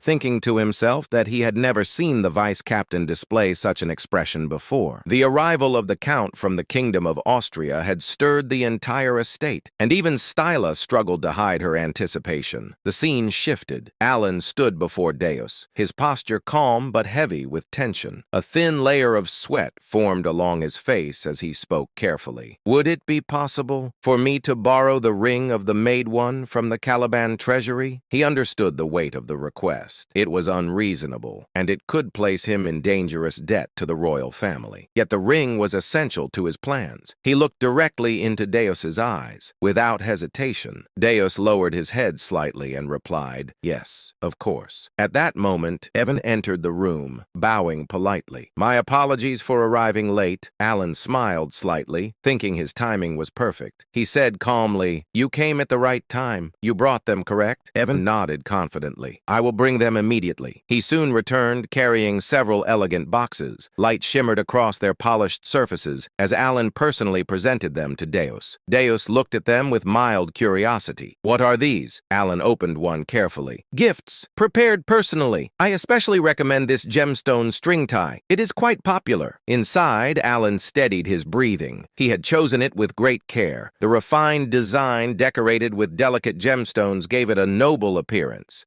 He truly hoped Deus would appreciate it. Deus accepted the gift calmly. "Thank you." But he did not open the box. Alan hesitated before asking, "Aren't you going to open it?" Deus turned his face slightly and answered politely, "It would be discourteous to open it in front of you. I will do so when I am alone." Doubt flickered through Alan's mind. Had the gift failed? Was he simply a foreign noble offering something meaningless? Then he noticed the subtle brightness within Deus's eyes and remembered their bond. Clearing his throat, Alan spoke again. "If my request causes inconvenience, I will compensate properly." He paused, adding firmly, "I will retrieve the ring of the Maid One immediately." Then he asked carefully, "Did you not hear what I said about its location?" Deus replied calmly, "It is inside the royal treasury of Kelvin." Alan frowned slightly. "Would retrieving it not be extremely difficult?" Deus answered quietly. "Under normal circumstances, it would take roughly 1 week." Silence followed as he fell into thought. Alan and Evan waited patiently, but when no answer came, Alan sighed and considered the political complications. He even wondered if deploying 50 elite disciples might be necessary. Suddenly, Deus's expression hardened. He asked seriously, "Should I begin immediately?" Alan quickly shook his head. "You don't need to go that far." Deus nodded slightly. "Understood. Then I will retrieve it as quickly as possible." Gratitude surged within Alan. Deus was clearly willing to fulfill the request, by any means necessary. Their conversation ended, and they prepared to leave. Suddenly, Stila burst into the room excitedly. "Brother!" At the same time, Evan smiled warmly and greeted her. "Lady Stila, it has been a long time." The two greeted each other like siblings reunited after years apart. Alan watched quietly, surprised by the genuine happiness on their faces. He remembered clearly. Stila was the girl he had ordered Evan to save. In the original timeline, she had died tragically. Seeing her alive made him realize how strongly she resembled Deus, but the warm moment shattered instantly. Deus stepped forward, his face darkening as he pulled Styla slightly behind him. Narrowing his eyes at Evan, spoke coldly. "Address me properly. I am not your brother. I am Mr. Deus." Shock froze both Alan and Evan stammered awkwardly. You're not wrong, but..." Alan observed silently. He knew Deus carried deep emotional scars regarding family, but he had never realized how fiercely he protected Styla. The atmosphere grew tense. Deus's eyes glowed faintly with dark purple light as his aura deepened ominously. He spoke in a chilling voice. "Silence. Do not speak to my sister so casually." Evan raised his hands defensively. "I was only trying to greet her." Tension escalated dangerously. Alan suddenly realized something crucial. Deus treated him kindly because Alan had saved Styla. He wondered silently if Deus's loyalty would remain unconditional or if he had pushed his luck too far. Before the tension could worsen, Styla stepped forward gently. She turned toward Alan and asked politely, "Excuse me,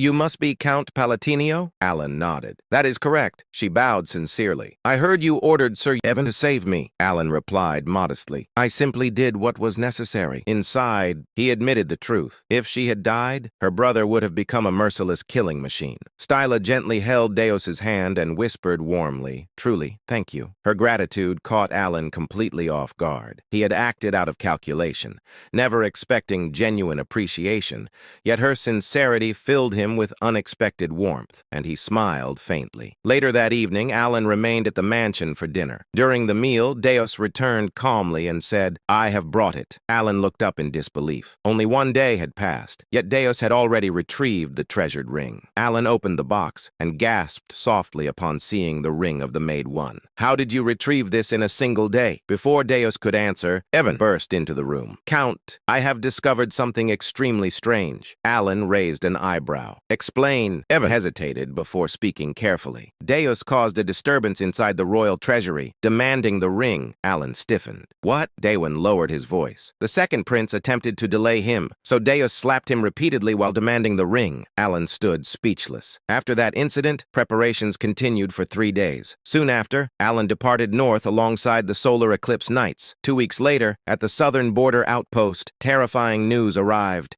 Northern forces were collapsing. Entire units had been slaughtered. Demonic monsters had begun appearing across battlefields. Inside the war tent, chaos erupted. One officer shouted, Retreat immediately! Another slammed his fist against the table. Are you suggesting we abandon the barbarians after witnessing this devastation? A third officer argued, The soldiers are barely standing. They cannot continue fighting. Another voice snapped. The first sword has already fallen. Victory is impossible at this rate. Suddenly, a sharp clap echoed across the tent. Silence swallowed the room. All eyes turned toward Deos. Standing beside him was Folia, the fourth sword of Caliban. Deos spoke calmly. Every opinion here holds merit. We will decide after calming ourselves. Later, outside the camp, Folia explained grimly, The outer god is sweeping through our bases using undead armies. He continued heavily. The third sword, Dalamin, has fallen. The second sword, Chirin, is critically wounded. Deos gazed toward the distant horizon. I can already sense it. Folia nodded grimly. The mana is overwhelming,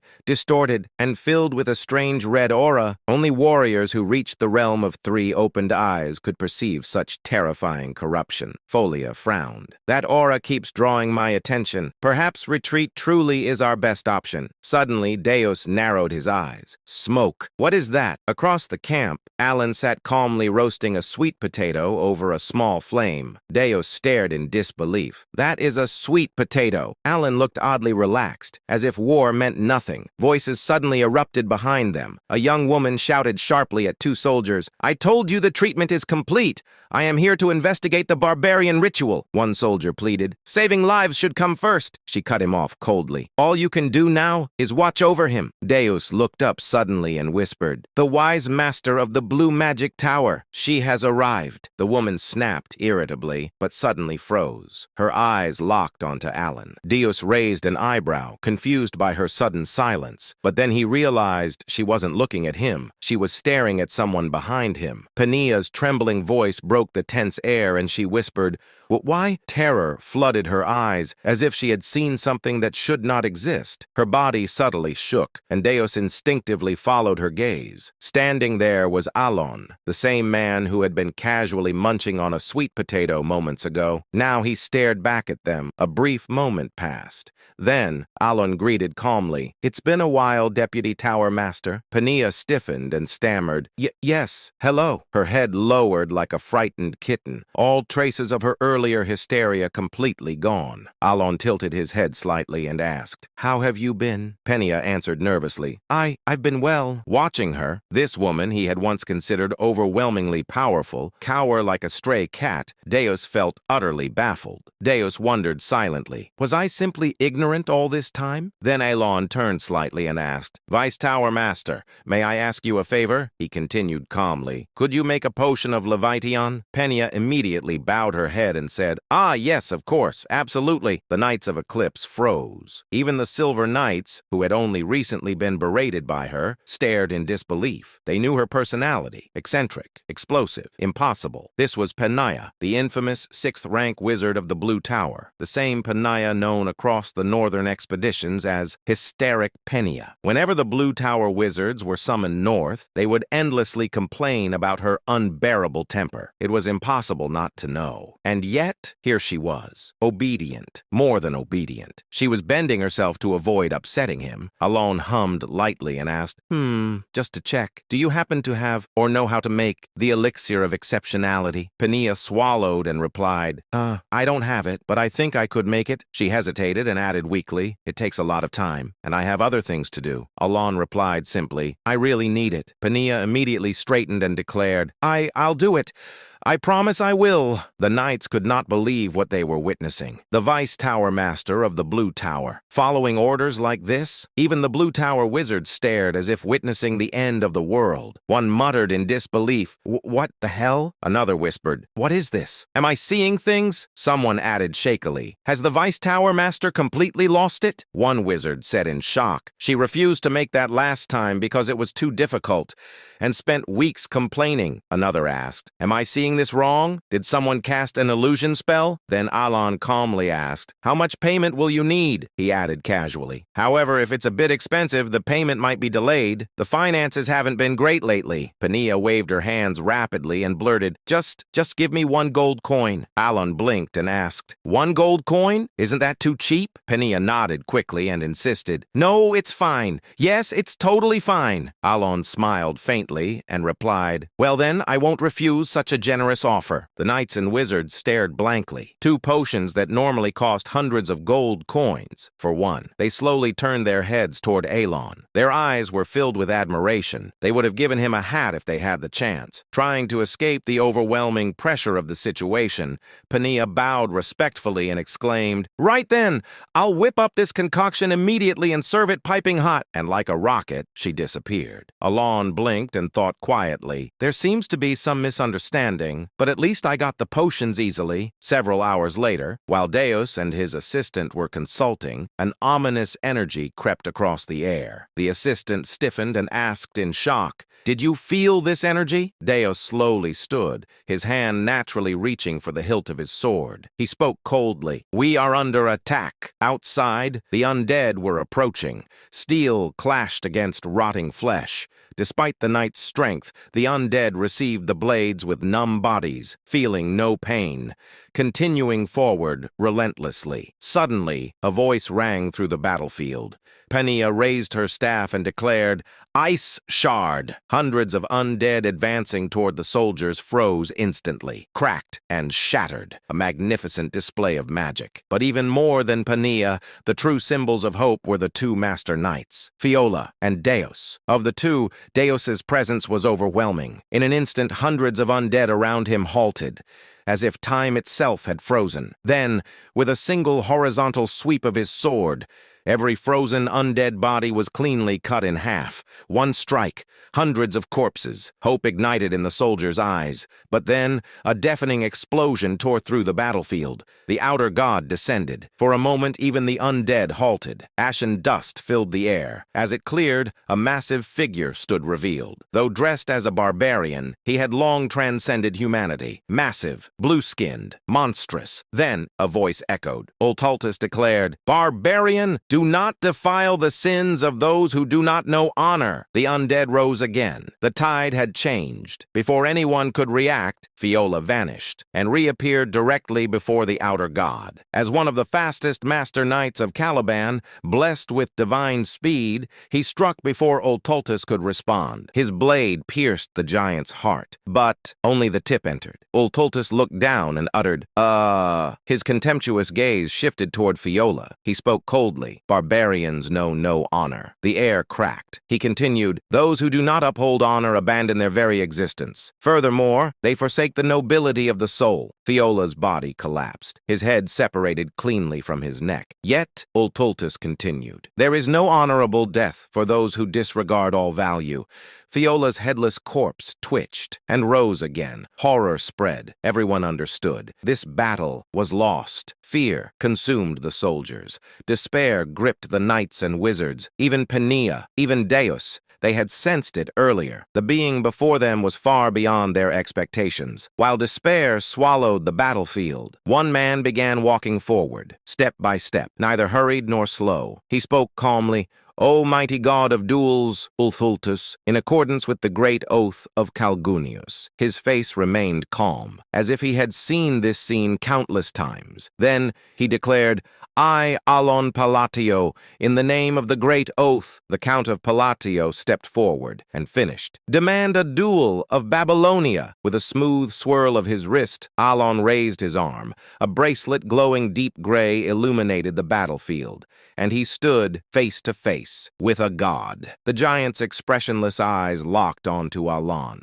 Alon's emotionless gaze met them without hesitation. Then a low hiss escaped the giant's lips. Ulthultus let out a slow breath, and then a smile crept across his face. Ulthultus burst into thunderous laughter and roared, "Ha ha ha ha ha ha!" The laughter shook the entire battlefield. The ground trembled violently. The force of it was so overwhelming that even the undead, who had been chanting despair, fell silent. Ulthultus raised his voice with delight and declared, "Good, very good, O noble one." His laughter was not mockery. It was sincere, joyful, ecstatic. The atmosphere around him shifted from contempt to joy, from joy to something close to divine ecstasy. Then he proclaimed loudly, "I, Ulthultus, will accept your duel under the Great Pact." At his declaration, the undead moved in perfect unison. They began forming a massive circle around Ulthultus and Alon. Blood flowed from their bodies and soaked into the ground, marking a boundary. And thus, a blood-red coliseum was formed, an arena of ash, decorated in slaughter. Ulthultus raised his voice once more and proclaimed, "Under the Great Pact, until the duel is over, no one may interfere with this sacred battle." The moment the words were spoken, the bodies of the undead exploded. A crimson wall rose around the arena. Ulthultus smiled thickly. It was pure delight. In contrast,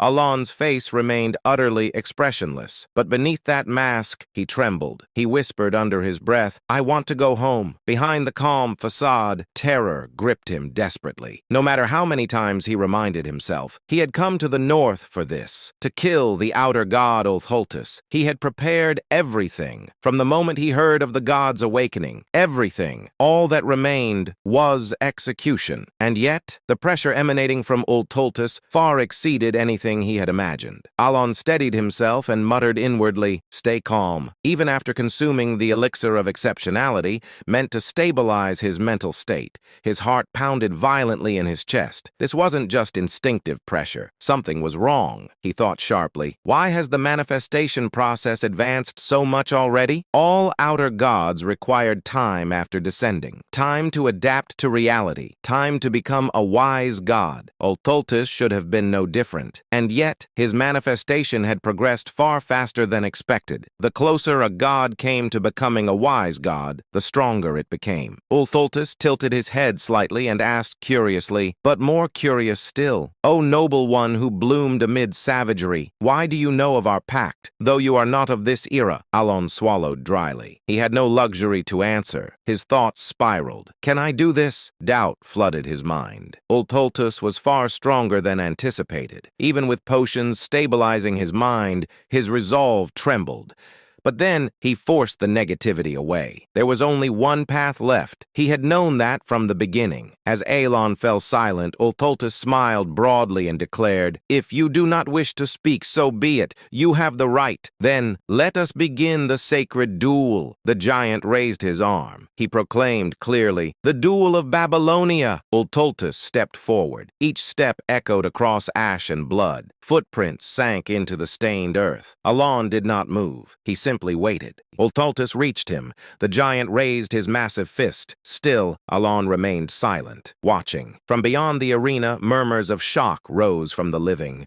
But Alon did not move. The reason was simple. The rules, to move, to flee, would violate the great Babylonian duel. a sacred duel from the forgotten age of gods. There were only two rules. First, the attacker and defender take turns. The defender cannot move. Second, the one who requested the duel must yield the first attack, a turn-based battle. If Alon stepped even once, the meaning would be lost. Worse, he would lose the only chance to kill this god. Without the duel's restrictions, he could never defeat a being capable of killing master knights with a single strike. This duel was his only weapon. Alon whispered softly, "Fixation." A sphere manifested before him. He continued, "Condensation." The sphere compressed and focused toward his left arm. He spoke again, "Reinforcement." Deep light began radiating from his arm. Finally, he completed the gesture and declared, "Intensification." Ultholtus smiled widely. He pulled his fist back, like a ballista. Muscles tightened. Force condensed. Then he swung. The impact roared. Everything was swept away. The ground burst open as if its shell had shattered. The air exploded violently. For a brief moment, the world became a vacuum. Then, a delayed, ear-splitting explosion followed. Gray dust scattered in all directions. A distant voice whispered in disbelief, "This is unbelievable." Where the fist had struck, nothing remained. A massive cone-shaped crater carved into the earth. The gray sky cracked open. A purple sunset poured over the battlefield, overwhelming power. As the living stared in awe and despair, Pania gasped in shock and cried out, The Count! He's still alive!" Deus stared forward in disbelief. Count Palladio, drenched in blood, was standing, barely. His right arm hung limply. Blood poured from his wounds. His body trembled at the brink of death. Yet he stood and held the potion prepared by the Vice Tower Master, recalling that it was described as a redemption potion capable of soothing unbearable pain. He observed that when used at the precise moment, it worked flawlessly and allowed him to remain standing. He poured the golden liquid over himself as warm light enveloped his body and restored his strength gradually. He assessed that it would not restore him completely, but would allow him to move. His gaze turned cold as he declared that he had fulfilled the conditions to enter the state of stillness. He raised his hand as a ring appeared upon his finger. Golden radiance burst forth from it, illuminating the crimson mist as he activated Binding Summon and announced that the long-awaited hour had arrived. He muttered to himself, "Finally, it's my time to attack. I had been waiting for it." Alan explained that to fight Ultra Lulis, it was recommended to read the rules of the duel before beginning. He continued, "In order to limit the movements of the outer god with these rules, I voluntarily accepted his challenge and requested a sacred duel of Babylon," he explained. "Thanks to the reincarnation pendant that prevented death and a healing potion, I managed to barely survive his attack." He continued that to activate the Ring of Radiance, one had to be on the verge of death. There it was. The constraint had been activated. Alan approached Ultus and said, "Since it's a sacred duel, no defense or counterattack is permitted," he continued. "In the game, I just tanked the first hit. Plus, the reinforcement effects weren't limited by turns, but by real time. Here, it's different. There's no time limit." He began invoking his magic and said, "First constraint. When magic is used on snowy terrain,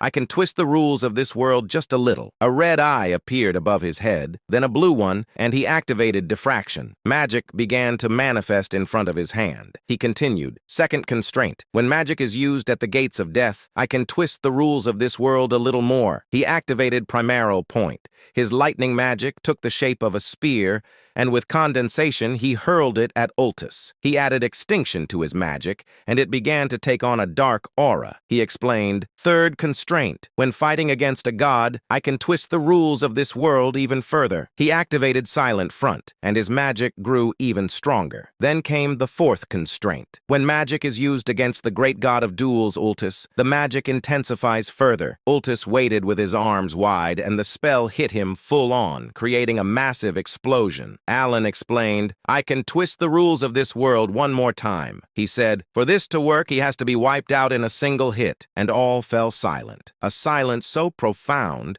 that even the smallest breath felt forbidden. Only the faint sound of crumbling gravel and dust filled the space, as the living gazed upon Alan with varied expressions. The soldier's eyes were filled with awe. The knight's eyes were filled with hope. However, Alan, the one receiving these gazes of awe and hope, merely maintained a blank expression. To be more precise, please, please, please, he had been praying fervently. He sincerely wished that with this strike, the outer god would be annihilated. But Alan realized that his prayer had not reached the heavens. A giant stood there, arms raised triumphantly, facing the sunset with an expression of joy.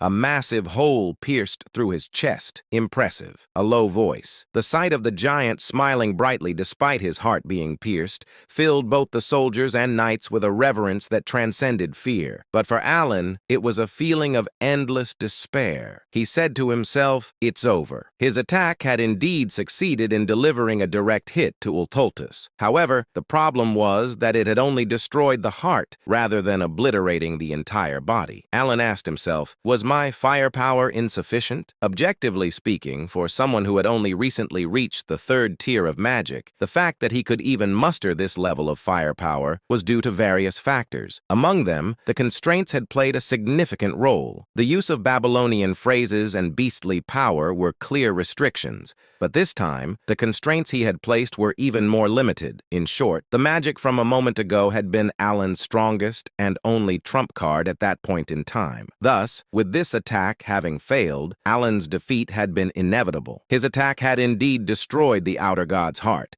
But destroying just the heart would not make the outer god vanish. As if to prove this, Ultultus stood proudly in the same spot, still smiling broadly. His body was covered in burn marks, and there was a gaping hole in his chest. But that majestic smile remained as he said, "Ah, I see. So you were still holding on to your will." Muttering words that only Alan could hear, the giant spoke in cryptic tones, causing Alan to drop the hands that had been clasped together in a seal. Even at that moment, the effects of the highest grade potion continued to restore his body. Though his body was still uncomfortable, it had recovered enough for him to move around. But that meant little. Alan, who had exhausted all the magic in his bracelet due to the recent spell, no longer had the strength to continue fighting. Because of this, his expressionless face concealed a gloomy mood as he raised his gaze with some doubt at Ultultus's next words. At that moment he saw it. Ultultus's body was slowly beginning to disappear. Reflecting the light of the setting sun, the giant started vanishing from his feet upwards, and Alan wore a bewildered expression, and he inquired, "Is he disintegrating?" The thought flickered briefly in his mind, but Alan quickly shook his head. He had never seen an outer god's dissolution happen in such a manner. The moment of confusion passed. The outer god said, "Impressive, noble one. I never imagined you would even carry rank within you." Though Alan was confused by the outer god's words, he continued to listen. With a great smile, Ultultus sat down heavily, propping his chin on his hand before speaking again. "Noble one, though we exchanged blows but once, it was truly magnificent. Indeed, the black one and the blue one had chosen well." Alan, perplexed by the sudden voice in his head and the mysterious words, felt a surge of questions. Of course, his face remained expressionless, showing no sign of his inner thoughts. So Ultultus continued speaking. "Since I have lost the duel, I shall give you a gift. I shall also bestow you with authority." With a grin. "Remember us, the ones who retain the mystery and legacy of the forgotten great god." By that point, nearly half of Ultultus's body had disappeared, and his disintegration seemed to be accelerating. Yet he smiled even more warmly and spoke again. "When the usurpers crawl out from their restraints, summon me. Call upon my true name instead of the false derogatory titles they have spread," he continued, "for you have earned that right. And then, call me the god of chaos and disorder." With those final words, the outer god vanished completely, leaving behind only a lingering smile filled with expectation. Alan, having witnessed the outer god's complete disappearance, stared blankly at the accessory left behind. Bathed in the light of the setting sun, he expressionlessly gazed at the spot where the outer god had vanished. After the giant vanished, the once bitterly cold land, which had been filled with the voices of the dead, became silent, with only the sharp wind filling the void. The restless undead, unable to die, had finally found peace, and the living began to gather and sort the remains of the fallen. About a day later, having accomplished their mission of capturing the outer god, the expedition began to move once again, heading back to Caliban. The scene shifted to Alan's carriage. Penia was with him. Alan said, "All right, next question," but she interrupted him and immediately said, "Yes, you're a rank 2 mage." He corrected her. "Rank 3. She immediately replied, "You're right. Rank 3. Where was my head at?" Then Alan asked, "What do you know about the blue things and black things?" She shook her head in distress and replied, "I don't know anything. I've never seen a black thing or a blue thing. That's the truth. I swear I'm telling the truth." Her quick response left Alan speechless, wondering if she had even thought about it. Realizing he wouldn't get any useful information from her, he nodded. She dashed out of the carriage, thanking and greeting him as she left. Seeing her behavior, Alan thought to himself, "I didn't even tell her she could leave yet." Then he said, "If people keep thanking me for such trivial things, I'm going to start believing I'm some dark criminal." He began to ponder the fight and thought to himself, "But why did he disappear even though my attack failed?" His words left me with more questions than answers. Beside him lay the belt Ultus had given him. Alan looked at it and said, "I've seen this in the game. It's true." But the bracelet was explained. Belt of the Forgotten, reward obtained by defeating Ultus, doubles damage dealt and damage taken. There was an inscription inside it that read, "O you who have inherited his will, let your steps lead you to Kahala, the city of ancient gods." Alan said, "It's the first time I've seen this." He wondered, will I be able to discover something in Kahala? At that moment, someone knocked on the door. It was Deus. Surprised, Alan asked, "What is it?" Deus said that the mage had dared to leave without seeing him off properly and asked, "Do you want me to kill her?" Alan stopped him and said, "That isn't necessary." He thought to himself, "Isn't this getting a bit out of hand now?" At the same time, Penia felt a shiver run through her body and wondered if anyone was speaking ill of her. In truth, she had almost gotten her head chopped off. 2 weeks later in Kidram, the capital of Caliban, Deus headed to the castle to deliver his report, thus concluding the expedition to the north. He also took the opportunity to return the Ring of Radiance. Alan, without hesitation, prepared to leave once again. For him, there was no longer any reason to stay in Caliban after the outer god had been eradicated. He thought with a satisfied expression as he glanced at the carriage. "I've received plenty of gifts." The carriage was loaded with numerous gifts, courtesy of the quick-witted king of Caliban, who sought to strengthen their friendship. Alan, gazing contentedly at the slightly excessive gifts, soon spoke to Deus. "Well, see you next time." As he turned to leave, suddenly Deus asked a question. "May I ask you something?" Alan, who had been about to turn away, paused. "What is it?" Having spent about a month with Deus, from the northern expedition to their return to the capital, Alan had never heard such a direct question from him before. Usually, Deus only expressed his deepening respect without much inquiry. Alan patiently waited for him to speak. After a moment of silence, Deus finally asked, "Can I become stronger too?" Alan was briefly taken aback by the unexpected question, especially since Deus was already quite strong. He pondered what could have prompted such a question, then reached a conclusion. Perhaps it was because the magic I used in battle against the outer god had left a strong impression, increasing his respect for me. After concluding his thoughts, Alan spoke. "Of course, you can become stronger," Deus inquired. "Really?" Alan replied. "Yes, as long as you put in the effort, you can achieve anything you desire." Alan wasn't lying. In fact, Deus, like the rest of the 5 sins, already had extraordinary innate abilities even before the descent of the gods. In Deus's case, even without using his unique abilities, he could become a sword master with sheer skill. Given that he had reached that level in just 1 year,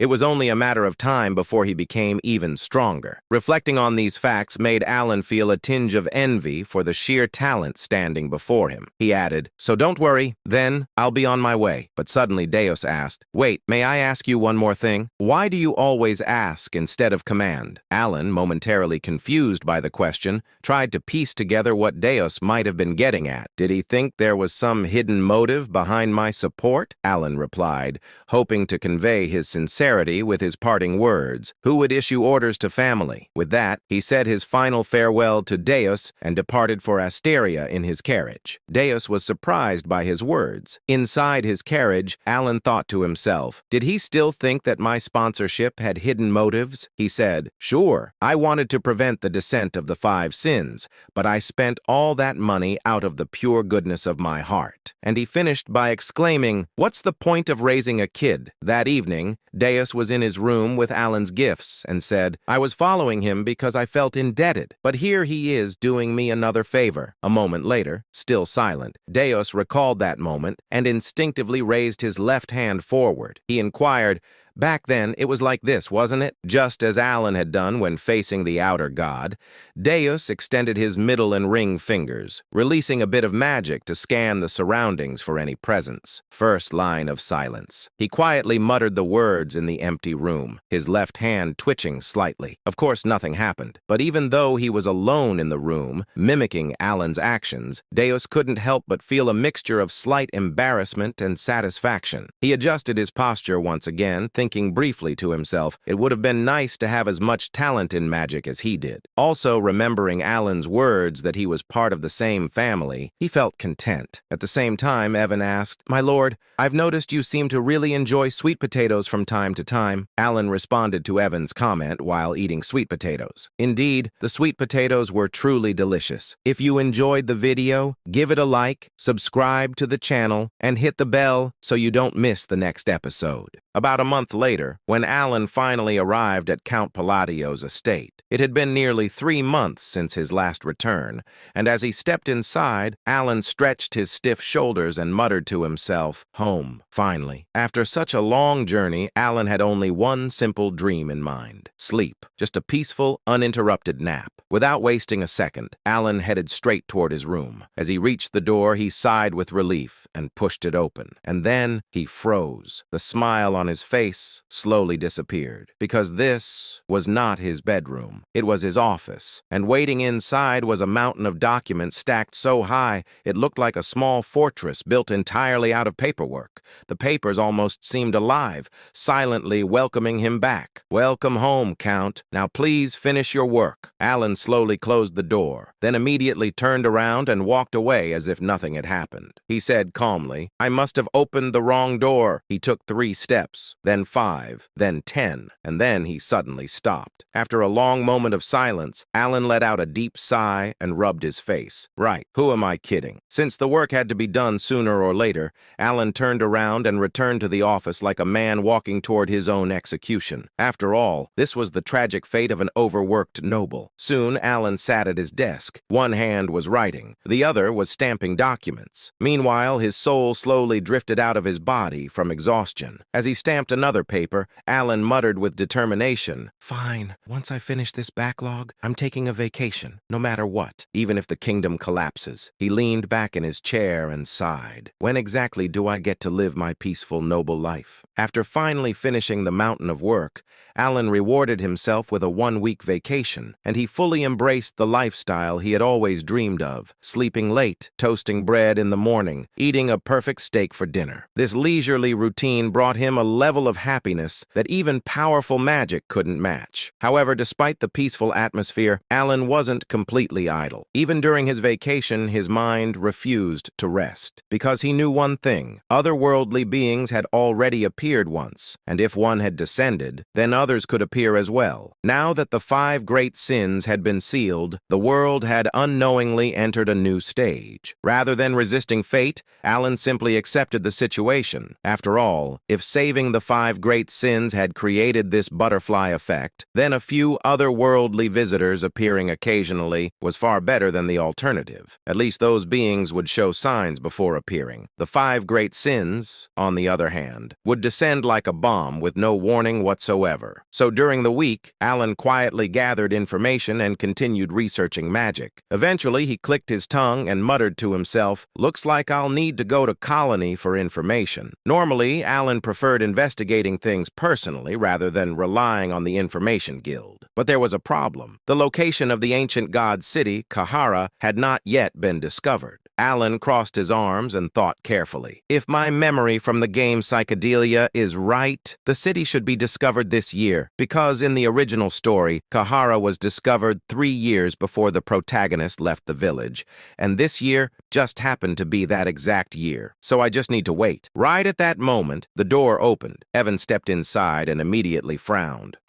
Count? He rubbed his arms and shivered. It's strangely cold in here. Alan blinked. Then he looked down at the ice magic circle he had unconsciously drawn on the floor. The entire room was slowly freezing. Alan scratched his head awkwardly, saying, "It looks like my research is working." Apparently, his magic experiment had accidentally turned his office into a refrigerator. Evan then cleared his throat. "How should I put this? A hidden city has been discovered in Colony." Alan froze. His eyes widened. What? The timing was so perfect it felt suspicious. For a moment, Alan wondered if the world was secretly listening to his thoughts. Meanwhile, elsewhere, the Blue Moon meeting had begun. The members usually gathered every 6 months. Because of the distance between them, they communicated through a crystal orb created by Reen. Normally, the meetings were extremely short. Most of the time, they lasted less than 10 minutes. Utia led the discussion. Seol Rang occasionally made innocent comments. The rest simply answered with short replies like yes, no, or I agree. Deus, in particular, almost never spoke, mostly because he was naturally quiet, so no one expected what happened next. During the meeting,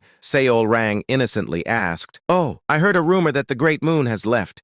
What was it like seeing him in person?" Everyone casually waited for a short answer, but instead, Deus began speaking and speaking and speaking. The Great Moon stood before the otherworldly entity, Ulthultus, while everyone was overwhelmed with fear, even the Vice Tower Master of the Blue Tower. The Great Moon stepped forward and challenged it to a duel. The members listened politely. 5 minutes passed, 10 minutes passed, 20 minutes passed, then 30 minutes. The others slowly began to realize something terrifying. Deus was giving a full lecture. Deus continued, "Thinking back, the Great Moon had probably been preparing magic from the very beginning. By the time the speech passed the 1-hour mark, everyone was staring at the crystal orb with blank expressions." Reen tried to interrupt. "Wait, you're getting off topic." But Deus continued calmly. "Just listen to this part.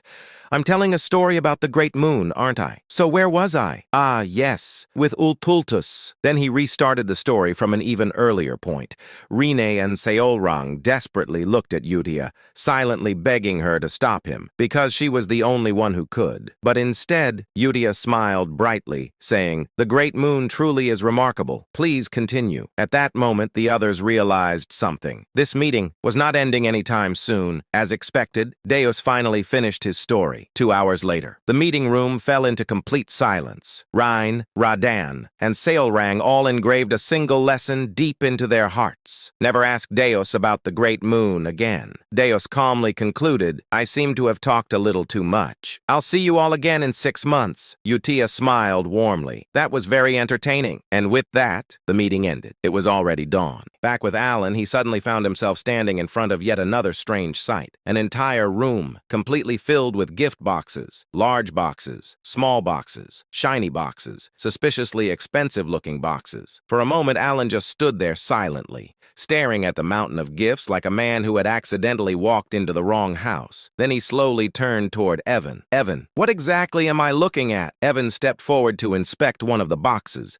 As soon as he opened it, his eyes widened in shock, saying, "My lord, this artifact came from the deep floors of the Aberranth." He carefully lifted the item and added in disbelief, "To be honest, we could probably buy a mansion with just this one." Alan blinked. Then he picked up a golden cup from another box.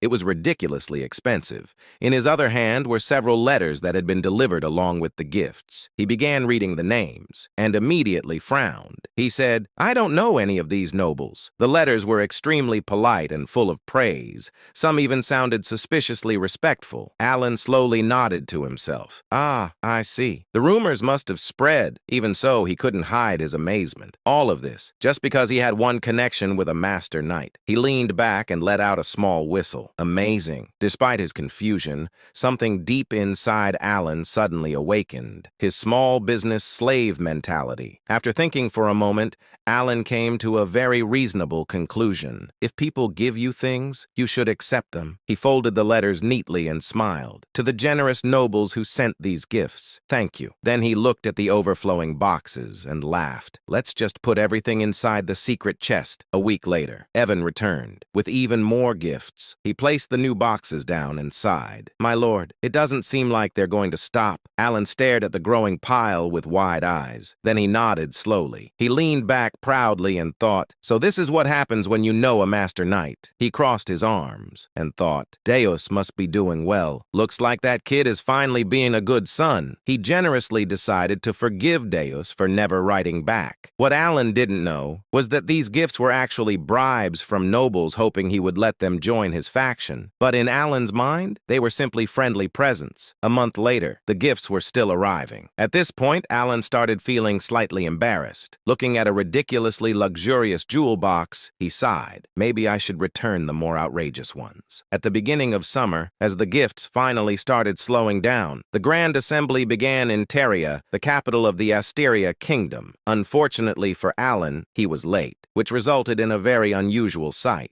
Count Alan Palladio, walking quickly. Evan followed behind him, said, "See you later." Alan is desperate not to draw attention for being late to his first Grand Assembly. Evan notices his speed and is surprised, assuming his master must be in a real hurry. He also notices that several other nobles have started following behind the Count. Alan finally pushed open the massive doors of the assembly hall and immediately froze. The center area of the hall was completely empty. Alan blinked, then sighed in relief. "Oh, so I'm not late after all." He recalled the research he had done earlier. The royalists sit on the left, the aristocrats sit on the right. He looked toward the empty center area and said, "So the middle must be for neutral nobles." Alan nodded wisely. "I'll just sit in the back." But the moment he stepped forward, he noticed something strange. The nobles entered the room and they were staring directly at him. Alan shocked and asked himself, "What? Weren't they outside a minute ago?" He also inquired, "Are they judging me for sitting in the back?" Trying to avoid suspicion, he changed direction and walked toward the middle row. The nobles continued staring, their expressions growing more shocked by the second, because they were thinking something completely different. Why isn't he sitting in the front? Eventually, Alan gave up and said, "Fine, I'll just sit in the front row." The moment he sat down, every noble in the hall immediately sat down as well. Alan slowly looked around in confusion. He scratched his head. Were they all waiting for me? He frowned. Is no one brave enough to sit in the front row? Then he leaned back with a sigh. What's the point of sitting this close to the faction leaders anyway? Soon, the presenter called the assembly to order. "We will begin the Grand Assembly," the presenter continued. "Today, we recognize a new faction that has officially received voting rights. The faction known as Kalpa." Alan blinked, but he didn't pay much attention. He simply hoped the meeting would end quickly. Then the presenter suddenly called out, "Count Palladio, the president of Kalpa." Alan jumped. "Yes!" Then his brain froze. Wait, inside his head, Alan was screaming, "What is Kalpa?" He quickly turned around to see if anyone else looked confused, but instead, he saw Altia and Zenonius sitting together. Both of them were staring at him with pure admiration. Alan's mind completely shut down. Why are those two sitting together? Did Zenonia and Altia form an alliance, and they named it Kalpa? He felt his sanity slowly slipping away. How did those two even stay in the same room without fighting? Then the presenter asked politely, "Count Palladio, as the president of Kalpa, would you like to say a few words?" Alan slowly turned back toward the front, his face completely blank, and at that moment, he realized something horrifying. The president of this mysterious and possibly dangerous faction was apparently him. In the northern lands, where the cold wind never stops and the gray earth stretches endlessly, lay the place where a terrifying battle had recently taken place. A battle between an outer god and the Count of Asteria. Now the battlefield had turned into something else entirely, a land of countless graves. These graves belonged to the unfortunate souls the expedition had been unable to recover. Standing silently among the graves was a mysterious figure. He wore a black sacred robe, and several ominous black accessories dangled from his waist and hands, clinking softly whenever he moved. His face was hidden beneath a deep hood, but it was clear that he was carefully observing the surroundings. At first, he twisted his mouth slightly, as if he couldn't quite understand what he was looking at. But after glancing around a few more times, a faint smile slowly appeared on his lips. The hooded figure said with amusement, "Interesting." His voice sounded strangely cheerful for such a depressing landscape. Even stranger, the voice echoed in layered tones, making it impossible to tell whether the speaker was a man or a woman. Slowly scanning the battlefield, his gaze eventually stopped at a single spot on the ground. It was the exact place where the outer god had vanished. The same place where, during a rightful duel, Alan had landed the final blow. The hooded figure stared at the spot for a moment. Then the hooded figure muttered curiously, "Let's see how far this will go." After a brief pause, the hooded figure added playfully, "Shall we watch?" With those mysterious words, he turned around without hesitation, as if he had already seen everything he needed to see. Meanwhile, inside the Grand Council Hall, Alan suddenly had a strange thought. Inside his mind, Alan thought with disbelief. "I accidentally became the leader of a group formed by a shadowy alliance." It sounded suspiciously like the title of a cheap web novel. Just then, the moderator spoke. The moderator asked politely, "Do you have anything to say?" Alan blinked. Inside his mind, Alan screamed silently, "Wait, me? Leader? Shadowy alliance? What kind of nonsense is this?" But before Alan could say anything, the moderator continued. The moderator said calmly,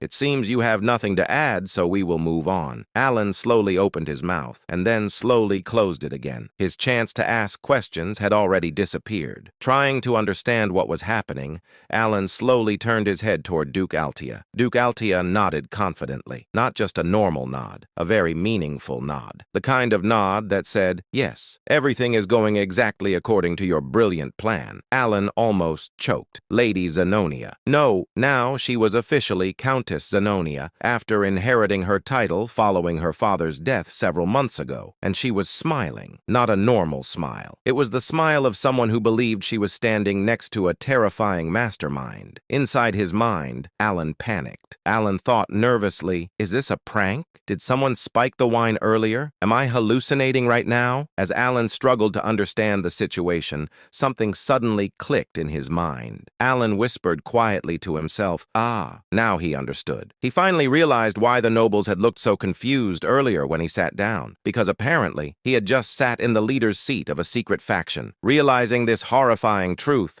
Alan felt the world spin. He grabbed his head and shut his eyes tightly. After the Grand Council meeting ended, Alan somehow found himself being guided to a banquet celebrating the birth of the Kalfa faction. He didn't remember agreeing to attend. He didn't even remember standing up, but somehow he was already there. Then Countess Zenonia spoke. Countess Zenonia said with satisfaction, "How about this? I think it's perfect now." From Alan's perspective, absolutely nothing about this situation was perfect. He had no idea what she was talking about. Then Duke Altia added another comment. Duke Altia said thoughtfully, "It seems everything has been arranged exactly the way Count Palatio intended." Alan felt like someone had thrown 50 question marks directly into his brain. Inside his mind, Alan shouted silently, "What are you talking about? Who arranged what? When did I do that?" But on the outside, Alan maintained a calm, dignified, noble expression. Because panicking in front of two possible psychopath masterminds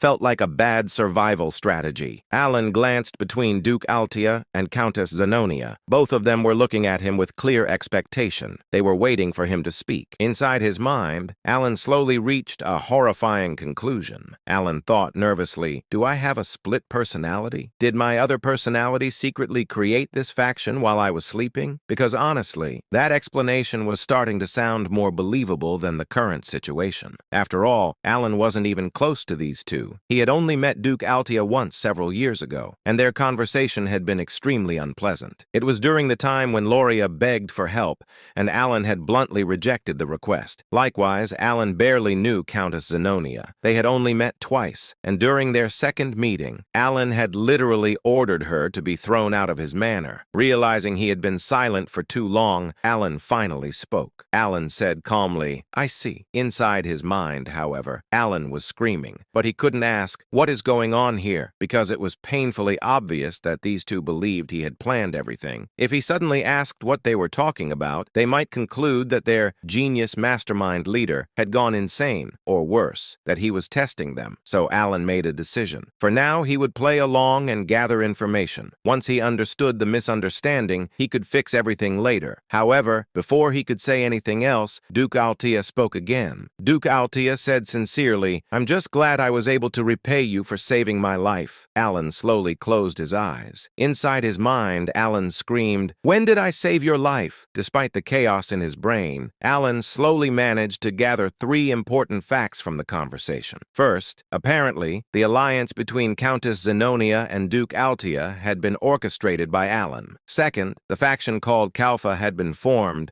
because of a letter Alan had sent to Countess Zenonia. And third, all the gifts Alan had been receiving recently were actually from nobles who wanted to join the faction. Those gifts were part of the process of asking permission from the faction leader, which unfortunately was Alan. As Duke Altea and Countess Zenonia continued talking enthusiastically about his brilliant plans, Alan slowly pieced everything together, though doing so felt like solving a puzzle while his brain was actively melting. Keeping a neutral expression while feeling disbelief inside, Alan stared at the 2 nobles in front of him. Even though he had begun to understand part of the situation, there was still far too much he didn't understand. No, to be more precise, there were countless things he wanted to question. Inside his mind, Alan thought, if I'm not secretly some kind of Jekyll and Hyde split personality, then I definitely never ordered Countess Zenonia to do anything. I never told them to form an alliance. I swear I didn't. Then Alan thought again. All I did was send a letter saying I disliked the other nobles. So how did it turn into this? Alan's head spun as he looked at Duke Altea and Countess Zenonia, trying desperately to understand what was happening. Inside his mind, Alan wondered, is this what people mean by the realm of genius, where ordinary people can't even understand the plans of a mastermind? Alan remained silent, because he had slowly realized something terrifying. Through a series of coincidences, he had unknowingly helped create the Kalfa faction himself. By the time he finished piecing together the facts, Alan's instincts told him something very important. There was no getting off the Kalfa train anymore. He had already accepted too much. Of course, if he really wanted to leave, there were ways, but none of them were good options. Now that both the royalist faction and the aristocratic faction clearly saw him as an enemy, leaving this faction would only cause more problems. To be honest, if the losses were manageable, Alan would have pressed the escape button immediately, but another thought quickly followed. Inside his mind, Alan wondered, what if I tell them this was all a misunderstanding? Alan slowly glanced at Duke Altea and Countess Zenonia. Their conversation had just ended, and now both of them were looking directly at him. To any outsider, they looked like elegant and refined nobles. But Alan knew better. He knew exactly how frightening Countess Zenonia could be. And although Duke Altea wasn't the same character he remembered from the game, she was someone who should have already disappeared from the story. Because of that, Alan couldn't underestimate her either. After all, masterminds always had their own logic, and they possessed a level of awareness ordinary people simply couldn't understand. Inside his mind, Alan thought, even if I explain everything clearly, they might just think it's embarrassing and decide to kill me. Of course, Alan didn't know them very well, but in this world, most characters labeled as masterminds tended to be somewhat unstable. Because of that, Alan reached a reluctant conclusion. Whether he liked it or not, he had to remain the leader of Kalfa. Yes, whether he liked it or not, at least until he could find a good excuse to step down later. Because Alan had absolutely no desire to stay in the leadership role forever. He knew that being the leader of a faction came with countless responsibilities, even if the benefits were great. And for Alan, whose life motto was living leisurely as a noble without working, leadership was the exact opposite of what he wanted. So Alan quietly made a decision. Inside his mind, Alan said to himself, I'll lead for now and retire later when the timing is right. At that moment, Duke Altea asked, so, what do you plan to do now? Hearing the question, Alan let out a quiet groan. Alan murmured thoughtfully. Since he couldn't reveal the truth, Alan rolled his eyes slightly and tried to buy himself some time. After a short pause, Alan said, for now, let's start by cleaning up the underworld. Confused, Countess Zenonia asked, clean up? Calmly, Alan replied, "Yes, that way it will be easier for us to operate." Of course, Alan had absolutely no idea how anything would become easier, but since he couldn't even remember half the topics discussed at the assembly earlier that day, bringing up politics would have been a terrible idea. So this vague statement was the best he could manage. It was clumsy, but for Alan, it was the best he could do. After that, Alan stood up and said, "Well then, I have some matters to attend to, so I'll take my leave." Before either of them could ask another question, Alan immediately turned around and began walking away. His steps gradually became faster, because he knew that if they asked even one more question, he had no answers. Soon, Alan left the hall and hurried through the empty corridor. Eventually, he almost ran to his carriage, worried that someone might stop him. Seeing him arrive so quickly, Evan asked, "Count?" Without hesitation, Alan said, "Let's head straight to the colony." Alan had already decided to leave that very day. Inside his mind, Alan thought, the letter should have arrived by now. I hope I can get some help there, like I did with Dios. Soon, Alan's carriage began moving through the night. It was a midsummer evening. Meanwhile, back at the banquet hall, thinking about Alan's words, Countess Zenonia murmured, "Clean up the underworld." Huh. After a brief moment of thought, Duke Altea said, "When he says clean up the underworld, there can only be one meaning, right?" Nodding slowly, Countess Zenonia replied, "Indeed, we've had our territories under firm control for a long time." Then Countess Zenonia continued, "So if he's telling us to clean things up?" Finishing the thought, Duke Altea said, "Then the only option left is the remaining territories." "Indeed," Countess Zenonia agreed. For a moment, both women fell silent. Then they smiled at the same time, because the idea forming in their minds was something that would have been impossible when they acted separately. But now, with their alliance, and the formation of the Kalfa faction, it had become possible. Smiling slightly, Countess Zenonia said, "Unifying the entire underworld." Amused by the idea, Duke Altea said, "That sounds fun." Both nobles smiled deeply. Looking thoughtful, Countess Zenonia said, "I'm curious to see what he's planning next. He becomes more intriguing every day." Agreeing with her, Duke Altea said, "Indeed, I'm eager to see what he has prepared for us." Then the two nobles gently clinked their wine glasses. Smiling faintly, Countess Zenonia said, "I'm truly looking forward to it." Their admiration for Alan quietly spread through the room, along with the fragrance of the wine. In the vast territory of Malteon, located south of the kingdom of Ashtalon, two men sat in the underground hall of a massive mansion. One of them was Carmine, the third son of Duke Comelon, the owner of this mansion. The man standing before him looked completely relaxed, even though he was facing Carmine, who was infamous as a tyrant and a scoundrel. Carmine leaned back in his chair. Carmine asked calmly, "You're the agent, right?" The man with half-closed eyes gave a small smile. He slowly took out a quill from his pocket. The man said lazily, "Before anything else, I don't tolerate rats during a mission." The next moment, he moved. A sharp splattering sound echoed across the underground hall. Blood burst into the air. Bodies that had been hidden in the shadows suddenly appeared as they collapsed onto the ground, their blood spreading across the stone floor. 9 corpses, all of them dead. Carmine stared at the scene for a moment, then he smiled. Carmine said with satisfaction, "You really are strong, just as I expected." Without hesitation, he leaned forward. Carmine said directly, "I want you to kill a noble, Count Palladio of the Asteria Kingdom." Then he smirked. Carmine said confidently, "You wouldn't refuse a request from me, the tyrant of Ashtalon, would you?" The agent chuckled. The agent said casually, "As long as the payment is correct, there are no failures." Then he tilted his head. The agent added with a faint grin, "Though I'm curious if you can actually afford my fee, Carmine." Carmine simply smiled. Slowly, he pulled something out from inside his coat and placed it on the table. Carmine said proudly, "How about 4 of these?" What he revealed was a black cube, a cube so dark it seemed to swallow even the surrounding light. It looked like a fragment of the abyss itself. Interest immediately flashed in the agent's eyes. The agent narrowed his eyes. Then his eyes widened slightly. The agent whispered in surprise, "That's an abyssal core." The abyssal substance, a rare item distributed in extremely small quantities by Duke Comelon on the black market. Unlike abyssal jade, which merely increased physical abilities, the abyssal core granted special powers. Its price was astronomical. The agent stared at the cube. The agent thought silently, "I only got a tiny taste of this thanks to the leader. How strong would I become if I used it?" Then he turned away. The agent said calmly, "I'll return as quickly as possible." And just like that, he disappeared. Carmine clenched his fist. Carmine said with a dark grin, "Palatio, did you really think you could ignore me and live comfortably?" He chuckled coldly. Carmine finished coldly. "Absolutely not."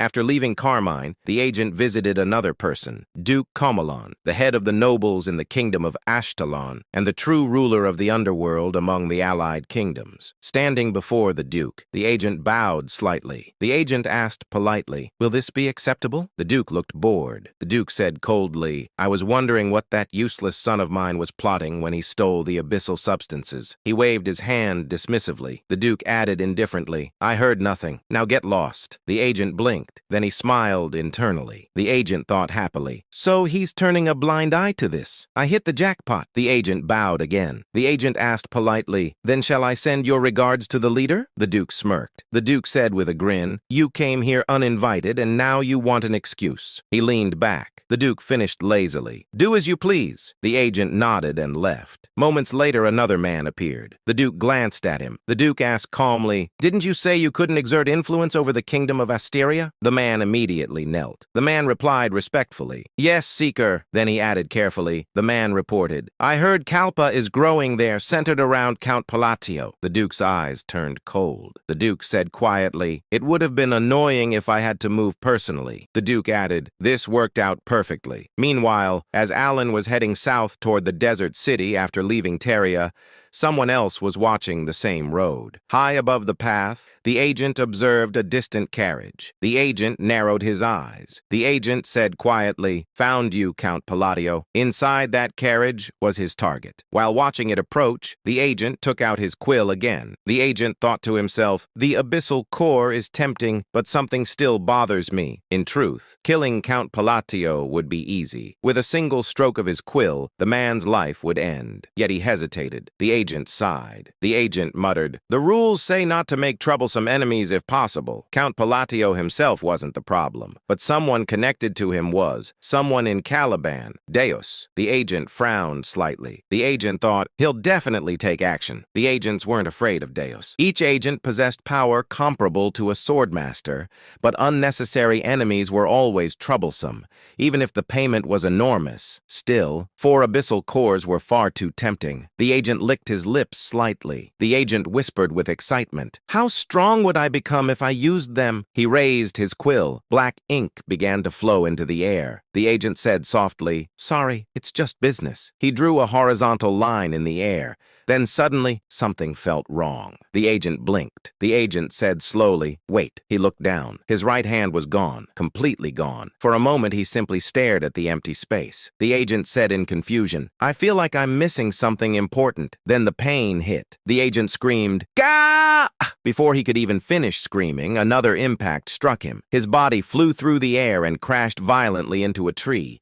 When he lifted his head, he froze. Standing there was a boy, black hair, blue eyes, young, too young. The agent stared in disbelief.